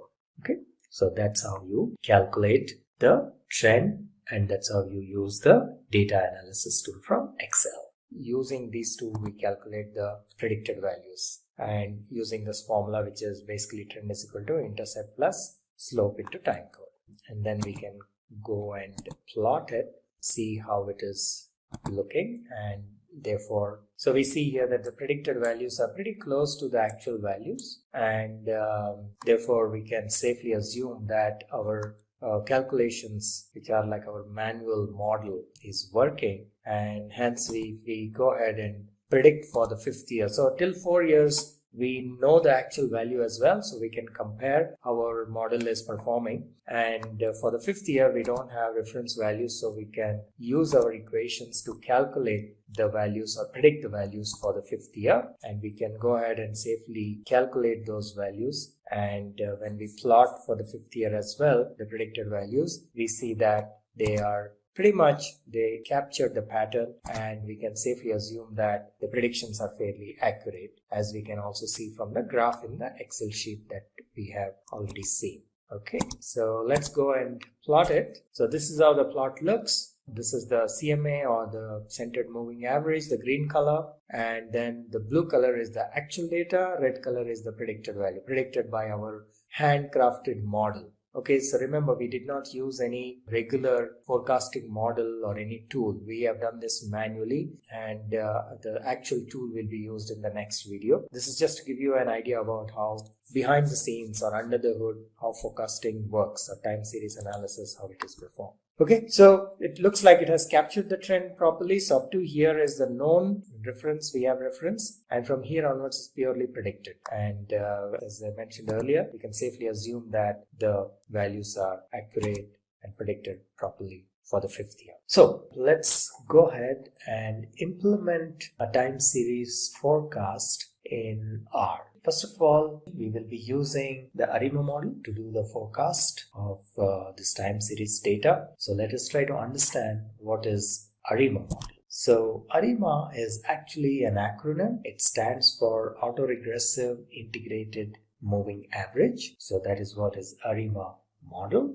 And it is specified by 3 parameters, which is P, D, and Q. P stands for autoregressive. So let me just mark this. So there are 3 components here: autoregressive, integrated, moving average. Okay. So these 3 parameters correspond to those 3 components. So the P stands for autoregressive, D for integrated, and Q for moving average. So let us see what exactly this is. So these 3 factors are: P is the number of autoregressive terms, or AR, we will see that in a little bit, and D is how many levels of differences that we need to do, or differentiation we need to do, and Q is the number of lagged forecast errors. So we'll see what exactly each of these are. So AR is the number of autoregressive terms, and which is basically denoted by the P, and then we have D, which is for the number of times it has to be differentiated,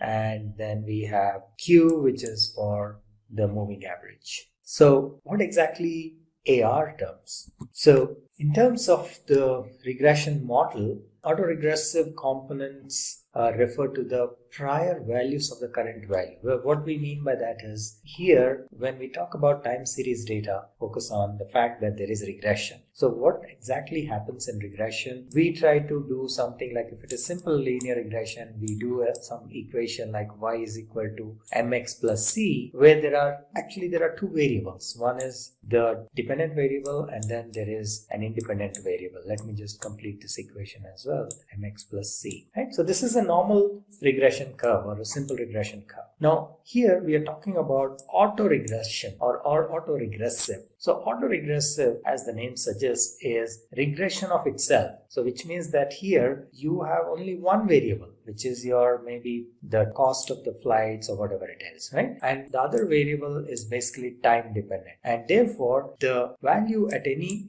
given time, and that we will denote as yt, for example. So there is no x here, there is only one variable, and which is y, and we say yt, which is basically the predicted value at a time interval t, for example, is dependent on the previous value. So for example, there may be a1 and then yt minus 1, and then there will be like plus a2 and plus a2 and yt minus 2 and alright, and then plus a3 into yt minus 3. Correct? So basically here what we are saying is there's only one variable here, but there is a regression component. So we are doing a regression on itself. So that's how the term auto regression comes into play. So only thing is that it is dependent on the previous time values. So there is a lag, let's say. This is the first lag, second lag, third lag, and so on. So the current value, which is yt, is dependent on the previous time lag values. So that is what is auto regression component. So this is what is shown here. For example, in this case, instead of y, we are calling it as x. So that's the same. And this is represented by some equation of that sort, depending on how many lags we take. So that is the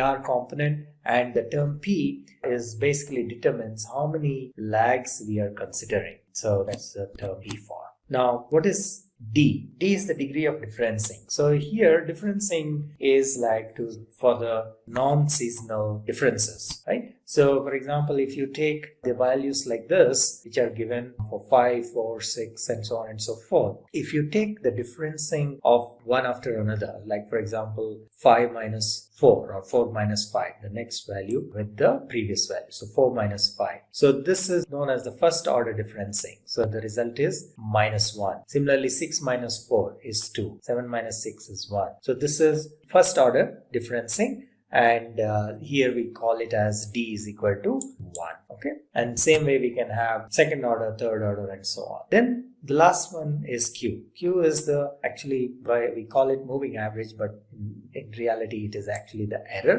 of the model. So we also sometimes represent as ET.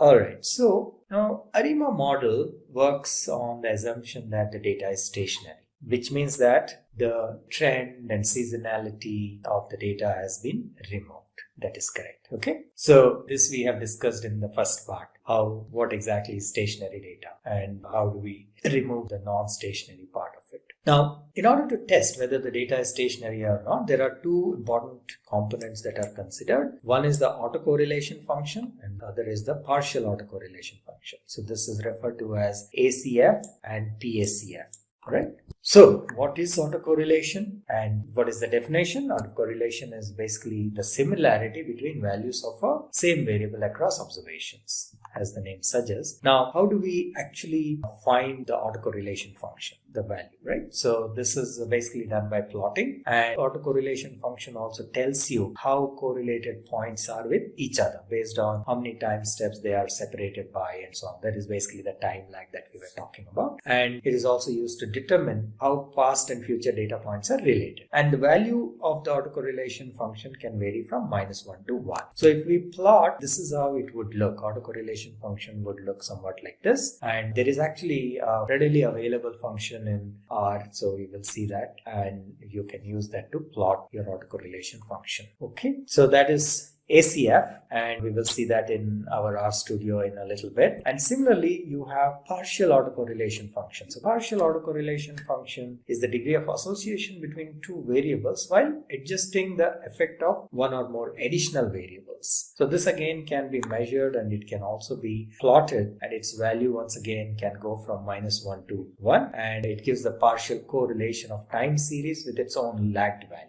So lag again we have discussed in the previous couple of slides. This is how a PACF plot would look in RStudio. We will see that as well and once we get into the RStudio. And with that, let's get into RStudio and take a look at our use case. Before we go into the code, let's just quickly understand what exactly is the objective of this use case. So we are going to predict some values or forecast some values, and we have the data of the airline ticket sales of the previous years, and now we will try to find or predict or forecast the values for the future years. All right. So we will basically identify the time series components like trend, seasonality, and random behavior. We will actually visualize this in RStudio, and then we will actually forecast the values based on the past values or history data, historical data. So these are the steps that we follow. We will see in RStudio in a little bit. Just quickly, let's go through what are the steps. We load the data, and it is the time series data, and we try to find out what class it belongs to. The data is actually air passengers data that is already comes preloaded with RStudio. So we will be using that. and we can take a look at the data, and then what is the starting point, what is the end point. So these are all functions that are readily available we'll be using. And then what is the frequency? So it's basically frequency is 12, which is like yearly data, right? So every month the data has been collected. So for each year it is 12. And then we can check for any missing values if there are any. And then we can take a look at summary of the data.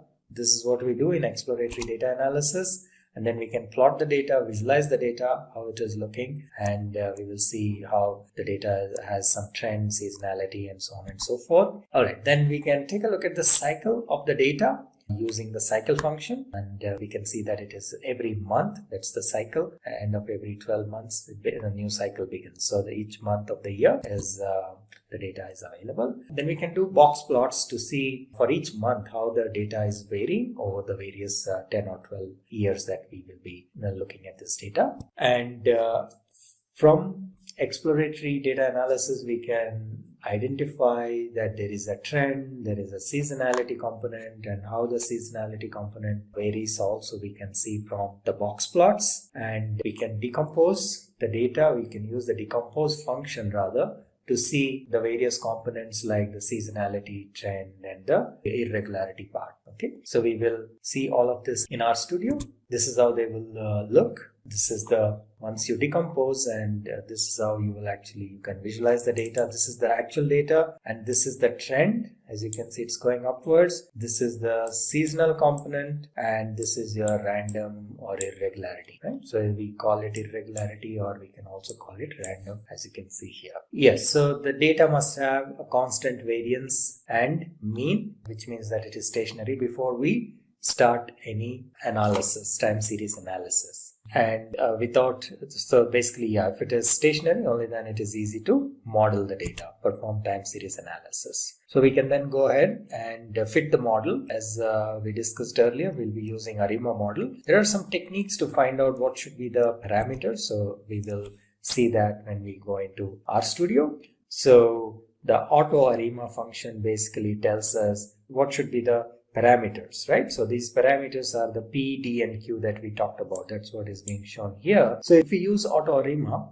it will basically take all possible values of this P, D, Q, these parameters, and it will find out what is the best value, and then it will recommend. So that is the advantage of using auto ARIMA. All right. So like in this case, it will tell us if we use this parameter trace, we set the parameter trace is equal to true, then it will basically tell us what is the value of this AIC, which has to be minimum. So the lower the value, the better. So for each of these combinations of P, D, and Q, it will give us the values here, and then it will recommend to us which is the best model. Okay. Because whichever has the lowest value of this AIC, it will recommend that as our best PDQ values. So once we have that, we can see that we can potentially get a model or the equation. Model is nothing but the equation, and based on the parameters that we get.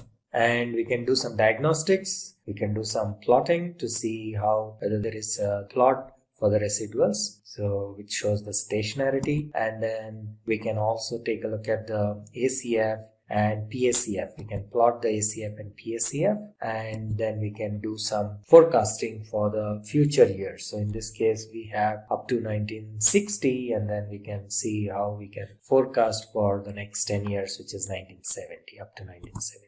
And once we have done this, can we validate this model? Yes, definitely we can validate this model. And to validate the findings, we use junk box test. And this is how you just call box.test, and then you pass these parameters, and you will get the values that will be returned, which will tell us whether how accurate this model is, how accurate the predictions are. So the values of P are quite insignificant in this case. We will see that, and that also indicates that our model is free of autocorrelation, and that will basically be it. So let's go back and into our RStudio and go through these steps in real time. So we have to import this library. Forecast package is not installed. You have to go here and install the forecast package. Okay, so that's the easy way to install rather than, so click on this install. I will not do it now because I've already installed. So the first time, that's only one time. Then after that, you just have to load it into memory and then keep going. So we will load this data called air passengers. So by calling this data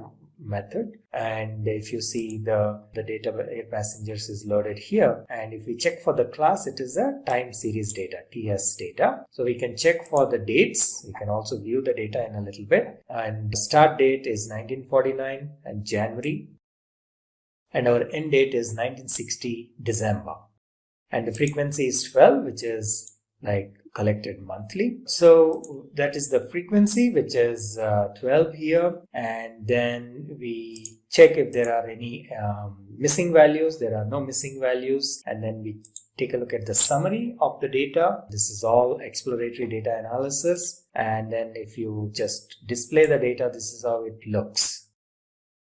And then we need to decompose this data, so we will kind of store this in an object TS data and then use that to decompose and store the new values. Let me just clear this for now. And if we decompose, basically as we have seen in the slides, decomposing is breaking it into the trend, seasonality, and irregular or random components. Then you can go ahead and plot it. So when you plot it, you can see here, let me zoom this. This is our original plot, or observed value as it is known as. Then we have decomposed the three parts, which is basically the trend. As you can see, there is an upward trend. Then the seasonal component. So this is some regularly occurring pattern. And then there is a random value, which is basically you cannot really give any equation or function or anything like that. So that's what this plotting has done. And then you can actually plot them individually as well. So these are the individual plots for the trend, for the seasonal component, and the random component. All right. So now let's take a look at the original data and see how the trend is in a way. So if we do this linear regression line, it will show that it is going upwards. And we can also take a look at the cycle that are there, which is nothing but we have a frequency of 12, right? So the cycles will display that it is January, February to December, and then back to January, February, and so on and so forth. And if we do box plots for the monthly data, you will see that for each of the months, right? And over the 10 years that the data that we have, we will see that there is a certain pattern, right? This is also in a way to find the seasonality component. So while January, February sales are relatively low, around July, August, the sales pick up. So especially in July, I think the sales are the highest. And this seems to be happening pretty much every year, right? So this is every year in July, there seems to be a peak in the sales, and then it goes down and slightly higher in December and so on. So that is again part of our exploratory data analysis. And once again, let's just plot the data. Now, as I said, in order to fit into an ARIMA model, we need the values of P, D, and Q. Now, one way of doing it is, there are multiple ways actually of doing it. The earlier method of doing it was you draw the autocorrelation function plot and then partial autocorrelation function plot and then observe that and where does this change and then identify what should be the values of P and Q and so on. Now, R really has a very beautiful method which we can use to avoid all that manual process that we used to do earlier. So what R will do is, there is a method called auto ARIMA, and if we just call this auto ARIMA method, and it will basically go and test the ARIMA model for all possible values of these parameters P, D, Q, and then it will suggest to you what should be the best model, and it will return that best model with the right values of P, D, and Q. So we as data scientists don't have to do any manual, trial and error kind of stuff. Okay, so we got the model now, and this is the model. It has PDQ values are 211 PDQ, and this is the seasonal part of it, so we can ignore it for now. And so if we want to actually understand how this has returned these values 211 as the best one, there is another functionality or feature where we can use this trace function or trace parameter. So if you pass to auto ARIMA the trace parameter, what it will do is it will show you how it is doing this calculation. What is the value of the AIC? Basically, AIC is what defines the accuracy of the model. The lower, the better. Okay. So for each combination of PDQ, it will show us the value of AIC. So let's run it instead of me talking so much. Let's run this. If we run AutoArima with trace, you see here there is a red mark here. That means it is performing, it's executing this, and here we see the display, right? So it starts with certain values of PDQ, and then it finds that value is too high. So it starts with again with some 0, 1, 1, 0, and so on and so forth. And ultimately it tells us, okay, this is our best model. You see here, so it says this is our best model 211. Let's go back and see, did we get the same one? Yes, we got the same one when we ran without trace as well, right? Now, why is 211? Let us see, where is 211? Here is our 211, and if you compare the values, you see that 1017 is pretty much the lowest value, and therefore it is saying this is our best model. All other values are higher. So that's how you kind of get your model. And now that you have your model, what you have to do, you need to predict the values, right? So before that, let us just do some test of these values. So for that, you install T-Series. Again, if you are doing it for the first time, you would rather use this package and install and say T-Series and install it. And then you just use this library function to load it into your memory.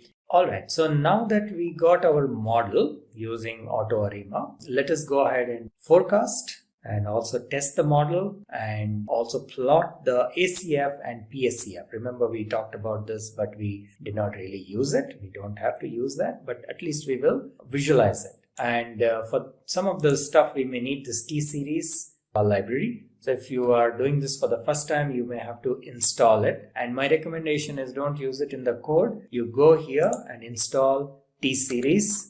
And I will not do it now because I have already installed it, but this is a preferred method. And once you install it, you just load it using this libraries function. And then you can plot your residuals, and this is how the residuals look. And you can plot your ACF and PSCF. Okay, so this is how your PSCF looks, and this is how your ACF looks. For now, there is really nothing else we need to do with ACF and PSCF. This is just to visualize how it looks. But as I mentioned earlier, we were actually using these visualizations or these graphs to identify the values of P, D, and Q. And how that was done, it's out of scope of this video, so we will leave it at that. And then we will forecast for the next 10 years. How do we forecast that? So we call forecast, and we pass the model, and we pass what is the level of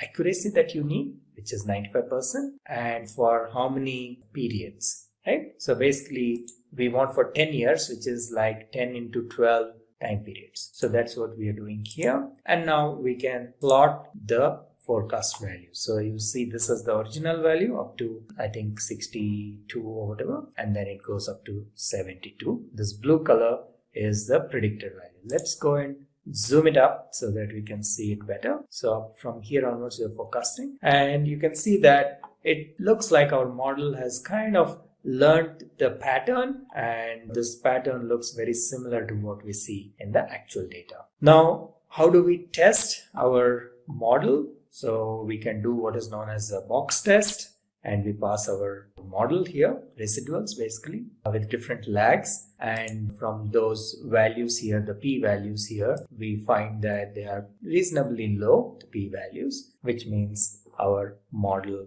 is fairly accurate. Applications of data analytics. Now, the sky's the limit on this. In today's world, almost every business, act of life, your music on your Spotify are driven by data analytics. But some of the big players, when you go in there job hunting, are going to be your fraud analysis. If you want to go make a lot of money and you're good at it and you like dealing with numbers, go join the banks and track down the criminals who are stealing money. It's a lot of, it's a big thing to protect credit cards, protect sales purchases, bad checks, any of those things. When you can track them down is huge. Healthcare exploding.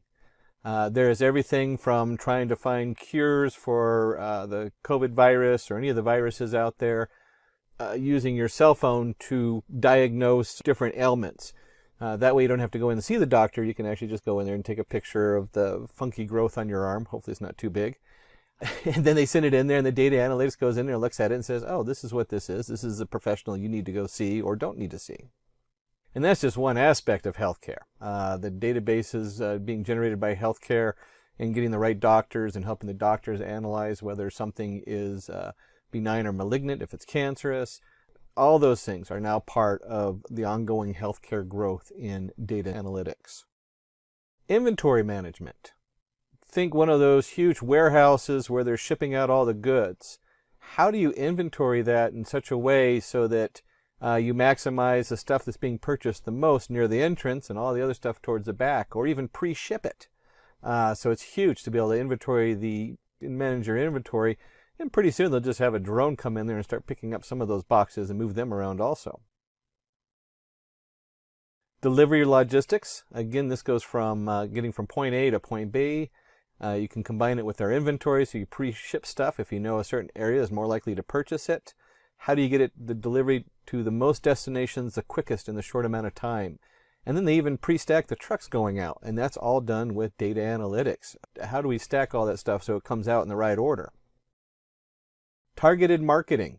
Huge industry. Any kind of marketing, whether you're generating the right content for the marketing, who are you targeting with that marketing, researching the people, what they want, so you know what products to market out there. All those things are huge. And these are just a few examples. You can probably go way beyond this, from tracking forest fires to astrology and studying the stars. All of this is part of data analytics now and plays a huge role in all these different areas. City planning is another one. You can see a nice organized city like this one where you can get in and out of the neighborhoods if you're a fire truck. Police officers need to be able to get in and out. You want your tourists to be able to come in, yet you still want the place to look nice, and you have the right commercial development, the right industrial development, like enough residents for people to stay. All those things are part of your city planning. Again, huge in data analytics. So, sky's the limit on what you use it for. Let's take a look at types of data analytics. And this can be broken up in so many ways, but we're going to start with looking at the most basic questions that you're going to be asking in data analytics. And the first one is you want descriptive analytics. What has happened? Hindsight. How many cells per call ratio coming out of the call center? If we have 500 tourists in a forest and you have a certain temperature, how many fires were started? How many times did the police have to show up to certain houses? All that's descriptive. The next one is predictive. Predictive analytics is what will happen next. We want to predict. This is great if you have an ice cream store and you want to predict how many people to work at the ice cream store on a certain day based on the temperature coming up in the time of the year. And then one of the biggest growing and most important parts of the industry is now prescriptive analytics. And you can think of that as combining the first two. We have descriptive and we have predictive. Then you get prescriptive analytics. How can we make it happen? Foresight. What can we change to make this work better? In all the industries we looked at before, we can start asking questions, especially in city development. There's a good one. If we want to have our city generate more income, and we want that income to be commercial based, what kind of commercial buildings do we need to build in that area that are going to bring people over? Do we need huge warehouse cells, Costco cells buildings, or do we need little mom and pop joints that are going to bring in people from the country to come shop there? Or do you want an industrial setup? What do you need to bring that industry in there? Is there a car industry available in that area? If it's not a car industry, what other industries are in that area? All those things are prescriptive. We're guessing. We're guessing what can we do to fix it? What can we do to fix crime in an area with education? What kind of education are we going to use to help people understand what's going on so that we lower the rate of crime and we help our communities grow better? That's all prescriptive. It's all guessing. We want foresight into how can we make it happen? How can we make this better? And we really can't not go into enough detail on these three, because a lot of people stumble on this when they come in and are doing analytics. Whether you're the manager, shareholder or the data scientist coming in, you really need to understand the descriptive analytics, where you're studying the total units of furniture sold and the profit that was made in the past. Here we go into predictive analytics, predicting the total units that would sell and the profit we can expect in the future. Gear up for how many employees we need, how much money we're going to make. And prescriptive analytics, finding ways to improve the sales and the profit so we can sell maybe a different kind of furniture. We're going to guess at what the area is looking for and how that marketing is going to change. Data analytics process steps. So let's take a look at some of the basic processing and what that looks like when you're working with this data. So there's 5 basic steps. The 5 steps of processing, and this changes, and then there's a lot of things that go on when they talk about agile programming. The whole concept of agile is you take some kind of framework like this and then you build on it depending on what your business needs. So the first step is data collection. And usually with a large company, you might have somebody who is responsible for the database management. You might have another one where they're pulling APIs and they're pulling data off of maybe the Census Bureau, maybe something very, very specific, domain specific. So if you're analyzing cancerous growths and how to understand them, then the data collection is going to be those measurements they take from the MRI. Or it might be even the MRI images. They've used those also. So there's a lot of things with data collection and how to control that and make sure it has what you need and is clean and you don't have misinformation coming in. Once you have the data collected, there's a data preparation. So stage 2 is we take that data and we format it into something we can use. Probably one of the biggest formats that you see is when you're processing text. How do you process text? Well, you use what they call a one-hot encoder, and each word is represented by a yes-no kind of setup. So it'd be like a long array of bits. That's one way to prepare it. And so, bit number 1 is the. Bit number 2 is has, or whatever it is. Other preparations might be if you're using neural networks, you might be taking integers or float numbers and converting them to a value between 0 and 1. That way you don't have one of them creating a bias in there. So there's a lot of different things that go into data preparation. That is 80% of data science. So when we talk about the data analytics, which is a little bit more on the math side, and they usually talk about a data scientist kind of being the overall preparer of this stuff, you're going to spend 80% of your data preparation. Data exploration, that's the fun part. This is where you're exploring things. And it is maybe 10 to 15% of what you do with the data you spend with the data exploration. It is probably the most important step, because this is where you got to start asking questions. If you ask your questions wrong, you're going to get some wrong information. If you're working with a company and they want to know the marketing values, then you really got to focus on, hey, how do we generate money for this company? Or fraud, how do we lower the fraud rate while still generating a profit? 4, data modeling. This is where we start actually getting into the data code, which model to use that predicts what's going to happen. And then result interpretation. We want to be able to interpret those results. You usually see that in your Matplot library, where you create nice, beautiful images so that it shows up on their dashboard for the marketing manager or for the CEO, so they can take a quick look and say, hey, I can see what's going on there. You want to reduce it to something they can easily read. They don't want to hear the scientific terms. They want to see something they can use.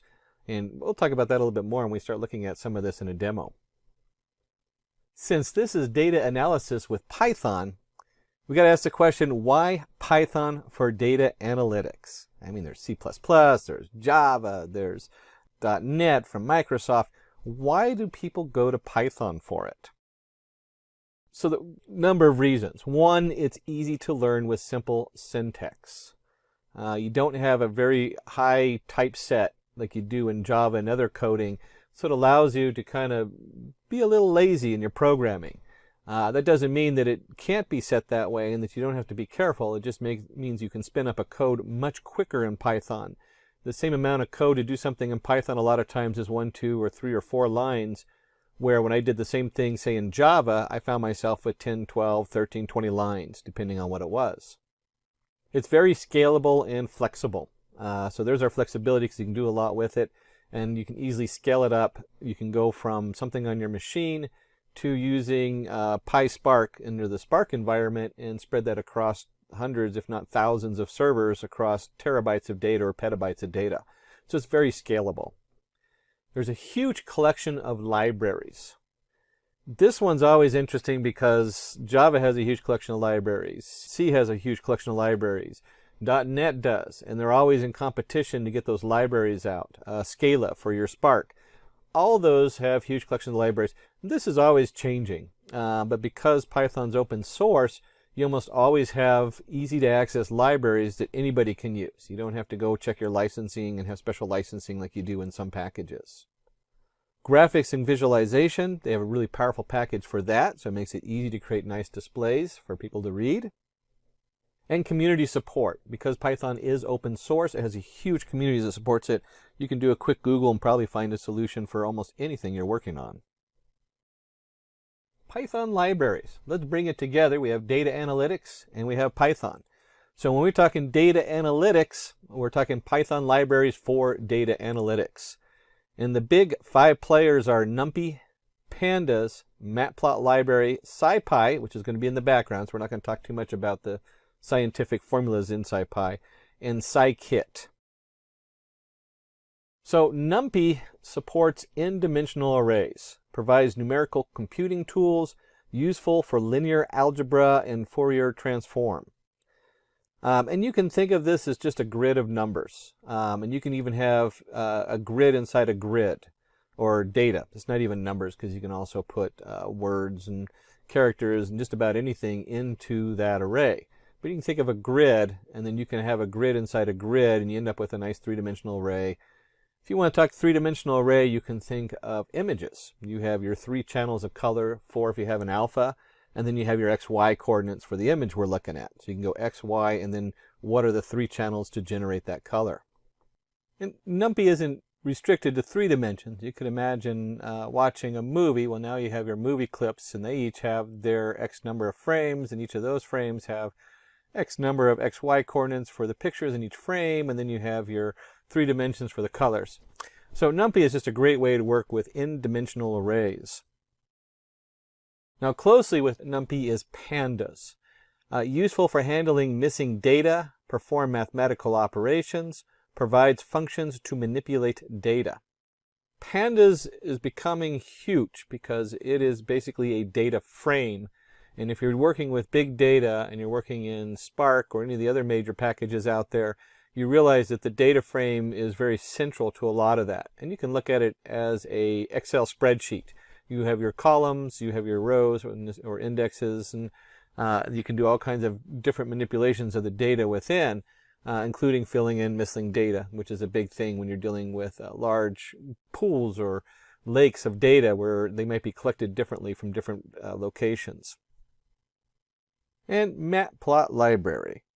We did kick over the SciPy, which is a lot of mathematical computations, which usually runs in the background of NumPy and Pandas. Although you do use them, they're useful for a lot of other things in there. But the Matplot library, that's the final part. That's what you want to show people. And this is your plotting library in Python. Several toolkits extend Matplot library functionality.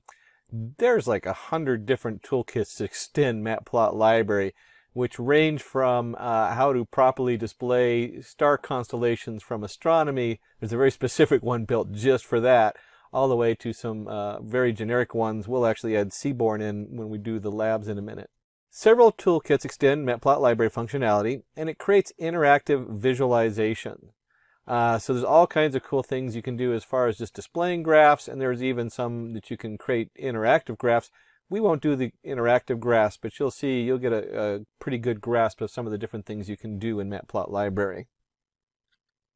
Let's jump over to the demo, which is my favorite. Roll up our sleeves, get our hands in on what we're doing. Now, there's a lot of options when we're dealing with Python. You can use PyCharm as a really popular one. And you'll see this all over the place. So it's one of the main ones that's out there, and there's a lot of other ones. I used to use NetBeans, which has kind of lost favor. Don't even have it installed on my new computer. But the most popular one right now for data science, now PyCharm's really popular for Python general development. For data science, we usually go to Jupyter Notebook or Anaconda. And we're going to jump into Anaconda because that's my favorite one to go to because it has a lot of external tools for us. We're not going to dig into those, but we will pop in there so you can see what it looks like. So with Anaconda, we have our Jupyter Lab, we have our notebook. These are identical. Jupyter Lab is an upgrade to the notebooks with multiple tabs. That's all it is. And we'll be using the notebook. And you can see that PyCharm is so popular with Python that we even have it highlighted here in Anaconda as part of the setup. Jupyter Notebook can also be a standalone. So we're actually going to be running Jupyter Notebook.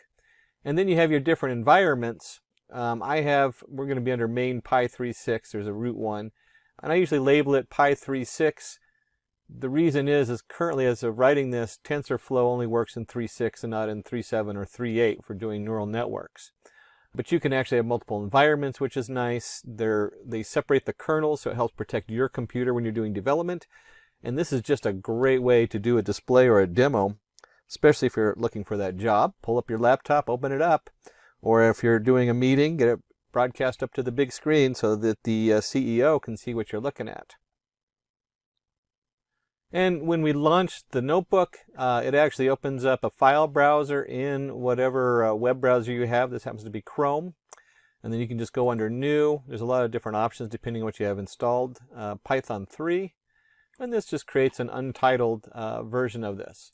And you can see here I'm actually in a Simplilearn folder for other work I've done for Simplilearn.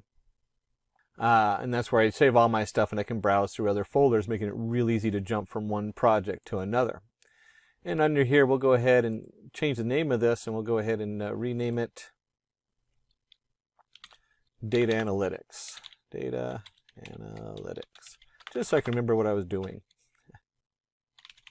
Which is probably about 50 of the folders in here, or files in here right now. So let's go ahead and jump in there and take a look at some of these different tools that we were looking at. And as we go through the demo, let's start with the NumPy. The least visually exciting. And I'm going to zoom in here so you can see what we're doing.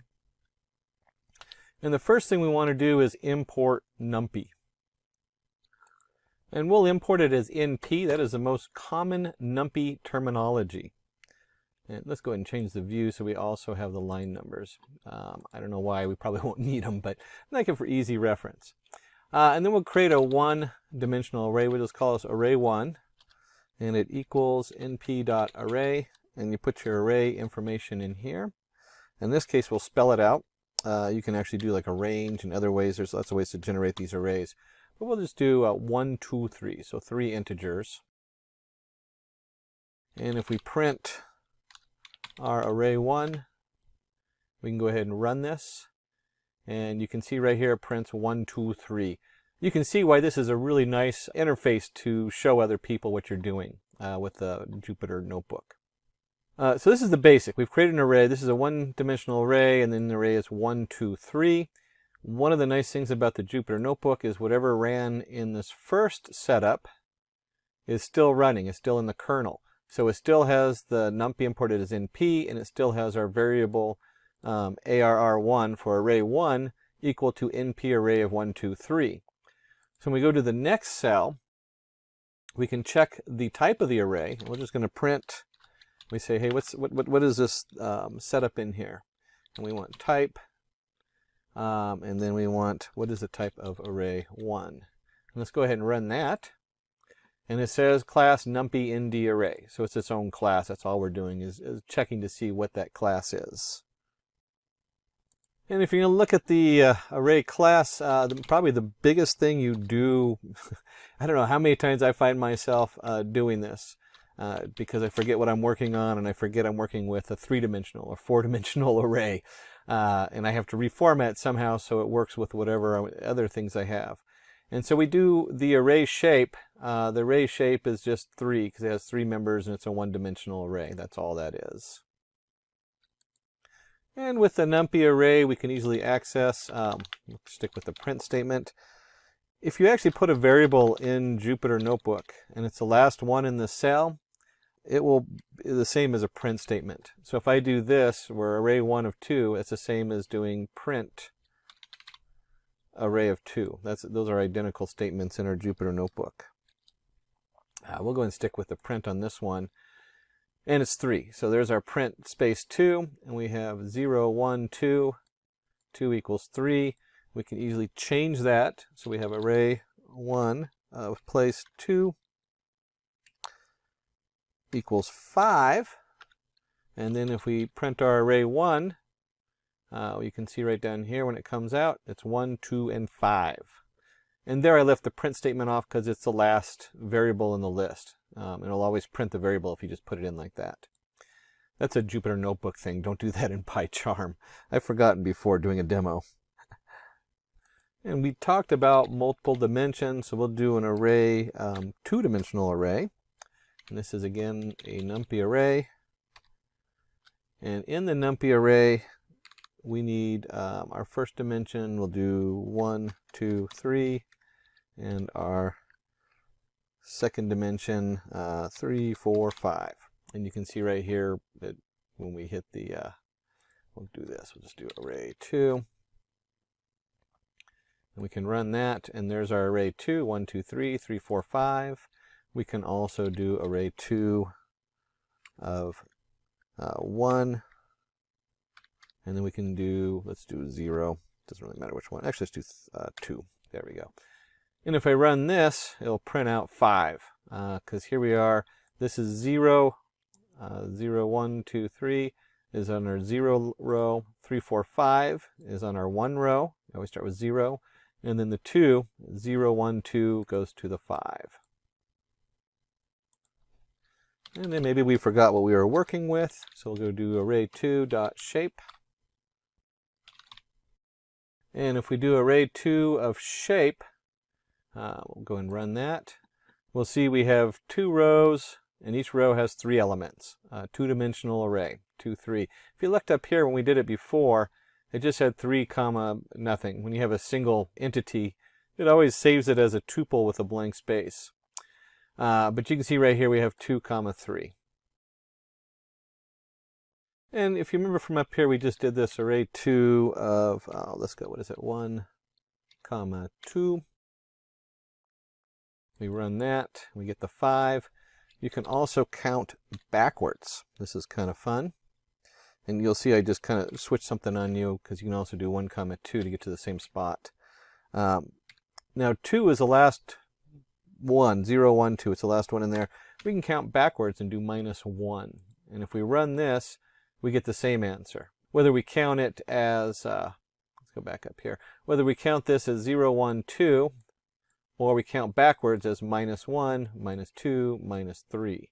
And you can see that if I change this -1 to a -2 and run that, I get 4, which is going backwards, -1, -2. So there's a lot of different ways to reference what we're working on inside the NumPy array. It's really a cool tool. It's got a lot of things you can do with it. And we talked about the fact that it can also hold things that are not values, and we'll call this array ask for strings equals np.array. Put our setup in there, our brackets, and let's go China, India, USA, Mexico. It doesn't matter, we can make whatever we want on here. And if we print that out, we run this, you can see that we get our NumPy array, China, India, USA, Mexico. It even gives us our D type of a U6. And a lot of times when you're messing with data, we'll call this array R for range, just to kind of keep it uniform. np.arange. So this is a command inside NumPy to create a range of numbers. And if you're testing data, maybe you want, maybe you have equal time increments that are spaced a certain point apart. But in this case, we're just going to do integers.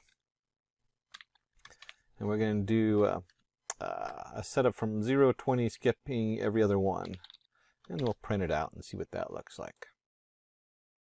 And you can see here we have 0, 2, 4, 6, 8, 10, 12, 14, 16, 18. Like you expected, it skips every one. And just a quick note, there's no 20 on here. Why? Well, this starts at 0 and counts up to 20. So if you're used to another language where it explicitly says less than or less than equal to 20, like for x equals 0, x plus plus, x is less than 20. That's what this is. It just assumes x is less than 20 on here.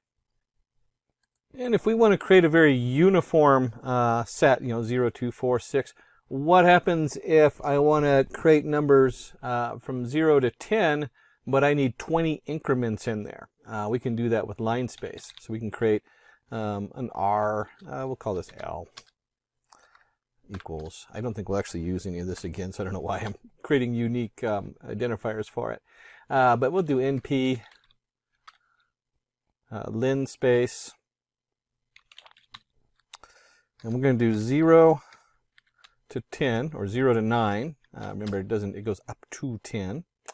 And then we want to, let's say we have 20 different increments in there. So we're creating we have a data set, and we know it's over a certain time period, and we need to divide that time period by 20. And it happens to just have 10 pieces in it. And here we go. You can see right here, we have 20, or it has 20 pieces in it, but it's over 10 years. And we got to divide it in the middle. And you can see it goes 0.52. Remember, yeah, there's our 10 on the end, so it goes up to 10. And then we can also do random. There's np.random. If you're doing neural networks, usually you start it by seeding it with random numbers. And we'll just do np.random, and we'll just call this array. We'll stop giving it unique numbers. We'll print that one out and run it.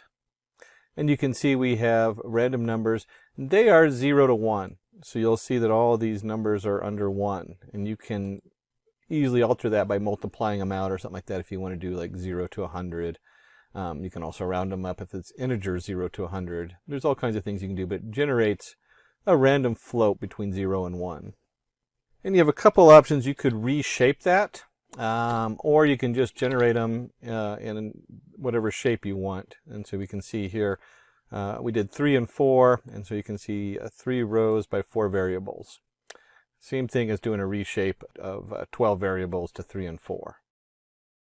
And if you're going to do that, you might need an empty data set. I have had this come up many times where I need to start off with 0, and I don't know, because I'm going to be adding stuff in there, or it might be 0 and 1, where 1 is, if you're removing the background of an image, you might want the background is 0, and then you figure out where the image is, and you set all those boxes to 1, and you create a mask. So creating masks over images is really big, and doing that with a numpy array of 0. And we can also give it a space. And we'll just do this all in one shot this time. And we'll do the same thing like we did before, zeros. And in this case, we'll do 2, 3. And so when we run this, forgot the asterisks around it. I knew I was forgetting something. There we go. So when we run this, you can see here we have our 10 zeros in a row, and maybe this is a mask for an image, and so it has 2 rows of 3 digits in it. So it's a very small image, little tiny pixel. And maybe you're looking to do something the opposite way. Instead of creating a mask of zeros and filling in with ones, maybe you want to create a mask of ones and fill them in with zeros. And we'll just do, just like we did before, we'll do 3, 4. And when we run this, you'll see it's all ones. And we could even do this even, we'll do it this way. Let's do 10 by 10 icon, and then you have your 3 colors. And you can, so it creates quite a large array there for doing pictures and stuff like that when you add that 3rd dimension in. If we take that off, it's a little bit easier to see. We'll do 10 again.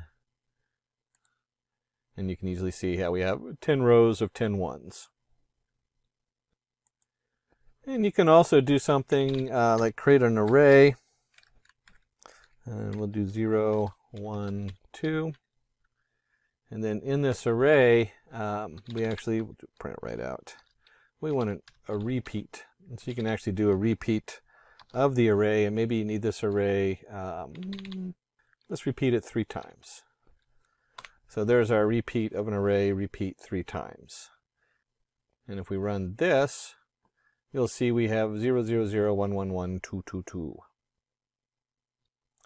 And whenever I think of a repeat, I don't really think of repeating being the first digit 3 times, the second digit. I really always think of it as 0, 1, 2, 0, 1, 2, 0, 1, 2. It catches me every time. But the actual code for that one is going to be tile. And again, if we do a range 3 and we run this, you can see how you can generate 0, 1, 2, 0, 1, 2, 0, 1, 2. And if you're dealing with an identity matrix, we can do that also if you're big on doing your matrices. And we'll just identity. I guess we'll go ahead and spell it out today. Matrix. And the command we're looking for is EYE. And we'll do 3. And then we'll just go ahead and print this out.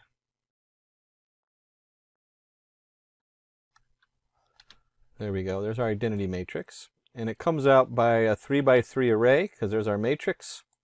And then it puts the 1s down the middle and for doing your different matrix math.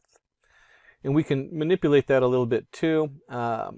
We talk about matrices.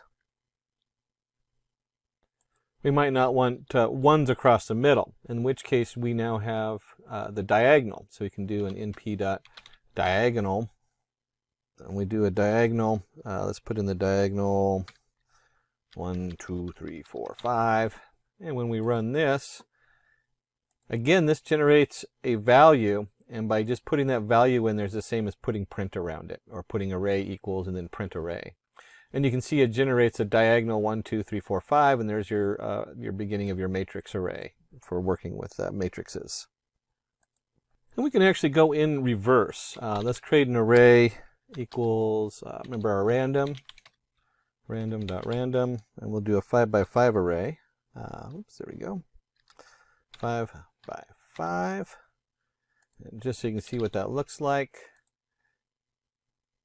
Helps if I don't mistype the numbers, which in this case I just need to take out the brackets. And there you go. You have your 5 by 5 array set up in there. And we can now, because we're working with matrices, we might want to do this in reverse and extract the diagonals, which would be the 0.79, the 0.678, and so on. And we simply type in np.diagonal. We put our array in there. And this will, of course, print it out because it returns it as a variable. And you can see here's our diagonal going across from our matrix. And we did talk about shape earlier. If you remember, you can do print the shape out. You can also do the dimensions. So in dimensions, very similar to shape, it comes out and just has 2 dimensions. We can also look at the size. So if we do size on here, we can run that. And you can see it has a size of 25, 2 dimensions, and of course 5 by 5. And that was from the shape from earlier that we looked at. There's our 5 by 5 shape. And if you remember earlier we did random, well, you can also do random. I talked a little bit about manipulating 0 to 1 and how you can get different answers. You can also do straight for the integer part, and we'll do minus 10 to 10, 4. And so we're going to generate random integers between minus 10 to 10. We're going to generate 4 of those. And so when we run that, we have 7, minus 3, minus 6, minus 3. They're all between minus 10 and 10, and there's 4 of them. And now we jump into some of the functionality of arrays, which is really great, because this is where they come in. Here's your array, and you can add 10 to it. And if I run this, there it takes my original array from up here with the integers and adds 10 to all of those values. So now we have, oh, this is the decimal, that's right. This is a random decimal I had stored in an array. But this takes a random decimal, the random numbers I had from 0 to 1 and adds 10 to them. And we can just as easily do minus 10. We could even do times 2. And we could do divide by 2. And it'll take that random number we generated and cut it in half. So now all these numbers are under 0.5. Another way you can change the numbers to what you need on there. And as you dig deeper into NumPy, we can also do exponential. So as an exponential function, which should generate some interesting numbers off of the random. So we're taking them to the power, I don't even remember what the original numbers in the array were, because we did the random numbers up there. Here's our original numbers, and if you build an exponential on there, this is where you get e to the x on this. And just like you can do e to the x, you can also do the log. So if you're doing logarithmic functions, that reinforced learning, you might be doing some kind of log setup on there, and you can see the logarithmic of these different array numbers. And if you're working with log base 2, you can just change it in there, np log 2. You have to look it up, because this is not log 1, 2, 3, 4, 5. It is log and log 2. So just a quick note, that's not a variable going in. That is an actual command. There's a number of them in there, and you'll have to go look and see what the documentation is. But you can also do log 10. So here's log value 10. Some other really cool functions you can do with this is your sine. So we can take a sine value of all of our different values in there. And if you have sine, you of course have cosine. We can run that. So here's a cosine of those. And if you're doing activations in your NumPy array and you're doing a tangent activation, there's your tangent for that. And the tangent activation is actually from neural networks. That's one of the ways you can activate it, because it forms a nice curve between from whether you're generating 1 to -1 with some discrepancy in the middle. Just jumping a little bit in there into neural networks. And then we get into, let me just put the array back out there so that we can see it while we're doing this. As we're getting into this, you can also sum the values. So we have np sum, and you can do a summation of all the values in this array. And you'll see that if you added all these together, they'd equal 12.519, and so on. I don't know what the whole setup is in there. But you can see right here the summation of this. One of the things you can also do is by axes. So we could do axes equals 0. And if we run the summation of the axes equals 0, and you can think of that in NumPy as the rows. So that would be, or you can think of that in NumPy as being the columns. We're summing these columns going across. And you can also change this to 1, and now we're summing the rows. And so that is the summation of this row, and so forth going down. And maybe you don't need to know the summation. Maybe what you're looking for is the minimum. So here's our minimal. You're looking for, and this comes up a lot because you have like your errors. We want to find the minimal error inside of this array. And just like the other one, we can do axes equals 0.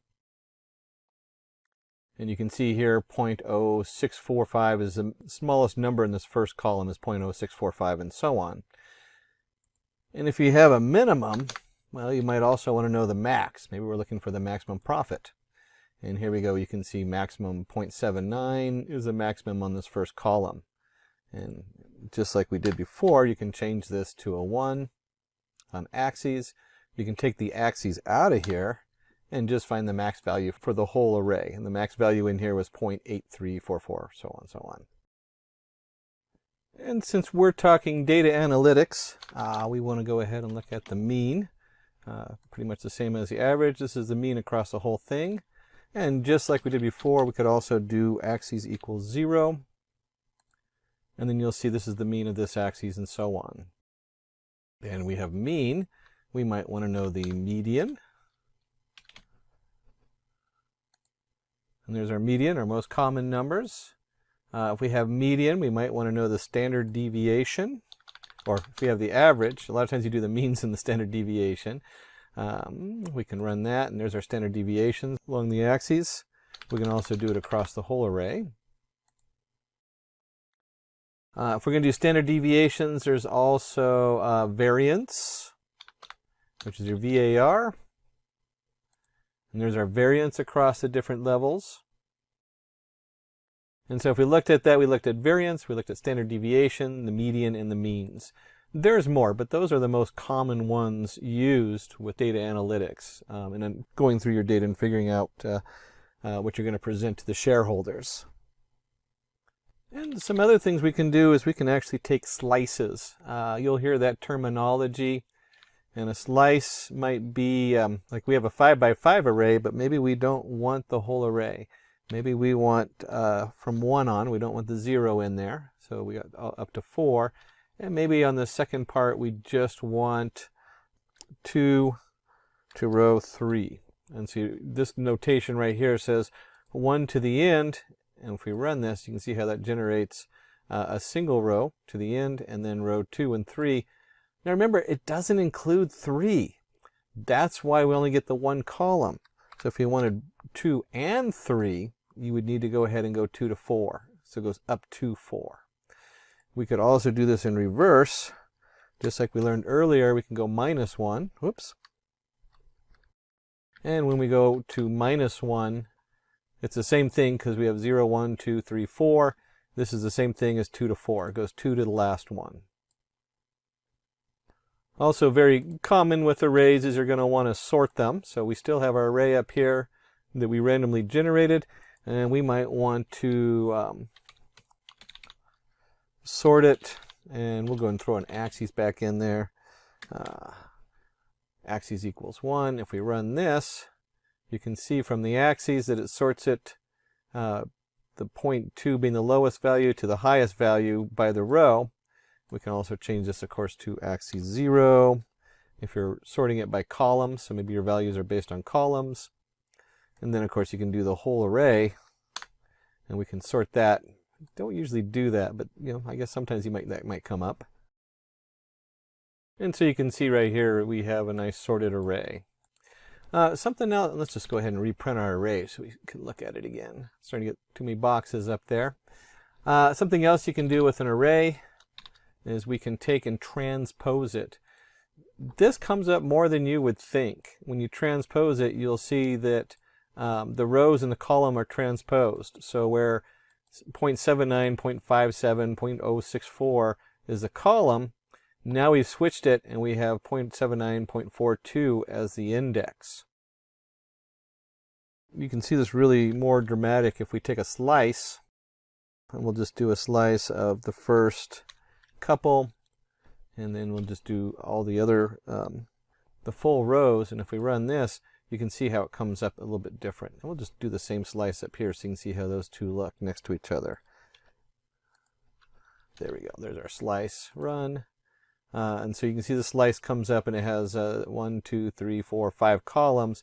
Now we have 1, 2, 3, 4, 5 rows and 3 columns versus 3 rows. And the original version, when they first started putting this together, was a function. So the original version was transpose, and this still works. You can still see it generates the same value as just a capital T. So many times we flip this data because we'll have an XY value or we'll have an image or something like that, and it's being read one way into the next process, and the next one needs it the opposite. So this actually happens a lot. You need to know how to transpose the data really quick. And we can go ahead, let's just take, here's our transpose. We'll just stick with the transpose on here. And instead of doing it this way, we might need to do something called flattening. Why would you flatten your data? If this is an array going into a neural network, you might want to send it in as one set of values instead of 2 rows. And you can see here is all the values as a single array. It just flattens it down into one array. So we covered our scientific means, transpose, median, some different variations on here.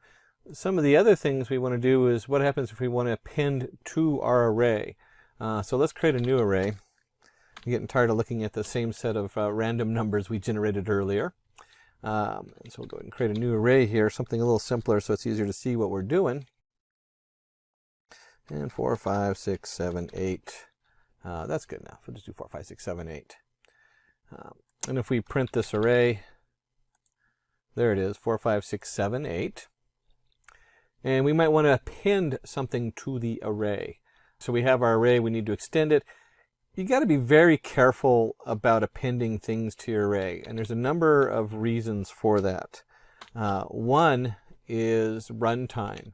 Because of the way the NumPy array is set up, a lot of times you build your data and then push it into the NumPy array instead of continually adding on to the array.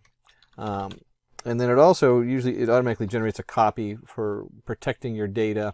So there's a lot of reasons to be careful about appending this way. But you can certainly do it. And we can just take our array, we're going to create a new array, array 1. And if we print array 1 and we append 8 to it, you'll see 4, 5, 6, 7, and then there's our 8 appended onto the end. And if you want to append something to an array, you'd probably also want to, whoops, array 1. Let's try that again. There we go. Now we have the 8 appended onto the end. So you can see 4, 5, 6, 7, 8, and then we appended another 8 on there. And if you're going to append something, you might want to go ahead and insert. Instead of appending, it might be you need to keep a certain order. And we can do the same thing. We can do our array, and we're going to append or insert at the beginning. And let's go ahead and insert 1, 2, 3. 1, 2, 3.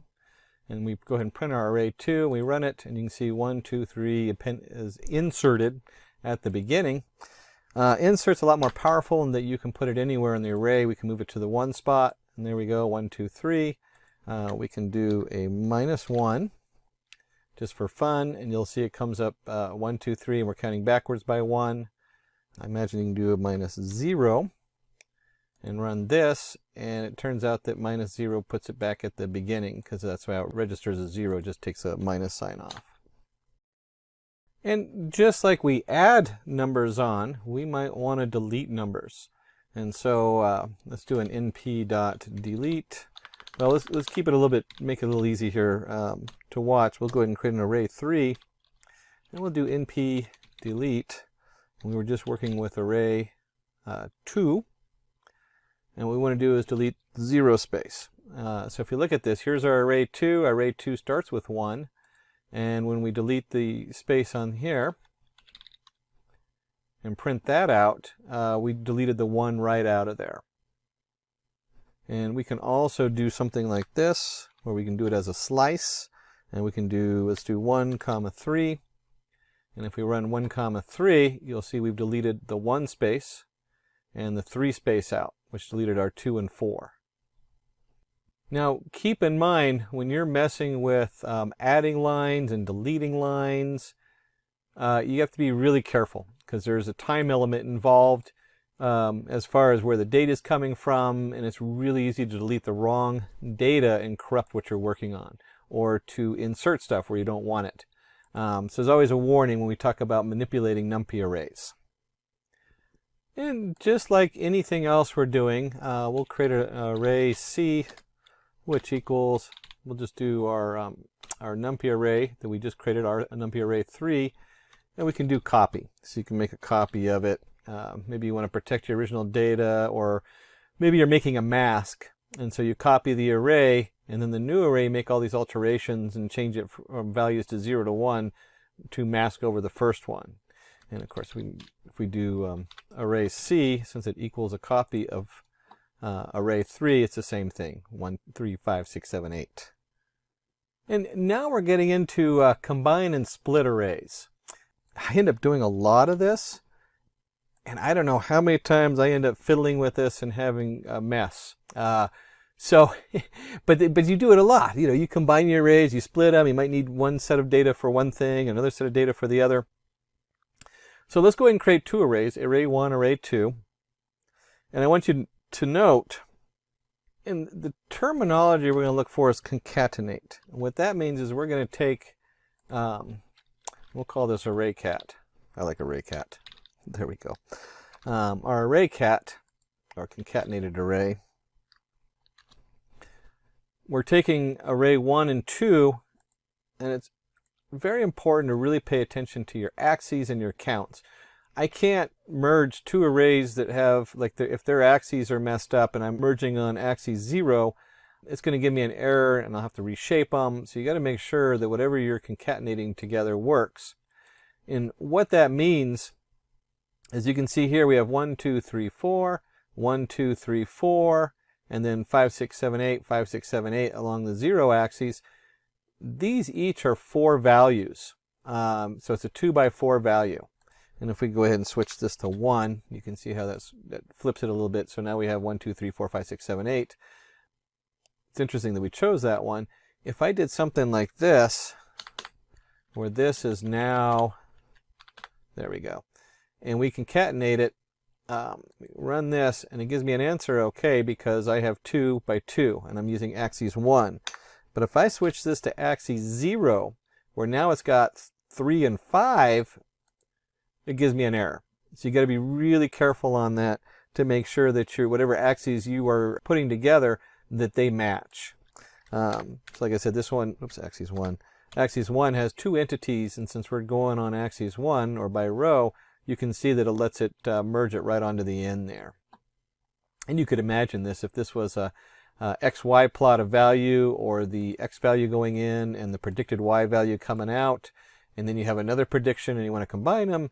This works really easy for that. And we'll go back and let's just put this back to where we had it.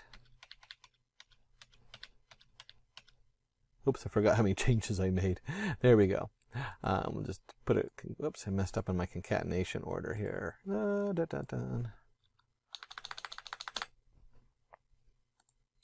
There we go. Okay, so you can see that we went through the different concatenation. Axes is really important when you're doing your concatenation values on here. And we'll switch this back to 1 just because I like the looks of that better. There we go. 2 rows. Now, there are other commands in here. So we can do cat v equals np v stack. This is nothing more than your concatenation. But instead, we don't have to put the axes in there because V stands for vertical. And so if we print out cat V and we run this, you can see we get the 1, 2, 3, 4, 1, 2, 3, 4, and that would be the same as making this axis 0 for vertical stack.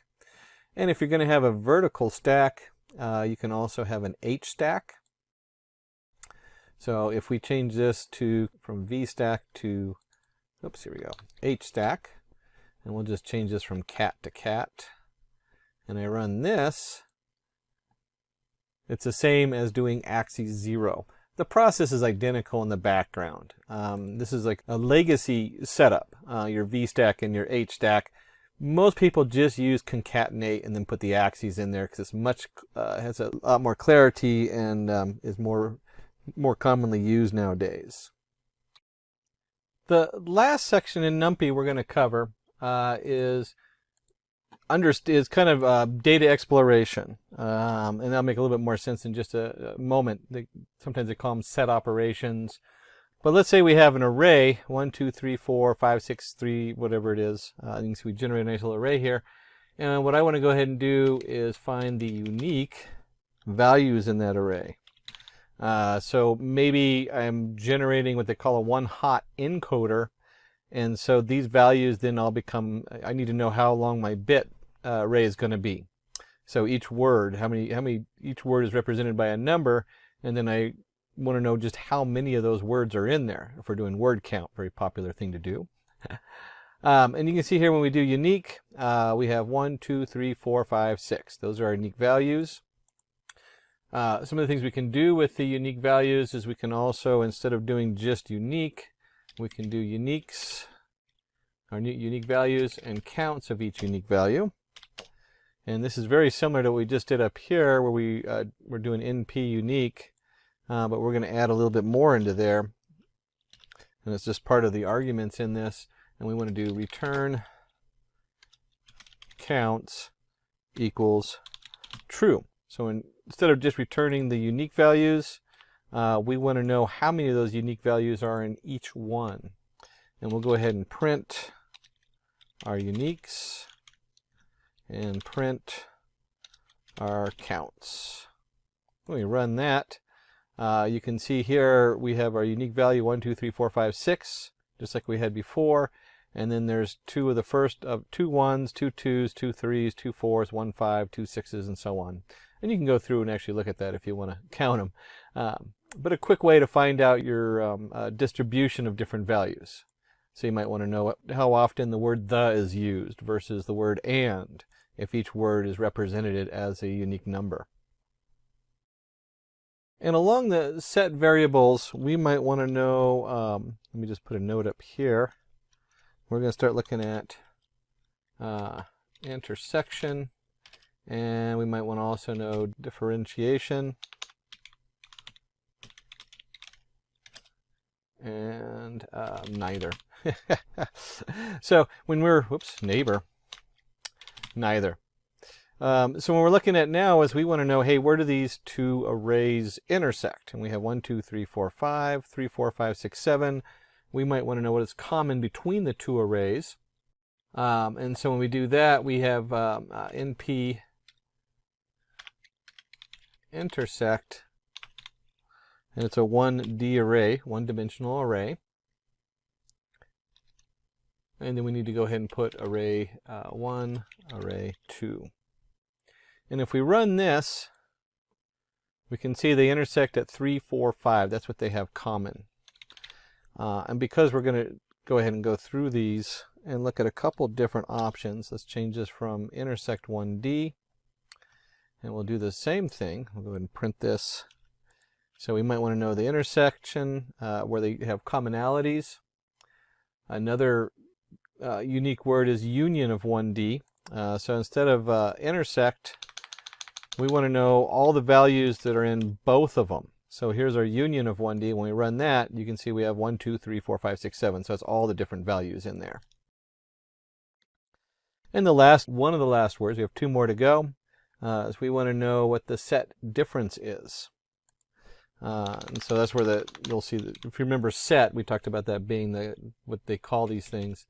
So the set difference of a 1D array, when we run that, you can see that 1 is only in one array and 2 is only in one array.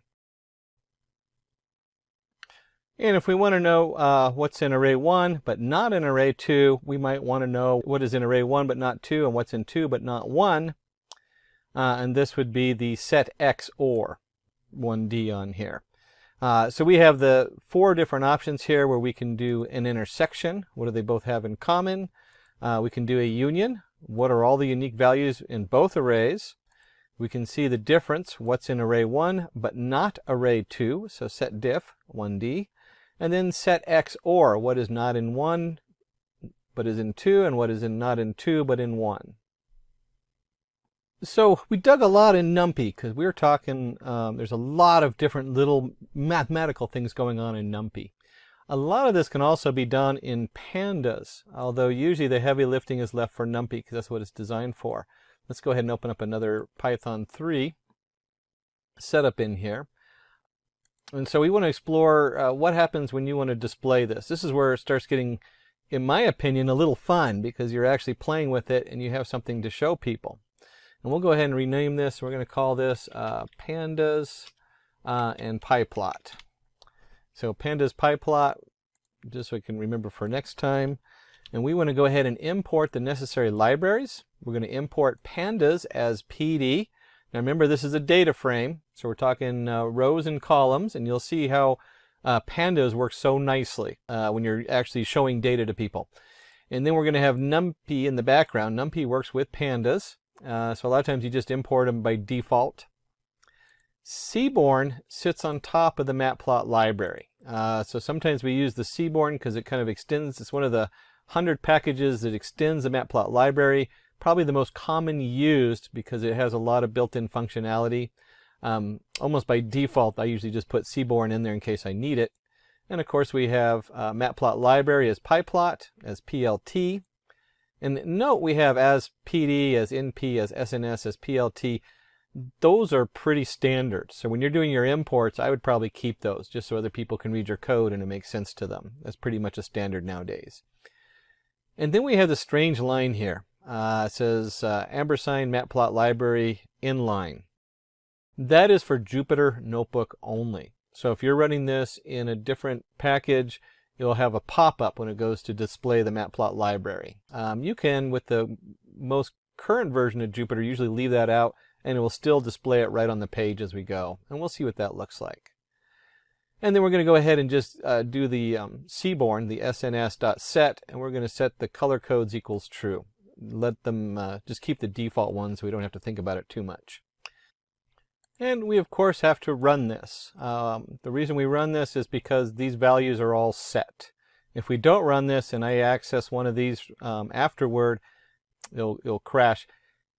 The cool thing about Jupyter Notebooks is if you forgot to import one of these, you forgot to install it, because you do have to install this under your Anaconda setup or whatever setup you're in, you can flip over to Anaconda and run your install for these. And then just come back and run it. You don't have to close anything out. And we'll go ahead and paste this one in here real quick, where we have car equals pd.read_csv, and then we have the actual path. This path, of course, will vary depending on what you are working with. So it's wherever you save the file at. And you can see here I have like my OneDrive documents, Simplilearn, Python, data analytics, using Python, / car CSV. It's quite a long file. When we open that up, what we get is we get a CSV file, and we have the make, the model, the year, the engine, fuel type, engine horsepower, cylinders, and so on. And this is just a comma separated file. So each row is like a row of data. Think of it as a spreadsheet. And then each one is a column of data on here. And as you can see right here, it has the make, model. So it has columns for a header on here. Now, your Pandas just does an excellent job of automatically pulling a lot of this in. So when you start seeing the Pandas on here, you realize that you are already like halfway done with getting your data in. I just love Pandas for that reason. NumPy also has it. You can load a CSV directly into NumPy, but we're working with Pandas, and this is where it really gets cool, is I can come down here and I can print, you remember our print statement, we can actually get rid of it. And we're just going to do car head because it's going to print that out. The head is going to print the top values of that data file we just ran in. And so you can see right here, it does a nice printout. It's all nice and in line because we're in Jupyter Notebook. I can scroll back and forth and look at the different data. And just like we expected, we have our column, and it brought the header right in. One thing to note is the index. It automatically created an index 0, 1, 2, 3, 4, and so on. And we're just looking at the head. So we got 0, 1, 2, 3, 4. You can change this. You might want to just look at the top two. We can run that. There's our top two BMWs. Another thing we can do is instead of head, we can do tail. And look at the last three values that are in that data file. And you can see right here, it numbered them all the way up to 11,913. Oh my goodness, they put a lot of data in this file. I didn't even look to see how big the file was. So you can really easily get through and view the different data in here. When you're talking about big data, you almost never just print out car. In fact, let's see what happens when we do. If we run this and we just run the car, it's huge. In fact, it's so big that the Pandas automatically truncates it and just does head plus tail, so you can see the two. So we really don't want to look at the whole thing. We'll go and go back to, let's stick with the head, displaying our data. There we go. So there's the head of our data. It gives us a quick look to see what's actually in there. I can zoom out if we want, so you can actually get a better view. Although we'll keep it zoomed in so you can see the code I'm working on. And then from the data standpoint, we of course want to look at data types. What's going on with our data? What does it look like? Now this, you show when you're talking to your shareholders, they like to see these nice, easy to read charts. They look like a spreadsheet. So it's a nice way of displaying pieces of the chart. When we talk about the data types, now we're getting into the data science side of it. What are we working with? Well, we have make, model, we have an integer 64 for the year, engine fuel type is an object, If we go up here, you can see that most of them are it's a set manual, rear wheel drive, so they might be very limited number of types in there, and so forth. And it's either going to be a float 64, an integer, or an object is the way it's going to read it on here. And the next thing you're going to know is like your columns. And since it loaded the columns automatically, we have here the make, the model, the year, the engine, the size, all the way up to the MSRP. And just out of something you'll see come up a lot is whenever you're in pandas and you type in .values, it converts it from a pandas list to a numpy array. And that's true of any of these. So then you end up in a numpy array. So you'll see a little switch in there in the way that the data is actually stored. And that's true of any of these. In this case, we want car.columns. You have a total list of your car columns. And like any good data scientist, we want to start looking at analytical summary of the data set. What's going on with our data? So we can start trying to piecemeal it together. So we can do car, describe, and then what we'll do include equals all. So a nice panda command is to describe your data. If you're working with R, this should start looking familiar. And we come down here and you can see count. There's the make, the model, the year, how many of each one, how many unique values of each one, the top value of each one, what's most common, the frequency, the mean. Clearly on some of these it's an object, so it really can't tell you what the average is. It'd just be the top one's the average, I guess. The year, what's the average year on there? All this stuff comes down here. Your standard deviation, your minimum value, your maximum value, what's in the lower quarter, 50% mark, where's that line at, and what's in the upper 75%, the top 25% going into the max. Now, this next part is just cool. This is what we always wanted computers to be back like in the 90s, instead of 5,000 lines of code to do this. Maybe not 5,000. All right, I built my own plot library back in 95, and the amount of code for doing a simple plot was, I don't know, probably about 100 lines of code. This is being done in one line of code. We have our car, which is our pandas. We generated that. It's our data frame. And we have .hist for histogram. That is the power of Seaborn. Now it's still going to generate a numpy graph, but Seaborn sits on top, and then we can do the figure size. This is just so it fits nicely on the paper on here. And we do something simple like this, and you can see here where it comes up and it does say matplot library and does subplots and everything. But we're looking at a histogram of all the different pieces in our database. And we have our engine cylinders. That's always a good one because you can see like they have some that they had a null on there, so they came out as 0. Maybe one of them had a 2-cylinder engine way back when. 4 is a common, 6 a little less common, and then you see the 8-cylinder, 12-cylinder engines. Boy, that's got to be a speedster or something. But you can see right here, it just breaks it down. So now you have how many cars with how many, whatever it is, cylinders, horsepower, and so on. And it does a nice job displaying it. You can see if you're working with your, you're going into your demo, it's really nice just to be able to type that in and boom, there it is. It can see it all the way across. And we might want to zero in and use like a box plot. And this time we'll go ahead and call the Seaborn, SNS, box plot. And we're going to go ahead and do vehicle size versus engine horsepower XY plot.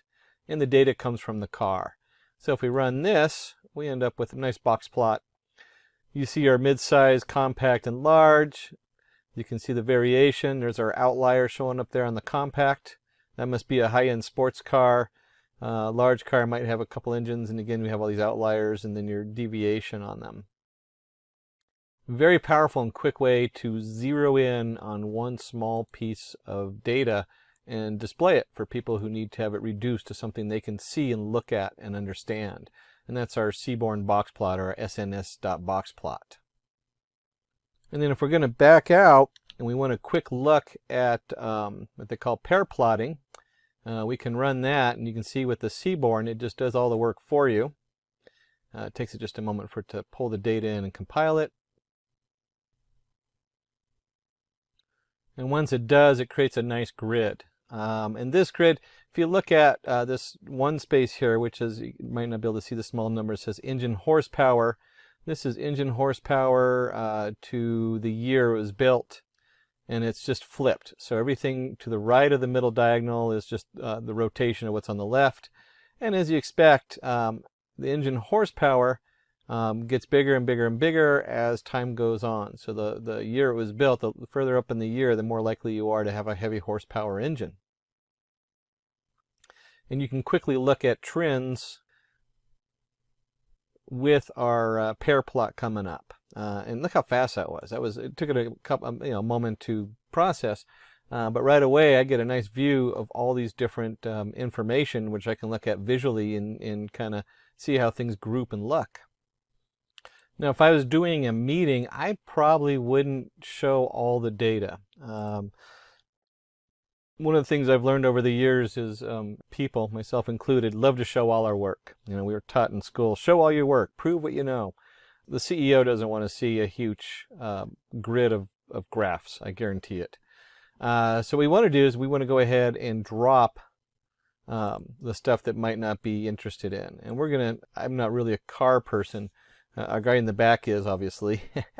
So you have your engine fuel type. We're going to drop that. We're going to drop market category, vehicle style, popularity, number of doors, vehicle size. And we have the axes in here. If you remember from NumPy, we have to include that axes to make it clear what we're working on. That's also true with pandas. And then we'll look at just what it looks like from the head. And you can see that we dropped out those categories, and now we have the make, model, year, and so forth. And we took out the engine fuel type, market category, etc. And this should look familiar to you now. When you start working with pandas, I just love pandas for this reason. Look how easy it is. It just displays it as a nice spreadsheet for you. You can just look at it and view it very easily. It's also the same kind of view you're going to get if you're working in Spark or PySpark, which is Python for Spark across big data. This is the kind of thing that they come up with, and this is why pandas is so powerful. And we may look at this and decide we don't like these columns. And so you can go in here and we can actually rename the columns. Simple command, car equals car, rename. Columns equals engine horsepower equals horsepower. This is just your standard Python dictionary.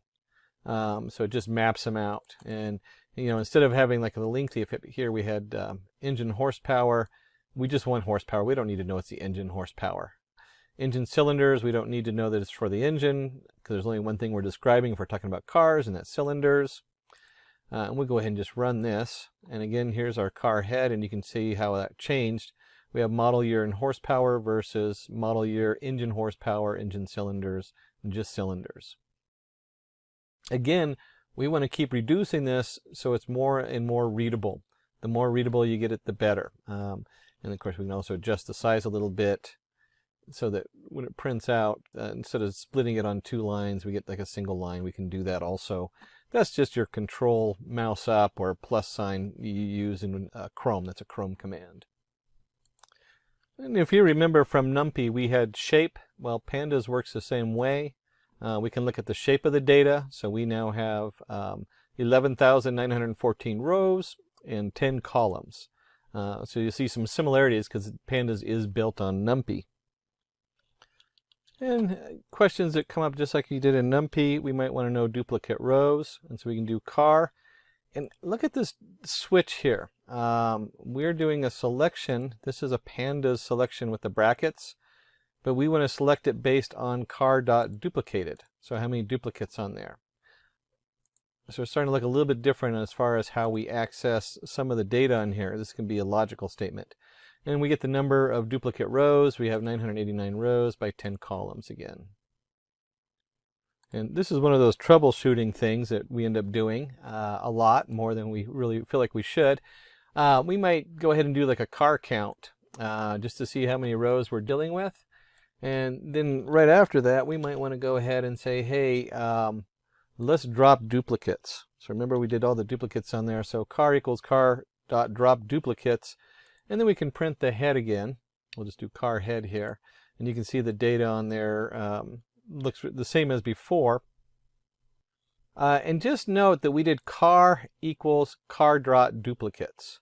There are commands in here where you can do, where it changes the actual value, and it works on some of them and not on others depending on what you're doing. But by default, it always returns a copy. So when we do this, we're reassigning it to car. And you can see it's the same header, but we want to go ahead and do count and see how the count changes. Let's go ahead and run this. And you can see here, instead of 11,914, we have 10,925. So we removed about 100 cars that were duplicated, just slightly under 100 there. And then as we're prepping our data, we might want to know car is null. So it's going to count the values of null, and then we want to sum that up. And when we do that, we do the car is null function dot sum. We end up with HP, the horsepower is 69 have null values, and 30 have cylinders have null values. Now, if you don't put the sum at the end, it's just going to return a mask with the true false of is it null or is it not, by 0 and 1. So you're summing up the ones underneath each column. And this, of course, then you have to decide what you're going to do with the null values. There's a lot of different options. It might be that you need to put in the average or means. Maybe you want to put in the median value. There's a lot of different ways to fill it. Usually when you first start out with the data, a lot of them you just drop your null values. And you can see here car.drop NA, which is equal to all. And then we're going to go ahead and count it. And you can see that we've dropped almost another 100 values. So from 10,925 to 10,827. Maybe 75 or so values. So we've cleaned this is really a big part of cleaning data. You need to know how to get rid of your null values, or at least count them and what to do with them. And of course, if we go back to counting our null values, we should now have null values. There we go. And you'll see there's 0 null values. I don't know how many times I've been running a model that doesn't take null values and it crashes, and I just sit there and look at it trying to get, why did that crash? It should have worked. It's because I forgot to remove the null values.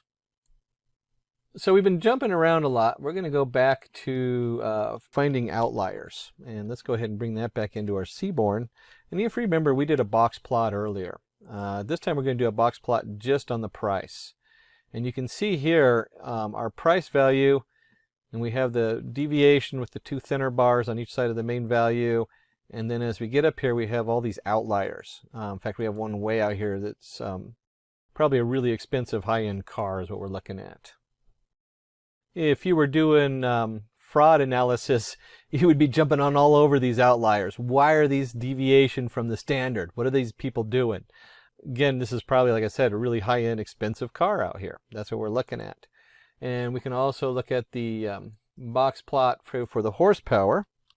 And we'll put that in down here and run that. And you can see again, here's our horsepower, and it just jumps, and there's these really odd, huge muscle cars out here that are outliers. And we're going to jump into making this a little bit more, as you start displaying your data or your information to your shareholders. We're going to look at plotting a histogram for the number of cars per brand. And the first thing we want to go ahead and do is we have with our car, go back over here, here we go. We have our make value counts, largest plot, and we want to do a kind equals bar, figure size 10.5. And right off the bat, we jump up here and we see Chevrolet, it's going against, what was it? It's figuration, the value counts, and we want the largest value. So here's our value counts and compared to what the different cars are. Chevrolet puts out a lot of different kinds of cars. I didn't realize that they made that many cars or different types. And then for readability, let's go ahead and add a title, number of cars by make, number of cars and make. If you had looked at this the first time, you would have been like, well, what the heck am I looking at? Well, we're looking at the number of cars by make. And then you can see here, now we're talking about the type of cars and the different ones were put out. Lotus, I guess, only had a few different kinds of cars over there. very high-end cars.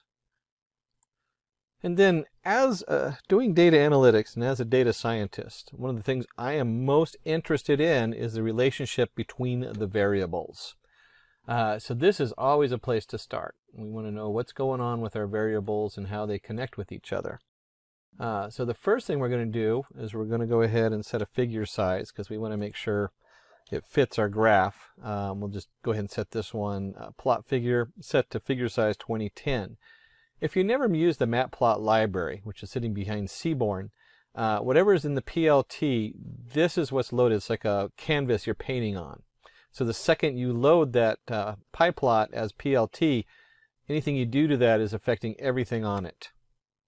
And then we want to go ahead, since we're using Seaborn, we'll go ahead and create a variable C for relationships or correspondence, and car.corr, that's a correlation in Seaborn on top of pandas. Again, one line and you get the whole correlation on there. And because we're working with Seaborn, let's put it into a nice heat map. If you're not familiar with heat maps, that means we're just using color as part of our setup. So we have a nice visual. And we can see here that the Seaborn connected to the pandas prints out a nice chart. We'll talk a little bit about the color here in a second. It prints out a nice chart. This is a chart I look at. As a data scientist, these are the numbers I want to look at. And we'll just highlight one of them. Here's cylinders versus horsepower. The closer to 1, the higher the correlation. So 0.788. Pretty high correlation between the number of cylinders and how heavy the horsepower is. I'm betting if you looked at the year versus horsepower, we can just look at that one. Here's year and horsepower. 0.314, not as so much, but if you combine them, you don't actually add them. But if you combine them, you'll start to see an increase in horsepower per year and cylinders. You could probably get a correlation there. And just like 0.78 is a positive correlation, you might notice if we look at cylinders, or let's look at horsepower and mileage. So if we go here to horsepower to mileage, you get a nice negative. We'll do cylinders, that's a bigger number. With cylinders to the miles per gallon, it's a minus 0.6. So it's a negative correlation. The closer to -1, the more the negative correlation is. And then the chart you would actually show people is a nice heat map. This is all our colors, and it's just those numbers put into a heat map. The darker the color, the higher the correlation. You can see straight down the middle, obviously the year correlates directly with the year, horsepower with horsepower, and so on. That's why it's a 1. The closer to the 1, the higher the correlation between the two pieces of data. Now, this is a good introduction. Pandas goes way beyond this. Most of the functionality in NumPy, since Pandas sits on it, is also in Pandas, and then it even has additional features in it. And we use Seaborn pretty extensively sitting on top over our pyplot. So keep in mind that our pyplot has a ton of other features in it that we didn't even touch on in here. We couldn't, even if you had a sole course in it, there's just so many things hidden in there depending on what your domain you're working on. But you can see here, here's our Seaborn and here's our matplot library. That's all our graphics that we did. And then the Seaborn worked really nicely with the pandas. We really like that. In the world of data science, Python stands out for its ease of use and powerful data analysis capabilities. Reflecting on the 2023 Stack Overflow Developer Survey, Python's popularity is unmatched, especially among data analysts and scientists. Consider the success story of Anna, a data analyst whose expertise in Python's pandas and NumPy libraries led to the development of a predictive model that significantly influenced her startup strategy. This example highlights Python's practical application in extracting meaningful insights from data, a skill highly valued in the industry. As you gear up for a Python data analyst interview, it's crucial to demonstrate not only your technical mastery of Python, but also your ability to apply its functionalities to real-world problems. This guide focuses on essential interview questions and answers, drawing from real-life applications and challenges to prepare you for what lies ahead. Through understanding practical use cases like Anna's, you will gain insights into the impactful role Python plays in data-driven decision-making. So, we will start with the first question, that is, what is Python and why is it preferred for data analysis? So, Python is like a versatile tool that's not only easy to use but also powerful enough to tackle big projects. It's a programming language, which means it's a way for us to write instructions that a computer can understand and execute. What makes Python special is how it combines simplicity and power. It's as if the tools in this section of the supermarket are designed to fit comfortably in your hand and work exactly as you expect, making your job easier. So here I will be giving you an overview of the answers you can provide to the interviewer in the interview. So now you might wonder, why do people working with data love shopping in the Python section so much? So let's consider some points for that would be easy to learn. So Python's simplicity means you can learn how to use it quickly even if you are never programmed before. It's like learning to cook using recipes that requires only a few ingredients. Then comes versatile toolset. Python offers a variety of tools known as libraries, specifically designed for data analysis. Imagine having a Swiss Army knife but for data. These tools can help you clean, sort, analyze and visualize data all in one place. Then we have community support. So there's a huge community of people who use Python for data analysis. So if you ever get stuck or need advice, there's a good chance someone has been in your shoes and can help. It's like having a group of friends who are always there to lend a hand. And then comes integration and automation. So Python makes it easy to automate repetitive tasks and integrate your data analysis work into larger projects. This can save you a ton of time and effort, allowing you to focus on the fun parts of your project. Then comes the in-demand skill. Because so many businesses rely on data to make decisions, knowing how to analyze data with Python is a valuable skill that can open doors to exciting job opportunities. So this is how you can answer the interview about why is Python preferred for data analysis. So moving to the next question, that is explain the difference between a list, tuple and dictionary in Python. So I will give you an overview. You could use this or just mold it to your language and provide the answer to the interviewer. So when discussing the structures, that is list, tuple and dictionary in Python, it's like looking at different ways to organize information. Each serves a unique purpose. Lists are akin to an adjustable shelving unit. You can add, remove or change the items on freely. It's ordered, meaning you can refer to each shelf by its position. For example, you could see an example here, that is my underscore list, and we have put pencil, notebook and eraser in the list. So it allows you to manipulate the contents as needed. Now coming to the tuples, so tuples resemble a fixed display case. Once you have arranged your items inside, their order and presence are set. You cannot change them. This immutability is useful for ensuring that certain data remains constant. So you could see the example. So I have changed the example. So you could see here that my tuple has pencil, notebook and eraser. So it signifies data that you don't intend to alter. Now coming to dictionaries, so they are like a flying cabinet or the filling cabinet with labeled folders. Each folder or key holds specific items values, making it easy to locate what you need quickly without concern for the order in which you added them. So you could see an example, that is my underscore dictionary that has pen and it is pointing out for the blue, then book that is pointing out to mathematics. That provides a way to access items directly by their label or key. Now moving to the next item or the next question, that is how do you handle missing values in a pandas data frame. So when working with data in Python using pandas, it's common to encounter missing values. Think of missing values like puzzle pieces that are lost. To complete the puzzle or analyze your data, you need to decide what to do with these missing pieces. So strategies to handle missing values. The first one will be remove.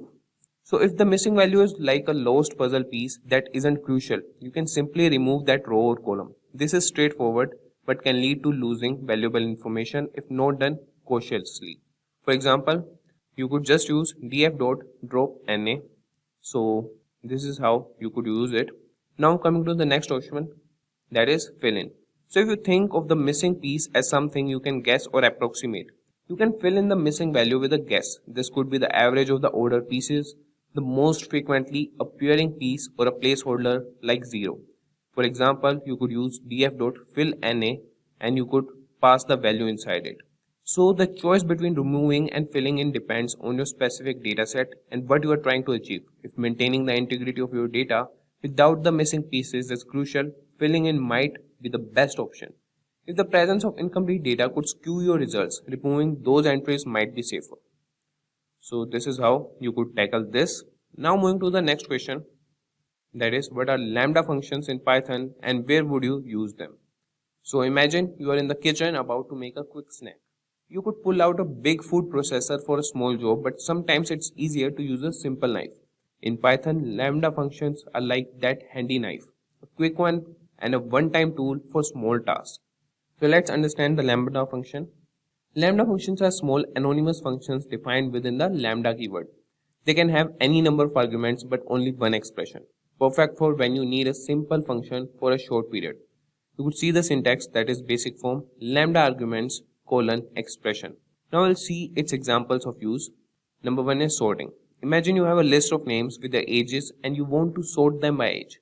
Lambda function makes this simple. So you could see the code here, that is sorted, and under we have passed list, key equal to lambda, x of 1. So this is how you could do that. Then comes the quick calculation. So you need to quickly apply a mathematical operation like squaring a number without writing a full function. So you could have a example here. So this is how you could have a square of a number. So when to use lambda functions? So now we'll see when to use lambda functions. Number one is short one-time use. That is ideal for when you need a function once or in a limited scope. And number two would be simplicity, when the operation is simple enough to be expressed in a single line. And then comes the inline operations, that is useful for inline operations that requires a function. So let's move to the next question, that is question number 5. And the question is, demonstrate how to use list comprehension to simplify code that generates a list of square for all even numbers from 0 to 10. So imagine you are tasked with creating a beautiful garden path using square stepping stones. However, you only want to use stones that fit certain criteria, such as being even numbered in size. In Python, list comprehensions offer a concise way to create this path with just the stones you need. So let's understand list comprehension. So list comprehension provides a succinct way to create list. They combine a loop, conditionals, and the list operation into one line. It's like selecting specific items based on criteria to create a new collection. And now we'll see the basic syntax for that. That is, in the form, you will write the expression for item and then the iterable and if condition. So let's see an example. So we'll create a list of square for all even numbers from 0 to 10. So first we'll do this with the traditional approach. And here we have an array, and then we'll use the for loop and then if statement, and then we'll append if the number is even, we will square it. Now coming to the list comprehension approach, so you could see the expression here. So first is the condition, then the for loop, and then the if conditional. So this is how the list comprehension works. So now we will discuss about the key points of list comprehension. So the number one is efficiency. So list comprehensions make your code more readable and efficient. Number two is simplification. They simplify multiple lines of code into a single readable line. And then comes versatility, useful for filtering items or applying operations to elements. And now coming to the next question, that is 6th one. Explain the concept of deep and shallow copy in Python. So imagine you have a magical notebook. Whatever you write in it also appears in a linked notebook. If you have a shallow copy of the notebook, changes to the content like adding a new page in one will show up in the another. However, if you change something on a page already existing in both notebooks, only the original notebook's page is affected. A deep copy is like having two completely independent magical notebooks. Whatever you do in one notebook, whether adding new page or changing existing ones, doesn't affect the other notebook at all. So let's understand shallow copy and deep copy. So shallow copy creates a new object but does not create copies of nested objects found within. Instead, it just copies the reference to these objects. So changes to nested objects in the original or the copy will reflect in the other. So you could see an example for that, that is import copy, and then we have the original list, and the shallow copied list is equal to copy.copy of the original list. Now moving to the deep copy. So it creates a new object and recursively copies all objects found within the original object, nested objects included. So changes in the original or the copy do not affect each other at all. So let's see the example, that is deep underscore copied underscore list equal to copy.deep copy, and inside we have passed original list. Now we'll discuss about the key points. So shallow copy, that is good for saving memory when creating copies of large objects where nested objects aren't modified. And about the deep copy, so it used when you need a fully independent copy of an object, including all nested objects. So this was about deep copy and shallow copy. Now moving to the next question, that is, what is PEP8 and why is it important in Python programming? Imagine you are playing a game where everyone agrees on certain rules to make the game more fun and fair for everyone. In the world of Python programming, PEP8 serves a similar purpose, but for writing code. PEP8 stands for Python Enhancement Proposal 8, and it's essentially a set of rules and guidelines for formatting Python code. So let's understand PEP8. So PEP8 is like the rule book for Python code style.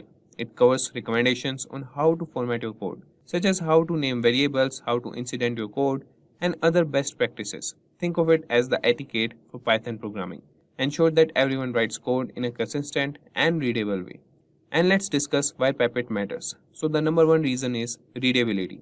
Just like a well-organized book is easier to read, code that follows PEP8 is easier for humans to understand and read. It's about making your code not just functional but also presentable and approachable. Then comes collaboration. When everyone uses the same style guide, it's much easier to work on projects together. This consistency removes confusion and helps prevent errors that arise from misinterpreting the code. And then comes maintenance. So code that's easy to read and understand is also easier to maintain and update. If your code follows PEP8, anyone including future you can quickly understand and modify it as needed. So following PEP8 is like keeping your code's desk clean and organized. It makes your Python programs more enjoyable and easier for you and others to read and work on, just as playing a game is more fun when everyone knows and follows the rule. Coding in Python is more effective and enjoyable when everyone adheres to PEP8. So this was about PEP8. Now moving to the next question, that is, describe how to perform a merge operation between two pandas data frames. So imagine you are at a dinner party and you have two guest lists. One list has the names of guests and their favorite dishes. The other list has names with their preferred drink choices. To plan your dinner menu, you need to combine these lists into one. So you think each guest food and drink preferences side by side. In Python's pandas library, this combining of lists or tables is called a merge operation. So let's understand merge in pandas. So first we'll see pandas. So it's a powerful library in Python for data analysis and manipulation. And merge operation is like joining two tables based on a common column, like guest names in our example, so that you can see all the information in one place. So let's see the steps to perform a merge. Number one step is identify the common key, that is, find the column common to both data frames such as guest name. Then choose the type of merge. Decide how you want to combine your list. Do you want to include all guests, only those present on both lists, or some other criteria? And then use the merge function. Apply pandas merge function to bring your data frames together based on your criteria. You could see the example here. That is, first we will identify the common key and then we'll choose the type of merge, as you could see, like outer join, inner join, or both the criterias. And then we have used the merge option. So this is done. That is to perform a merge operation between two pandas data frame. Now moving to the next question, that is ninth question, and that is, can you explain what NumPy is and how it is better than a regular list in Python? So imagine you have a toolbox. In this toolbox you have a regular hammer, that is Python's list, and a power hammer, that is NumPy. Both can drive nails into a board, that is perform numerical operations. But the power hammer does it faster and with less effort, especially when you have a load of nails, large dataset.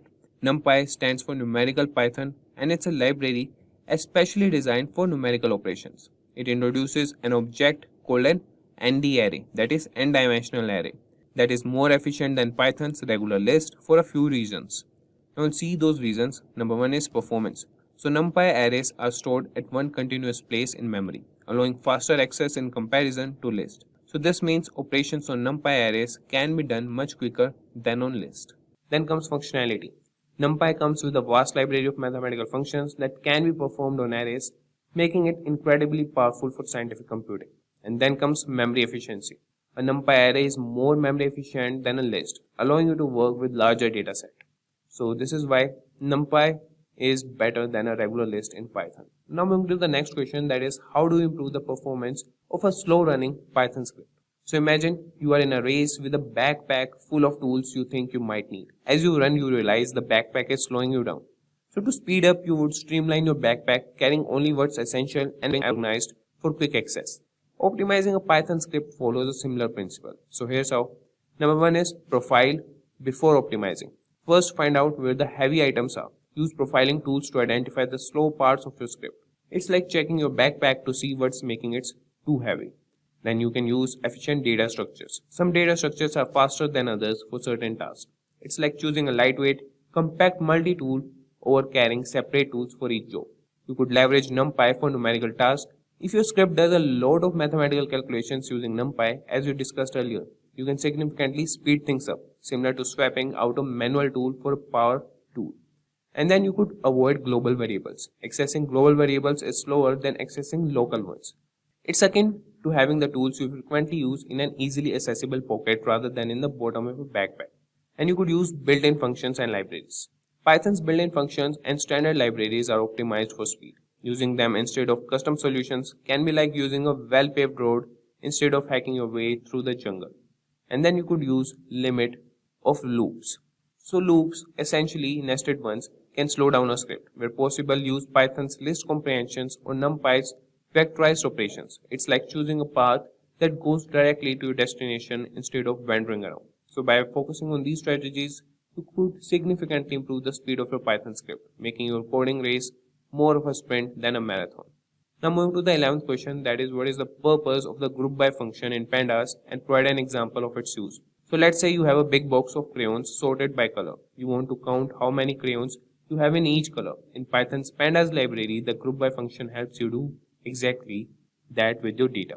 So the group by function groups data in a data frame based on a certain criteria, like how you might group crayons by color. So once grouped, you can apply functions to each group independently, such as counting them, summing up values, or calculating averages.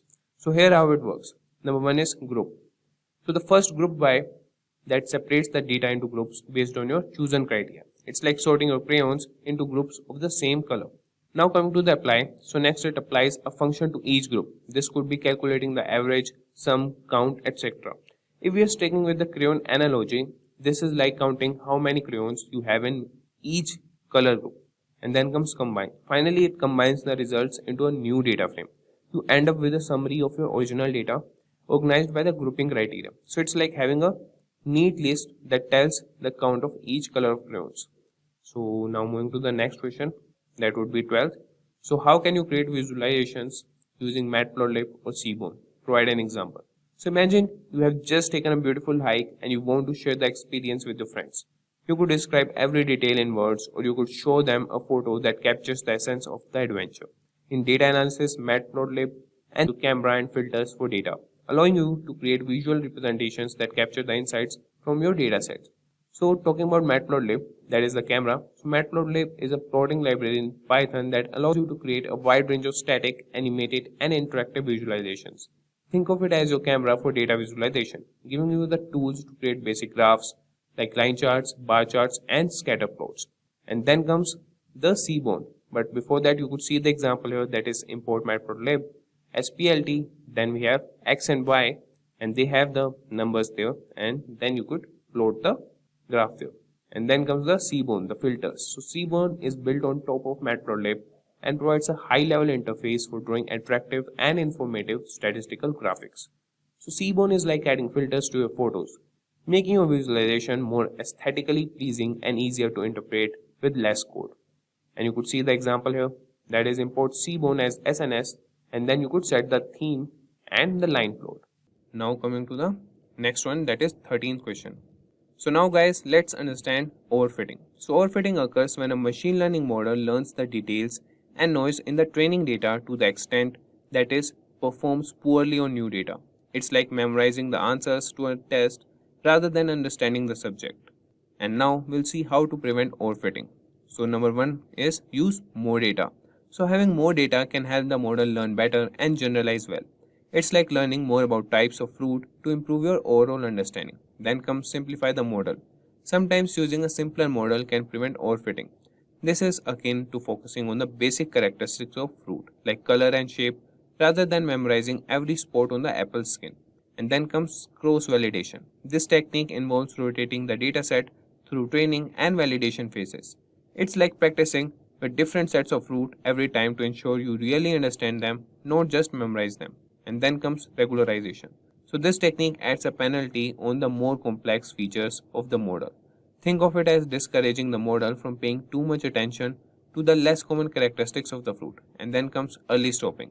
During training, if you notice that your model's performance on a validation set starts to worsen, stop the training. It's like realizing you are starting to focus too much on the details that don't matter and stopping your studying to refocus.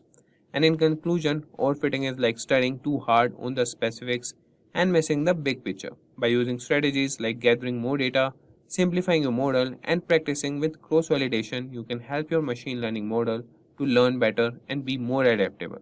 Just like a well rounded student who understands the essence of the subject, not just the details. Now, moving to the next question, that is 14th. Describe a situation where you had to clean a large dataset, and what steps did you take? So imagine you have just been given a giant old attic full of various objects to organize and clean up.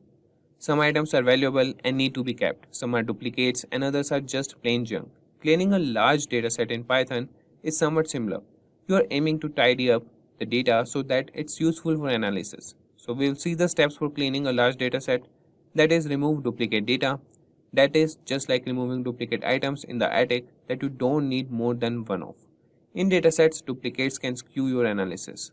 So for that, we'll use the action as we have seen the number one step, that is remove duplicate data, and we'll see the action, that is we will use dataframe.drop underscore duplicates in pandas to remove them. And then we can use another method, that is handle missing values. So imagine finding boxes that are supposed to contain items, but some are empty. You decide whether to fill them, label them as empty, or remove them altogether. For that, we could do the action, that is options include dataframe.fillNA to fill missing values, or dataframe.dropNA to remove rows or columns with missing values. And then we have correct data types. Sometimes objects are stored in the wrong boxes. Similarly, a numeric column might be incorrectly formatted as text. So for that, we'll use dataframe.asType to correct data types. And then we have standardized the data, ensuring everything is organized and labeled consistently, like making sure all book titles follow the same format. For this action, we will apply functions to clean and standardize text, numbers, and dates. And we have remove or correct outliers. If you find something completely out of place, like a snowboard in a box of summer clothes, you decide if it's an error or if it should be stored somewhere else. So the action we can use is use statistical methods to detect outliers and decide whether to keep, adjust, or remove them. And in conclusion, cleaning a large dataset involves removing unnecessary parts like duplicates and outliers, filling in gaps, that is missing values, and organizing, correcting data types, and standardizing. It's about making sure the data is accurate, consistent, and ready for analysis, just as organizing and cleaning the attic that makes it easier to find and use what you need. Now moving to the next question, that is 15th. How do you split a dataset into training and testing sets using scikit-learn? Imagine you are preparing for a magic show.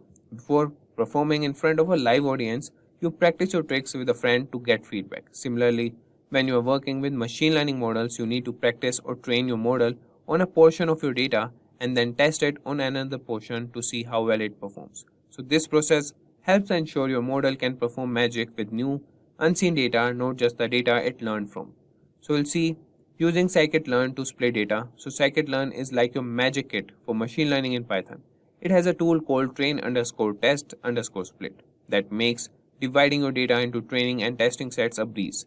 So we'll see the steps to split your dataset. Number one is prepare your data. Gather your dataset. It's like getting all your magic props ready for the show. Then import the tool. Bring the train_test_split function into your project. And then we have split the data. Decide what portion of your data you want to train on and what portion to test on. The common split is 80% for training and 20% for testing. And you could see the code here. And here X represents your features, that is the information you use to make predictions, and Y represents your target, what you are trying to predict. And then we have text size equal to 0.2 that tells the function to reserve 20% of the data for testing. And in conclusion, splitting your data set into training and testing sets is a crucial step in the machine learning process.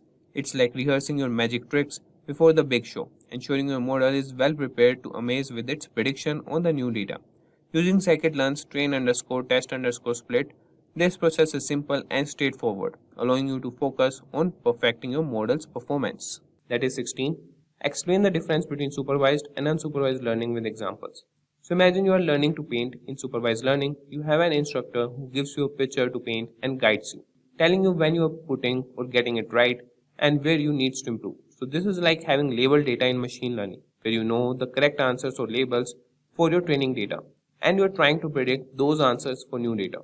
So in supervised learning, however, it's like you are given brushes and paints, but no pictures to replicate and no instructions. You are free to explore and create patterns or structures on your own. In machine learning, this means working with data without predefined labels, and the goal is to identify patterns or groupings within the data, such as clustering similar customers together. So key points are here are supervised learning. You have labeled data, and the goal is to learn a mapping from inputs to outputs. And examples include regression and classification problems. So now moving to the key points for unsupervised learning. That is, you work with unlabeled data, and the goal is to discover underlying patterns or structures. The examples include clustering and dimensionality reduction. Now moving to the next question, that is 17th question. And what are the main steps in a machine learning project? So embarking on a machine learning project is like planning a journey. You need a map to guide you through different terrains and landmarks. And here's how this journey typically unfolds. Number one is define the problem. So first figure out your destination. What do you want to achieve with your machine learning model? And this step is about understanding the problem you are trying to resolve. For second point, gather and prepare data. So next, pack your backpack. You need data for your journey, collects data for your problem, and then clean and pre-process it to make it useful for training a model. Then choose a model. Now choose a model of transportation. Different models like decision trees, neural network, etc. have their strength and are suited for different types of problems. And then train the model. Time to hit the road. Training a model is like teaching it the rules of the road. You will feed it the data you prepared earlier, allowing it to learn from it. And then evaluate the model. Check your map and compass. How well is your model performing? Use separate testing data to evaluate its accuracy and make sure it's learning correctly. And then fine tune the model. So find the best route based on the evaluation, adjust your model's parameters or approach to improve its performance, and then deploy the model. You have reached your destination. Once your model is trained and fine tuned, you can deploy it to start making predictions or insights on new data. And then we can monitor and update. That is, keep an eye on the road conditions. Over time, your model might need adjustment or retraining as it encounters new data or as the underlying data patterns change. So this is about the main steps in a machine learning project. Now moving to the next question, that is, how do you evaluate the performance model? So imagine you have baked a batch of cookies for the first time. To know if they are good, you need people to taste them and give you feedback. Similarly, after you have trained a machine learning model, you need to evaluate its performance to see how well it's doing for its job, like predicting outcomes or classifying data. So the steps would be, number one is accuracy. So this is like asking, out of all the cookies, how many were just right? In classification problems, accuracy measures how often the model's predictions are correct. And then confusion metrics. Imagine a chart showing the types of feedback, too sweet, just right, too bland. A confusion matrix helps you understand not just the successes, but also where and how the predictions went wrong. And then comes precision and recall. Precision asks, of all the cookies we labeled as just right, how many truly are just right? Recall asks, of all the cookies that are actually just right, how many did we correctly identify? It's about being correct when you say it's right and finding all the right ones. And then comes F1 score. Sometimes you want a single number to balance precision and recall, especially if you have unsure which one is more important. The F1 score is like an overall grade for your cookies that considers both taste and appeal. And then comes ROC curve and AUC. Imagine plotting a graph showcasing your cookie making attempts, balancing how adventurous you are with flavors against the mistakes you make. So the ROC curve plots true positive rates against false positive rates, and the AUC, area under the curve, gives you a single measure of how good your model is across different thresholds.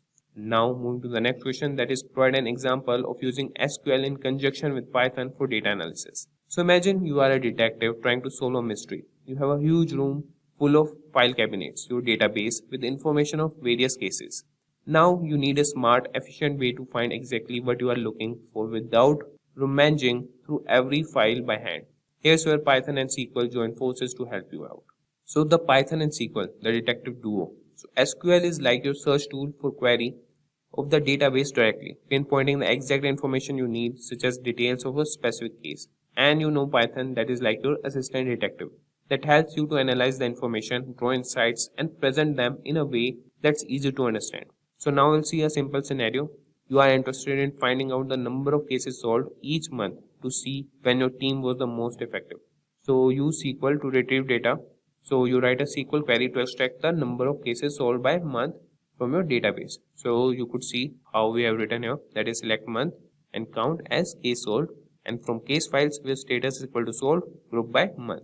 So now we will analyze and visualize with Python. So you use Python to connect to the database, run your SQL query, and then use libraries like pandas for analysis and matplotlib or seaborn for visualization. So you could see here that we have imported pandas and matplotlib, and then we have connected the SQL here, and then we have run the SQL query and load into a data frame, and then we have plotted the graph. So you could see the example how we have used SQL in conjunction with Python for data analysis. Now moving to the next question, that is 20th question, and how do you handle error handling in Python? And can you explain the use of try, except, and finally blocks? So let's dive in.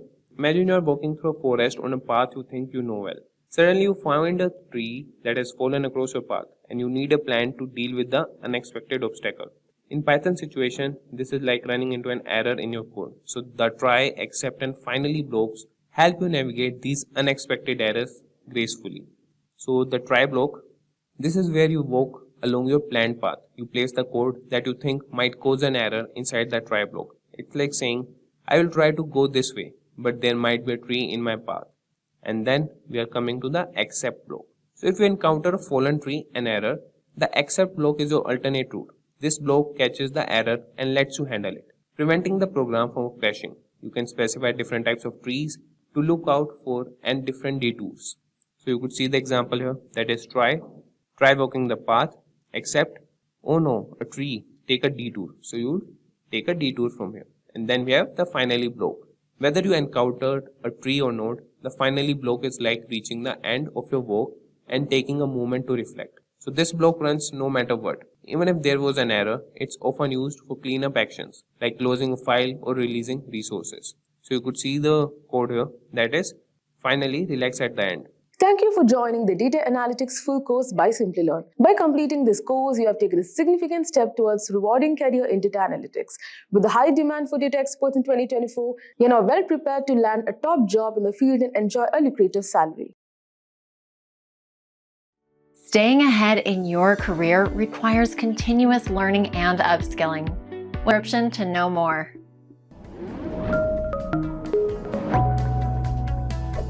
Hi there, if you like this video, subscribe to the Simplilearn YouTube channel and click here to watch similar videos. To nerd up and get certified, click here.